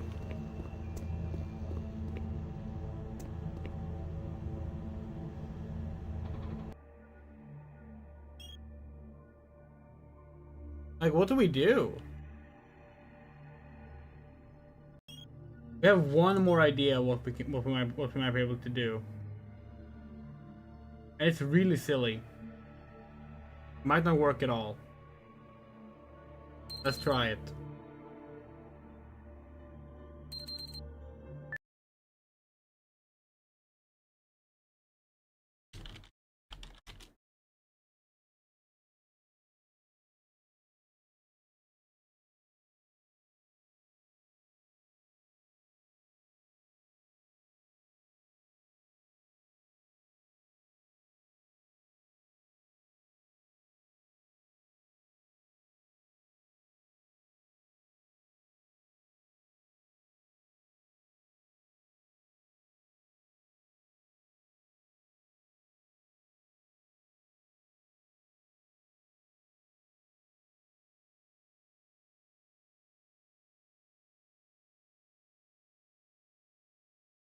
So basically what we're gonna do now So we're going to manually remove the absolute HD pack and only include the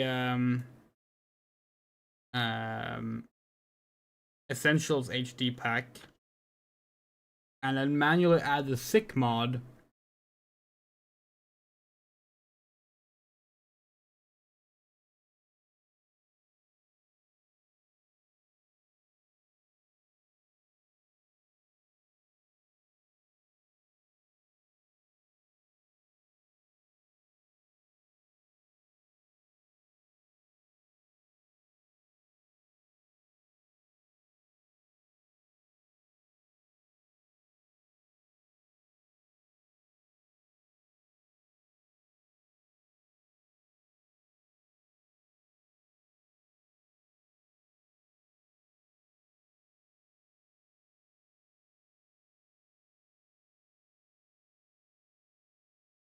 Okay.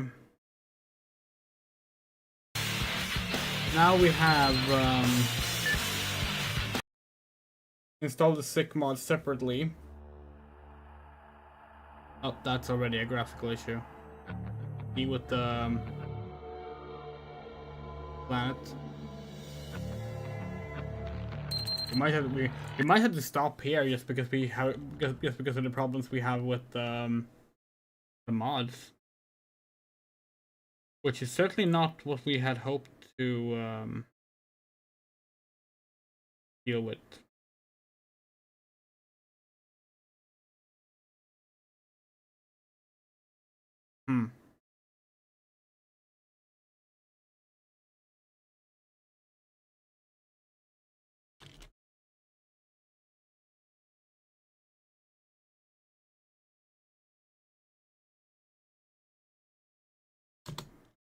We have one thing left we might be able to do.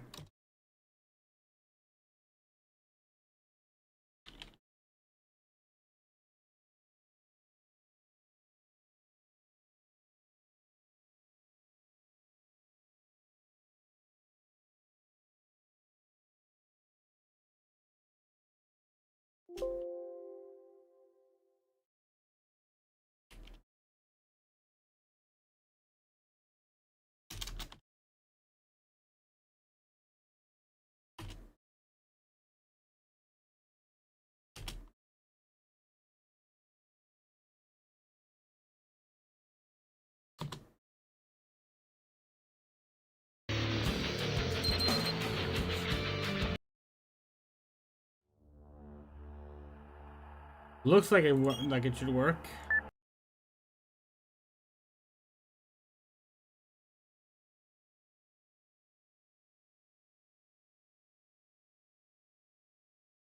Find out.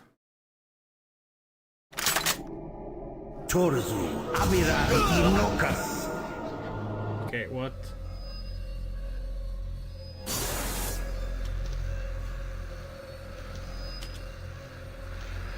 Why do I want to say? Okay, so the lights are now flickering. That's not a good sign.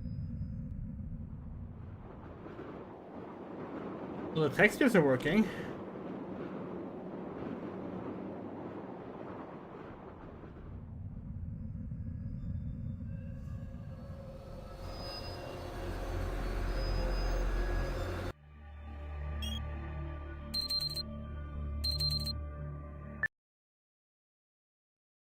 Okay, so the good thing there is that the trick we used to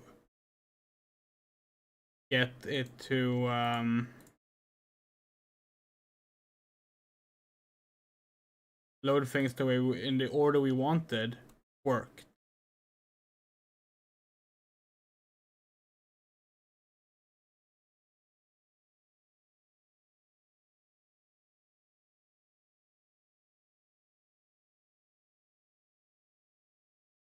Now we moved all the files back into the mod.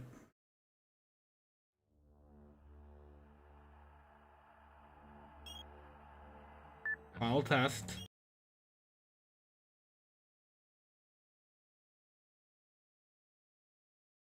If this doesn't work this time, We will take the L and play with the changed designs, textures.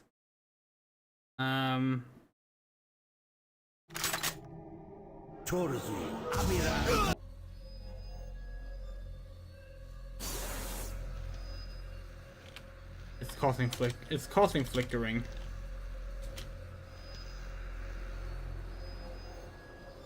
The flickering was not there earlier. That's not supposed to be there, right? Oops. Wait, fuck, where are we?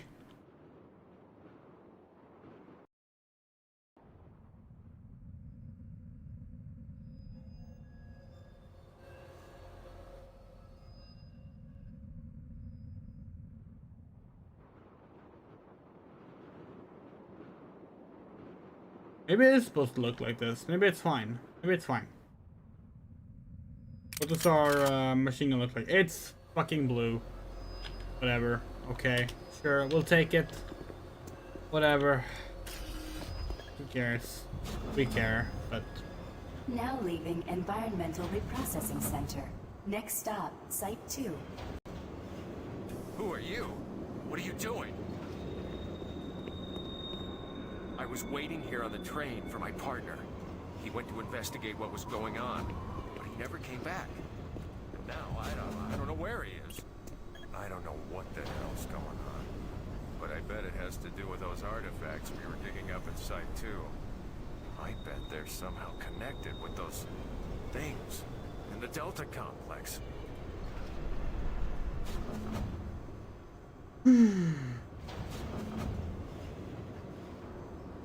Remember, safety first.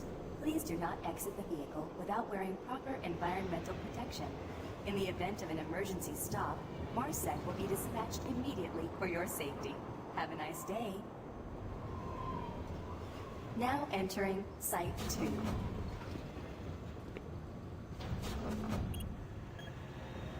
Warning, airlock malfunction. Please contact engineering to facilitate repairs. Thank you, and have a nice day.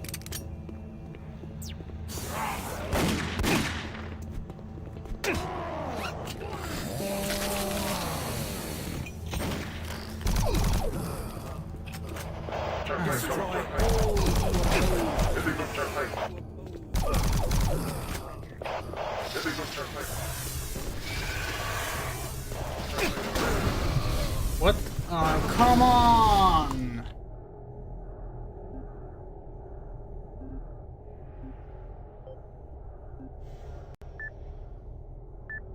Don't know that these saves don't work. Oh. Unless they do, apparently. Okay, sure. Sure. Okay, fine.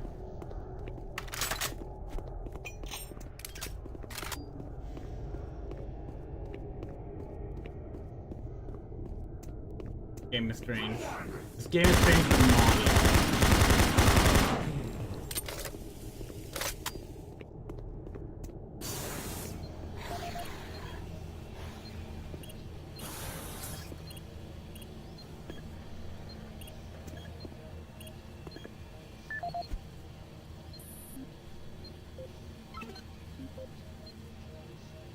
Engineering, please report to Site 2 access ramp.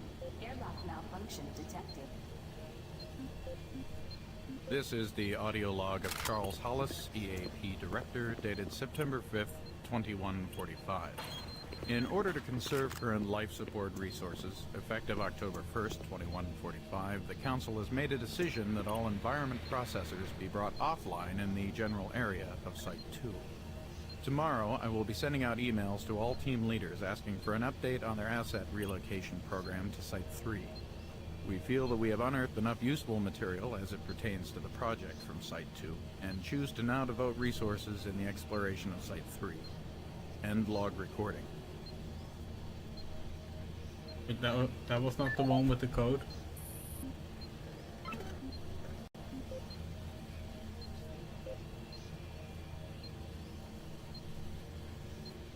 Archaeological Division. Please report to Site 2 access ramp. Airlock malfunction detected. Near. Plant manager. Okay, so we don't have that one yet. Okay. Okay.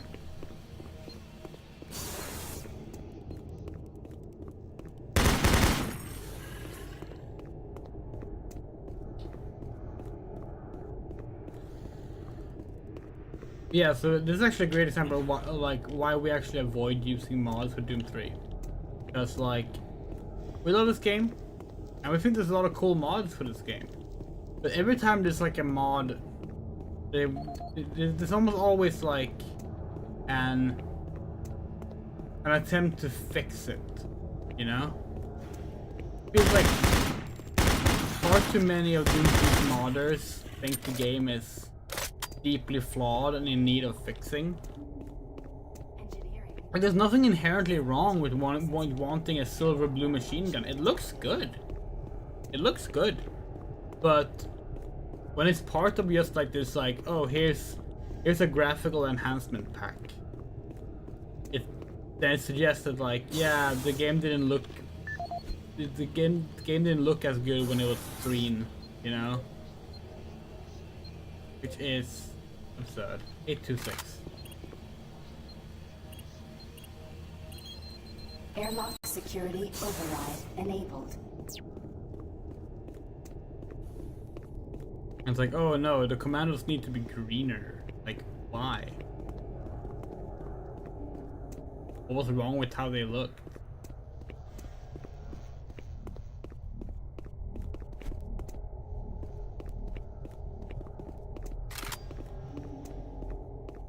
If you want to make your own designs, by all means do it. Put it in a mod pack. We're super cool with that.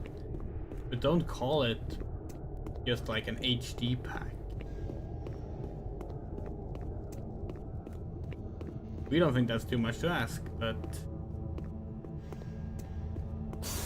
clearly we're in the minority.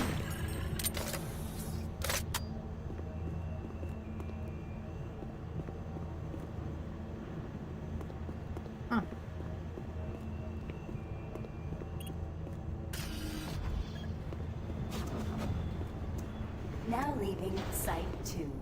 Next stop, Delta Complex. You thought he was supposed to turn into a zombie. Maybe he was a dead body outside. I don't remember.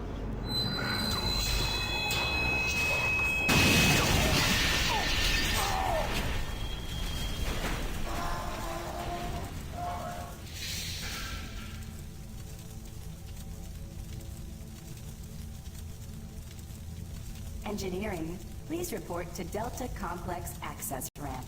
Track sensor failure detected. Why does he keep switching to the shotgun?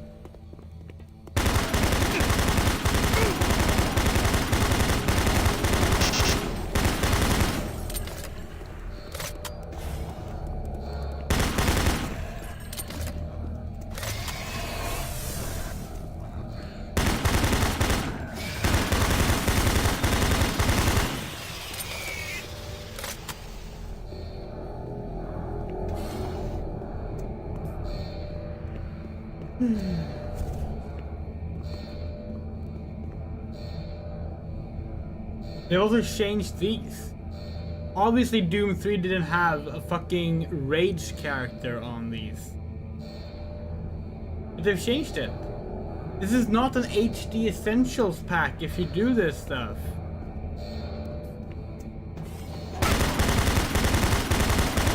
Ruining Doom 3's birthday mod pack.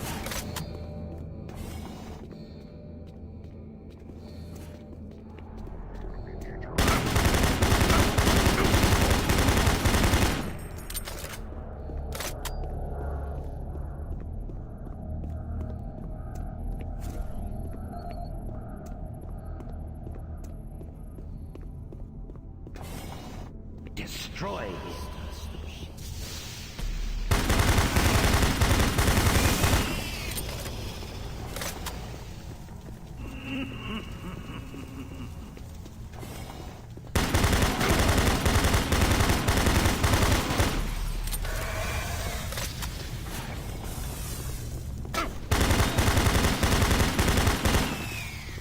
Anyway, I guess we can tell you Automated now. turret guns online. Our goal for this stream was to get the juggler. Which is still very much doable, thankfully. Warning. Automated turret guns online. But yeah.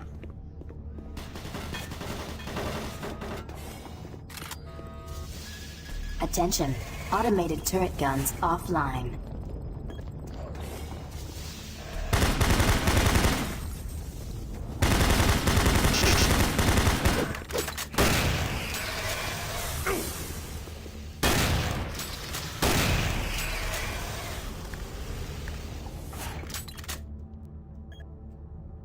I think we have talked about plenty of things on the stream so far.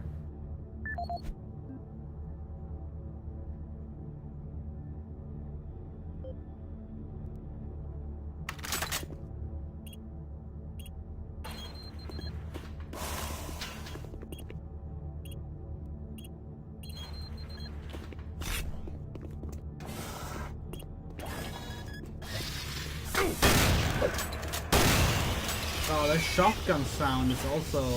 no, not a fan. At this point, we're honestly tempted to just skip the SICK mod and just use the first HD pack.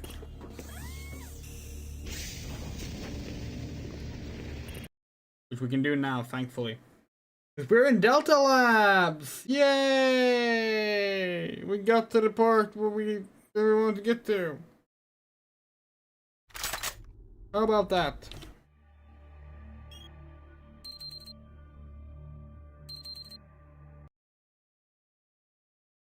We're gonna take out the AHD files entirely.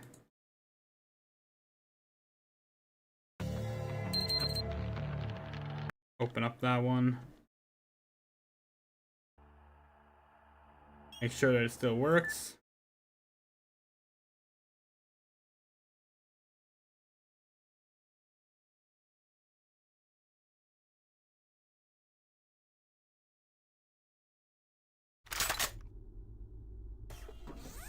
Does, and the SICK mod is activated. On,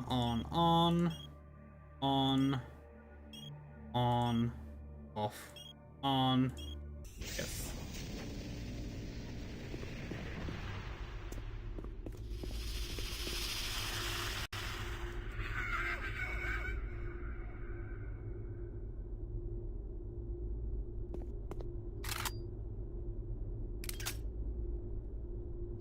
Not sure why Schengen is the wrong color, but or is it? Hey, that fixed the chain gun. Nice. Yeah, so Delta Labs is the shit, the epicenter. So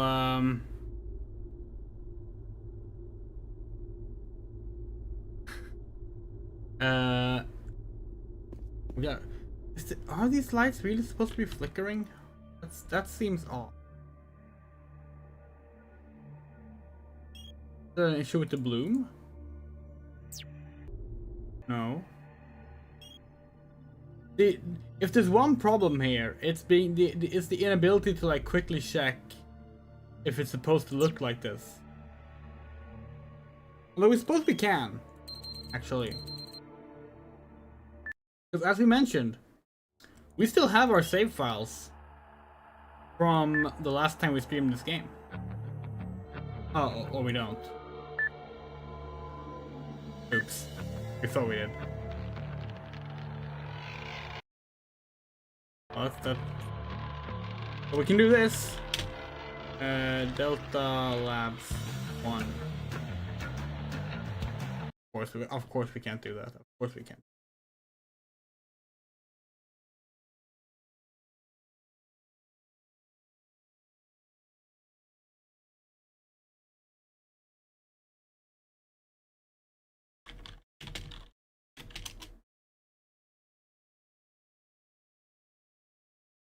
It's just Delta 1. Okay. What?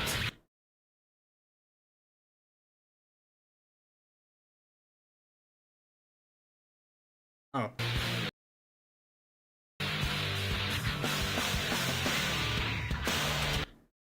This game does have a lot of flickering lights.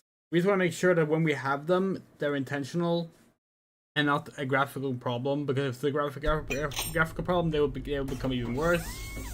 And it will be a problem as we move on.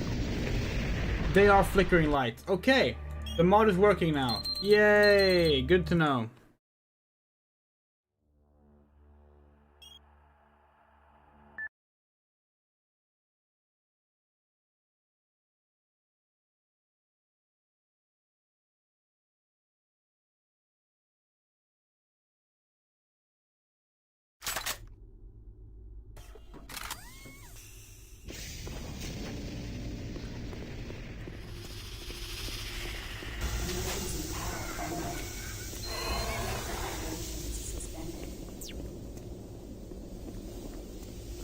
Whew.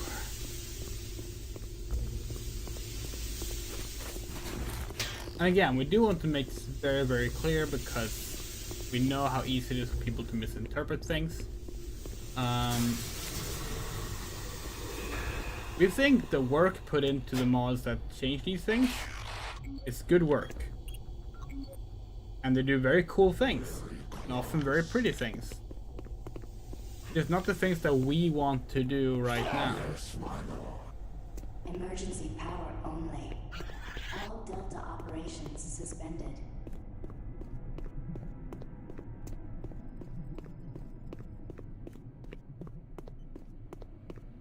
Systems down.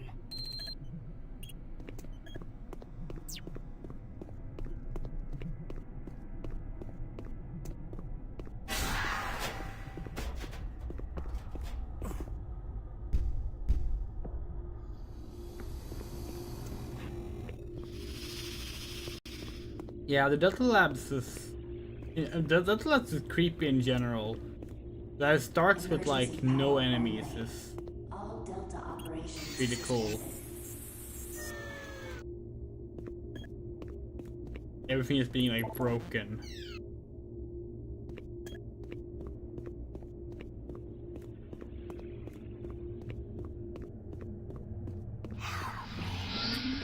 Watch us.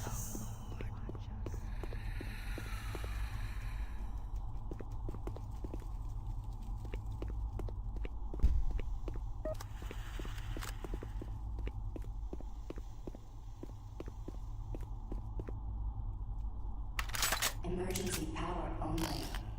All Delta operations suspended.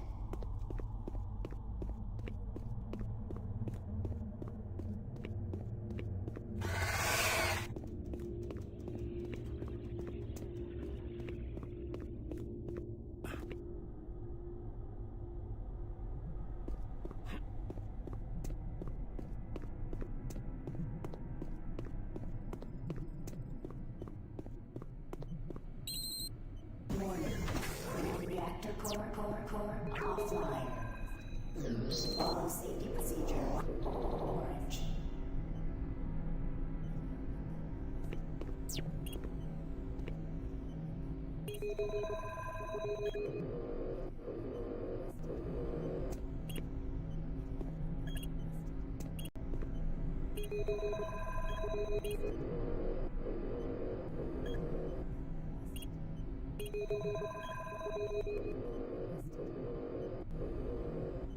Warning, reactor core offline. Please follow safety procedure, orange.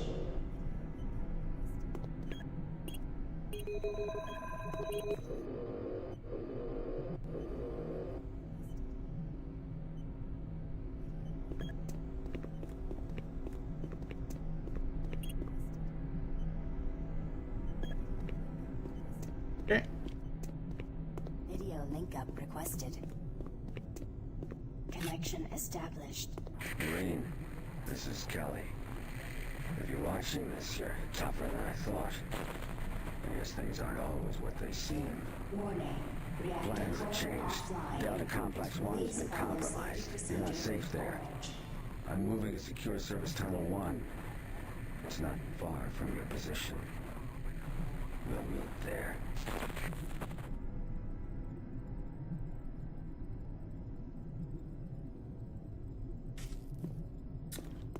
Yeah, he's definitely sounded better.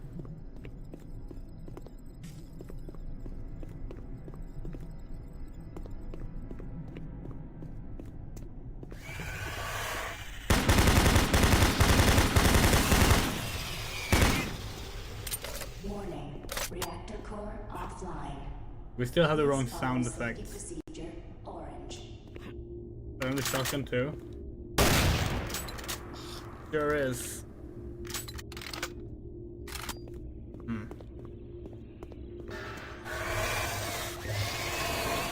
This means the sick mod of all things. The things that's just supposed to be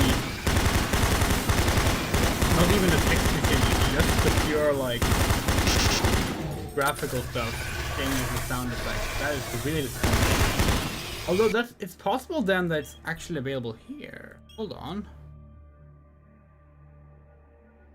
No, it's not.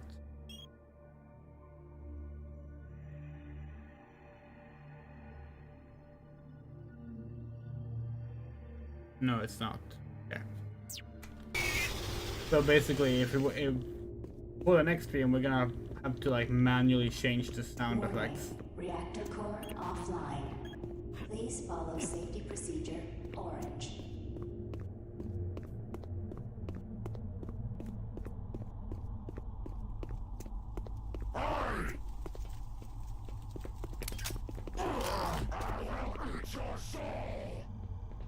Now you're stuck.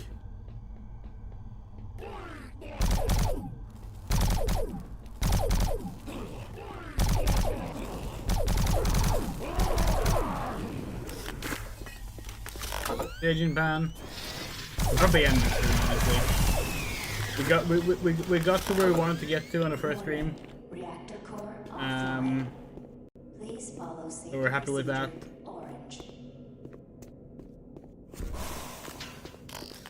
And to be fair, it only took 4.5 hours, which means that we, like, in theory, we could basically sit here for another 4 hours and finish it, but we don't think anyone's gonna be up for that, so... Because we are now past the halfway point, basically.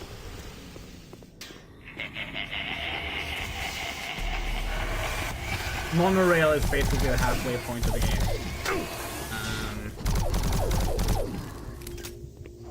Maybe not exactly in terms of like map count, but in terms of time basically. What will the next stream be?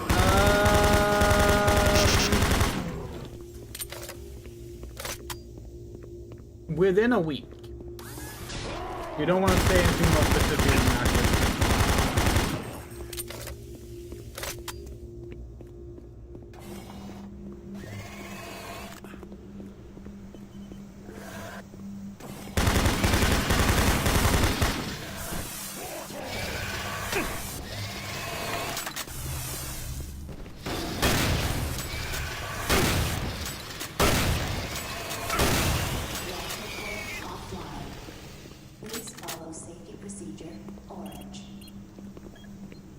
Take care.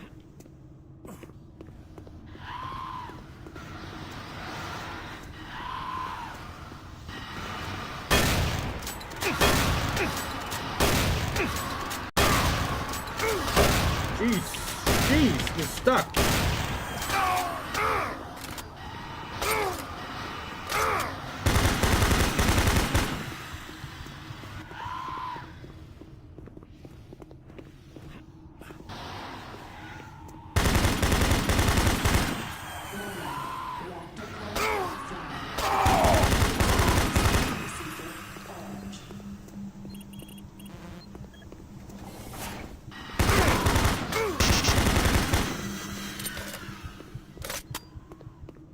we've never seen the Lost Souls be that like aggressive, and we normally play on veteran. What the fuck? Jesus fucking Christ! What's going on?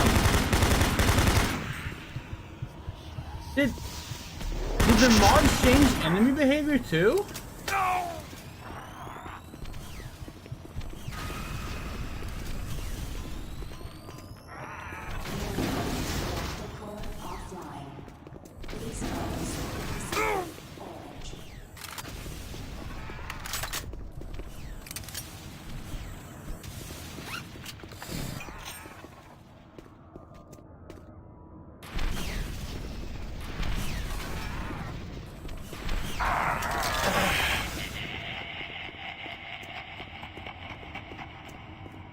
The fuck was that?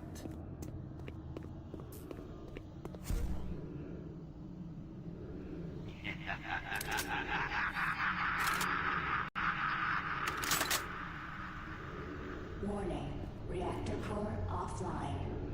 Please follow safety procedure. Kidding.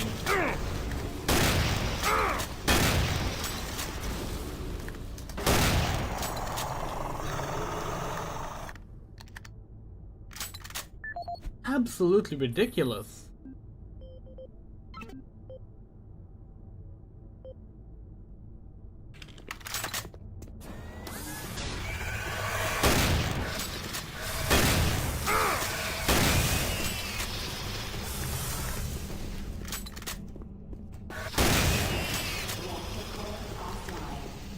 Please follow safety procedure. Orange.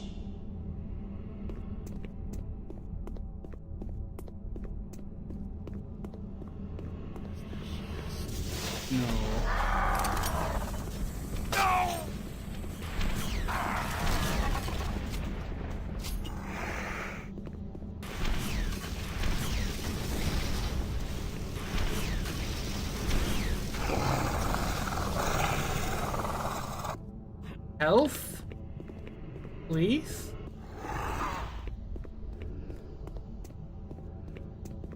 Warning.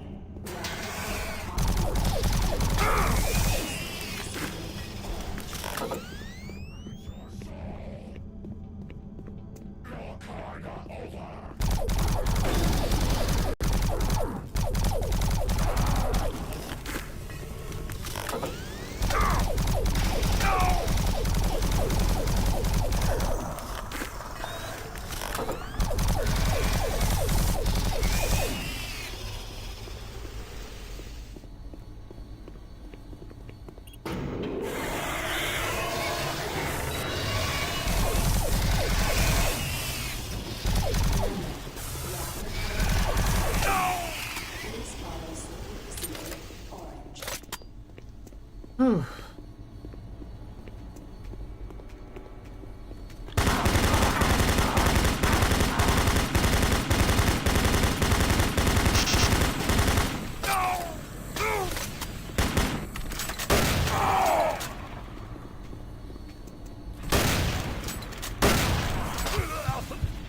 Jesus fucking Christ.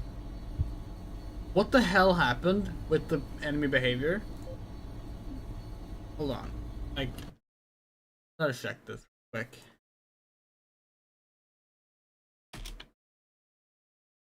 Stick mod.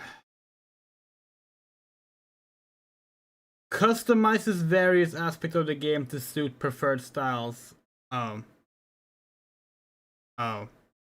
It's not just the graphic stuff.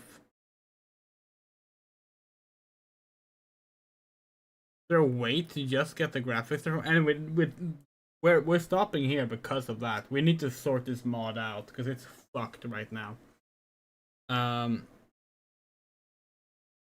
That's not the style of Doom 3 we want to play. That was not fun. That was annoying. Yeah, so we're gonna end the stream here. Happy birthday, Doom 3. We're gonna hop over to the camera screen here. Doom 3. Yay.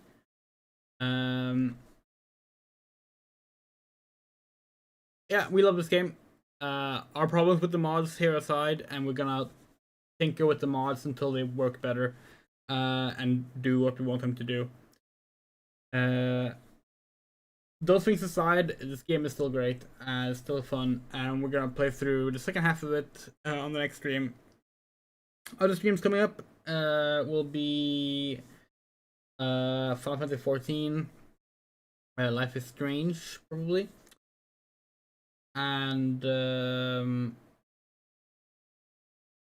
possibly the new Review Starlight game. We'll see about that. Thank you so much for watching. We'd like to say a very special thank you to our wonderful supporters. What the hell? Why is that not doing a proper movement? We're so tired of OBS not functioning as intended. What? Why is it doing that?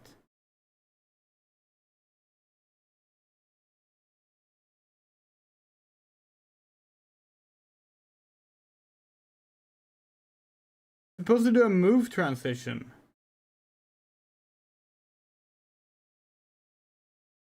It does it that way, but not that way?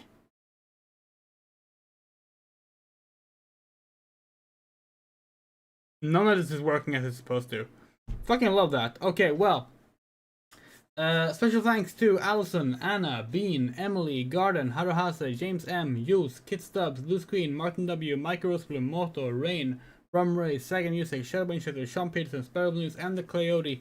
And another name that's going to be added to this list that we haven't added yet because it literally happened as we were setting up the stream. Thank you to... Let's get the name accurate. One sec. Hitsu. Thank you, Hitsu. Yeah. See you next stream. Take care. Love you all. Bye-bye.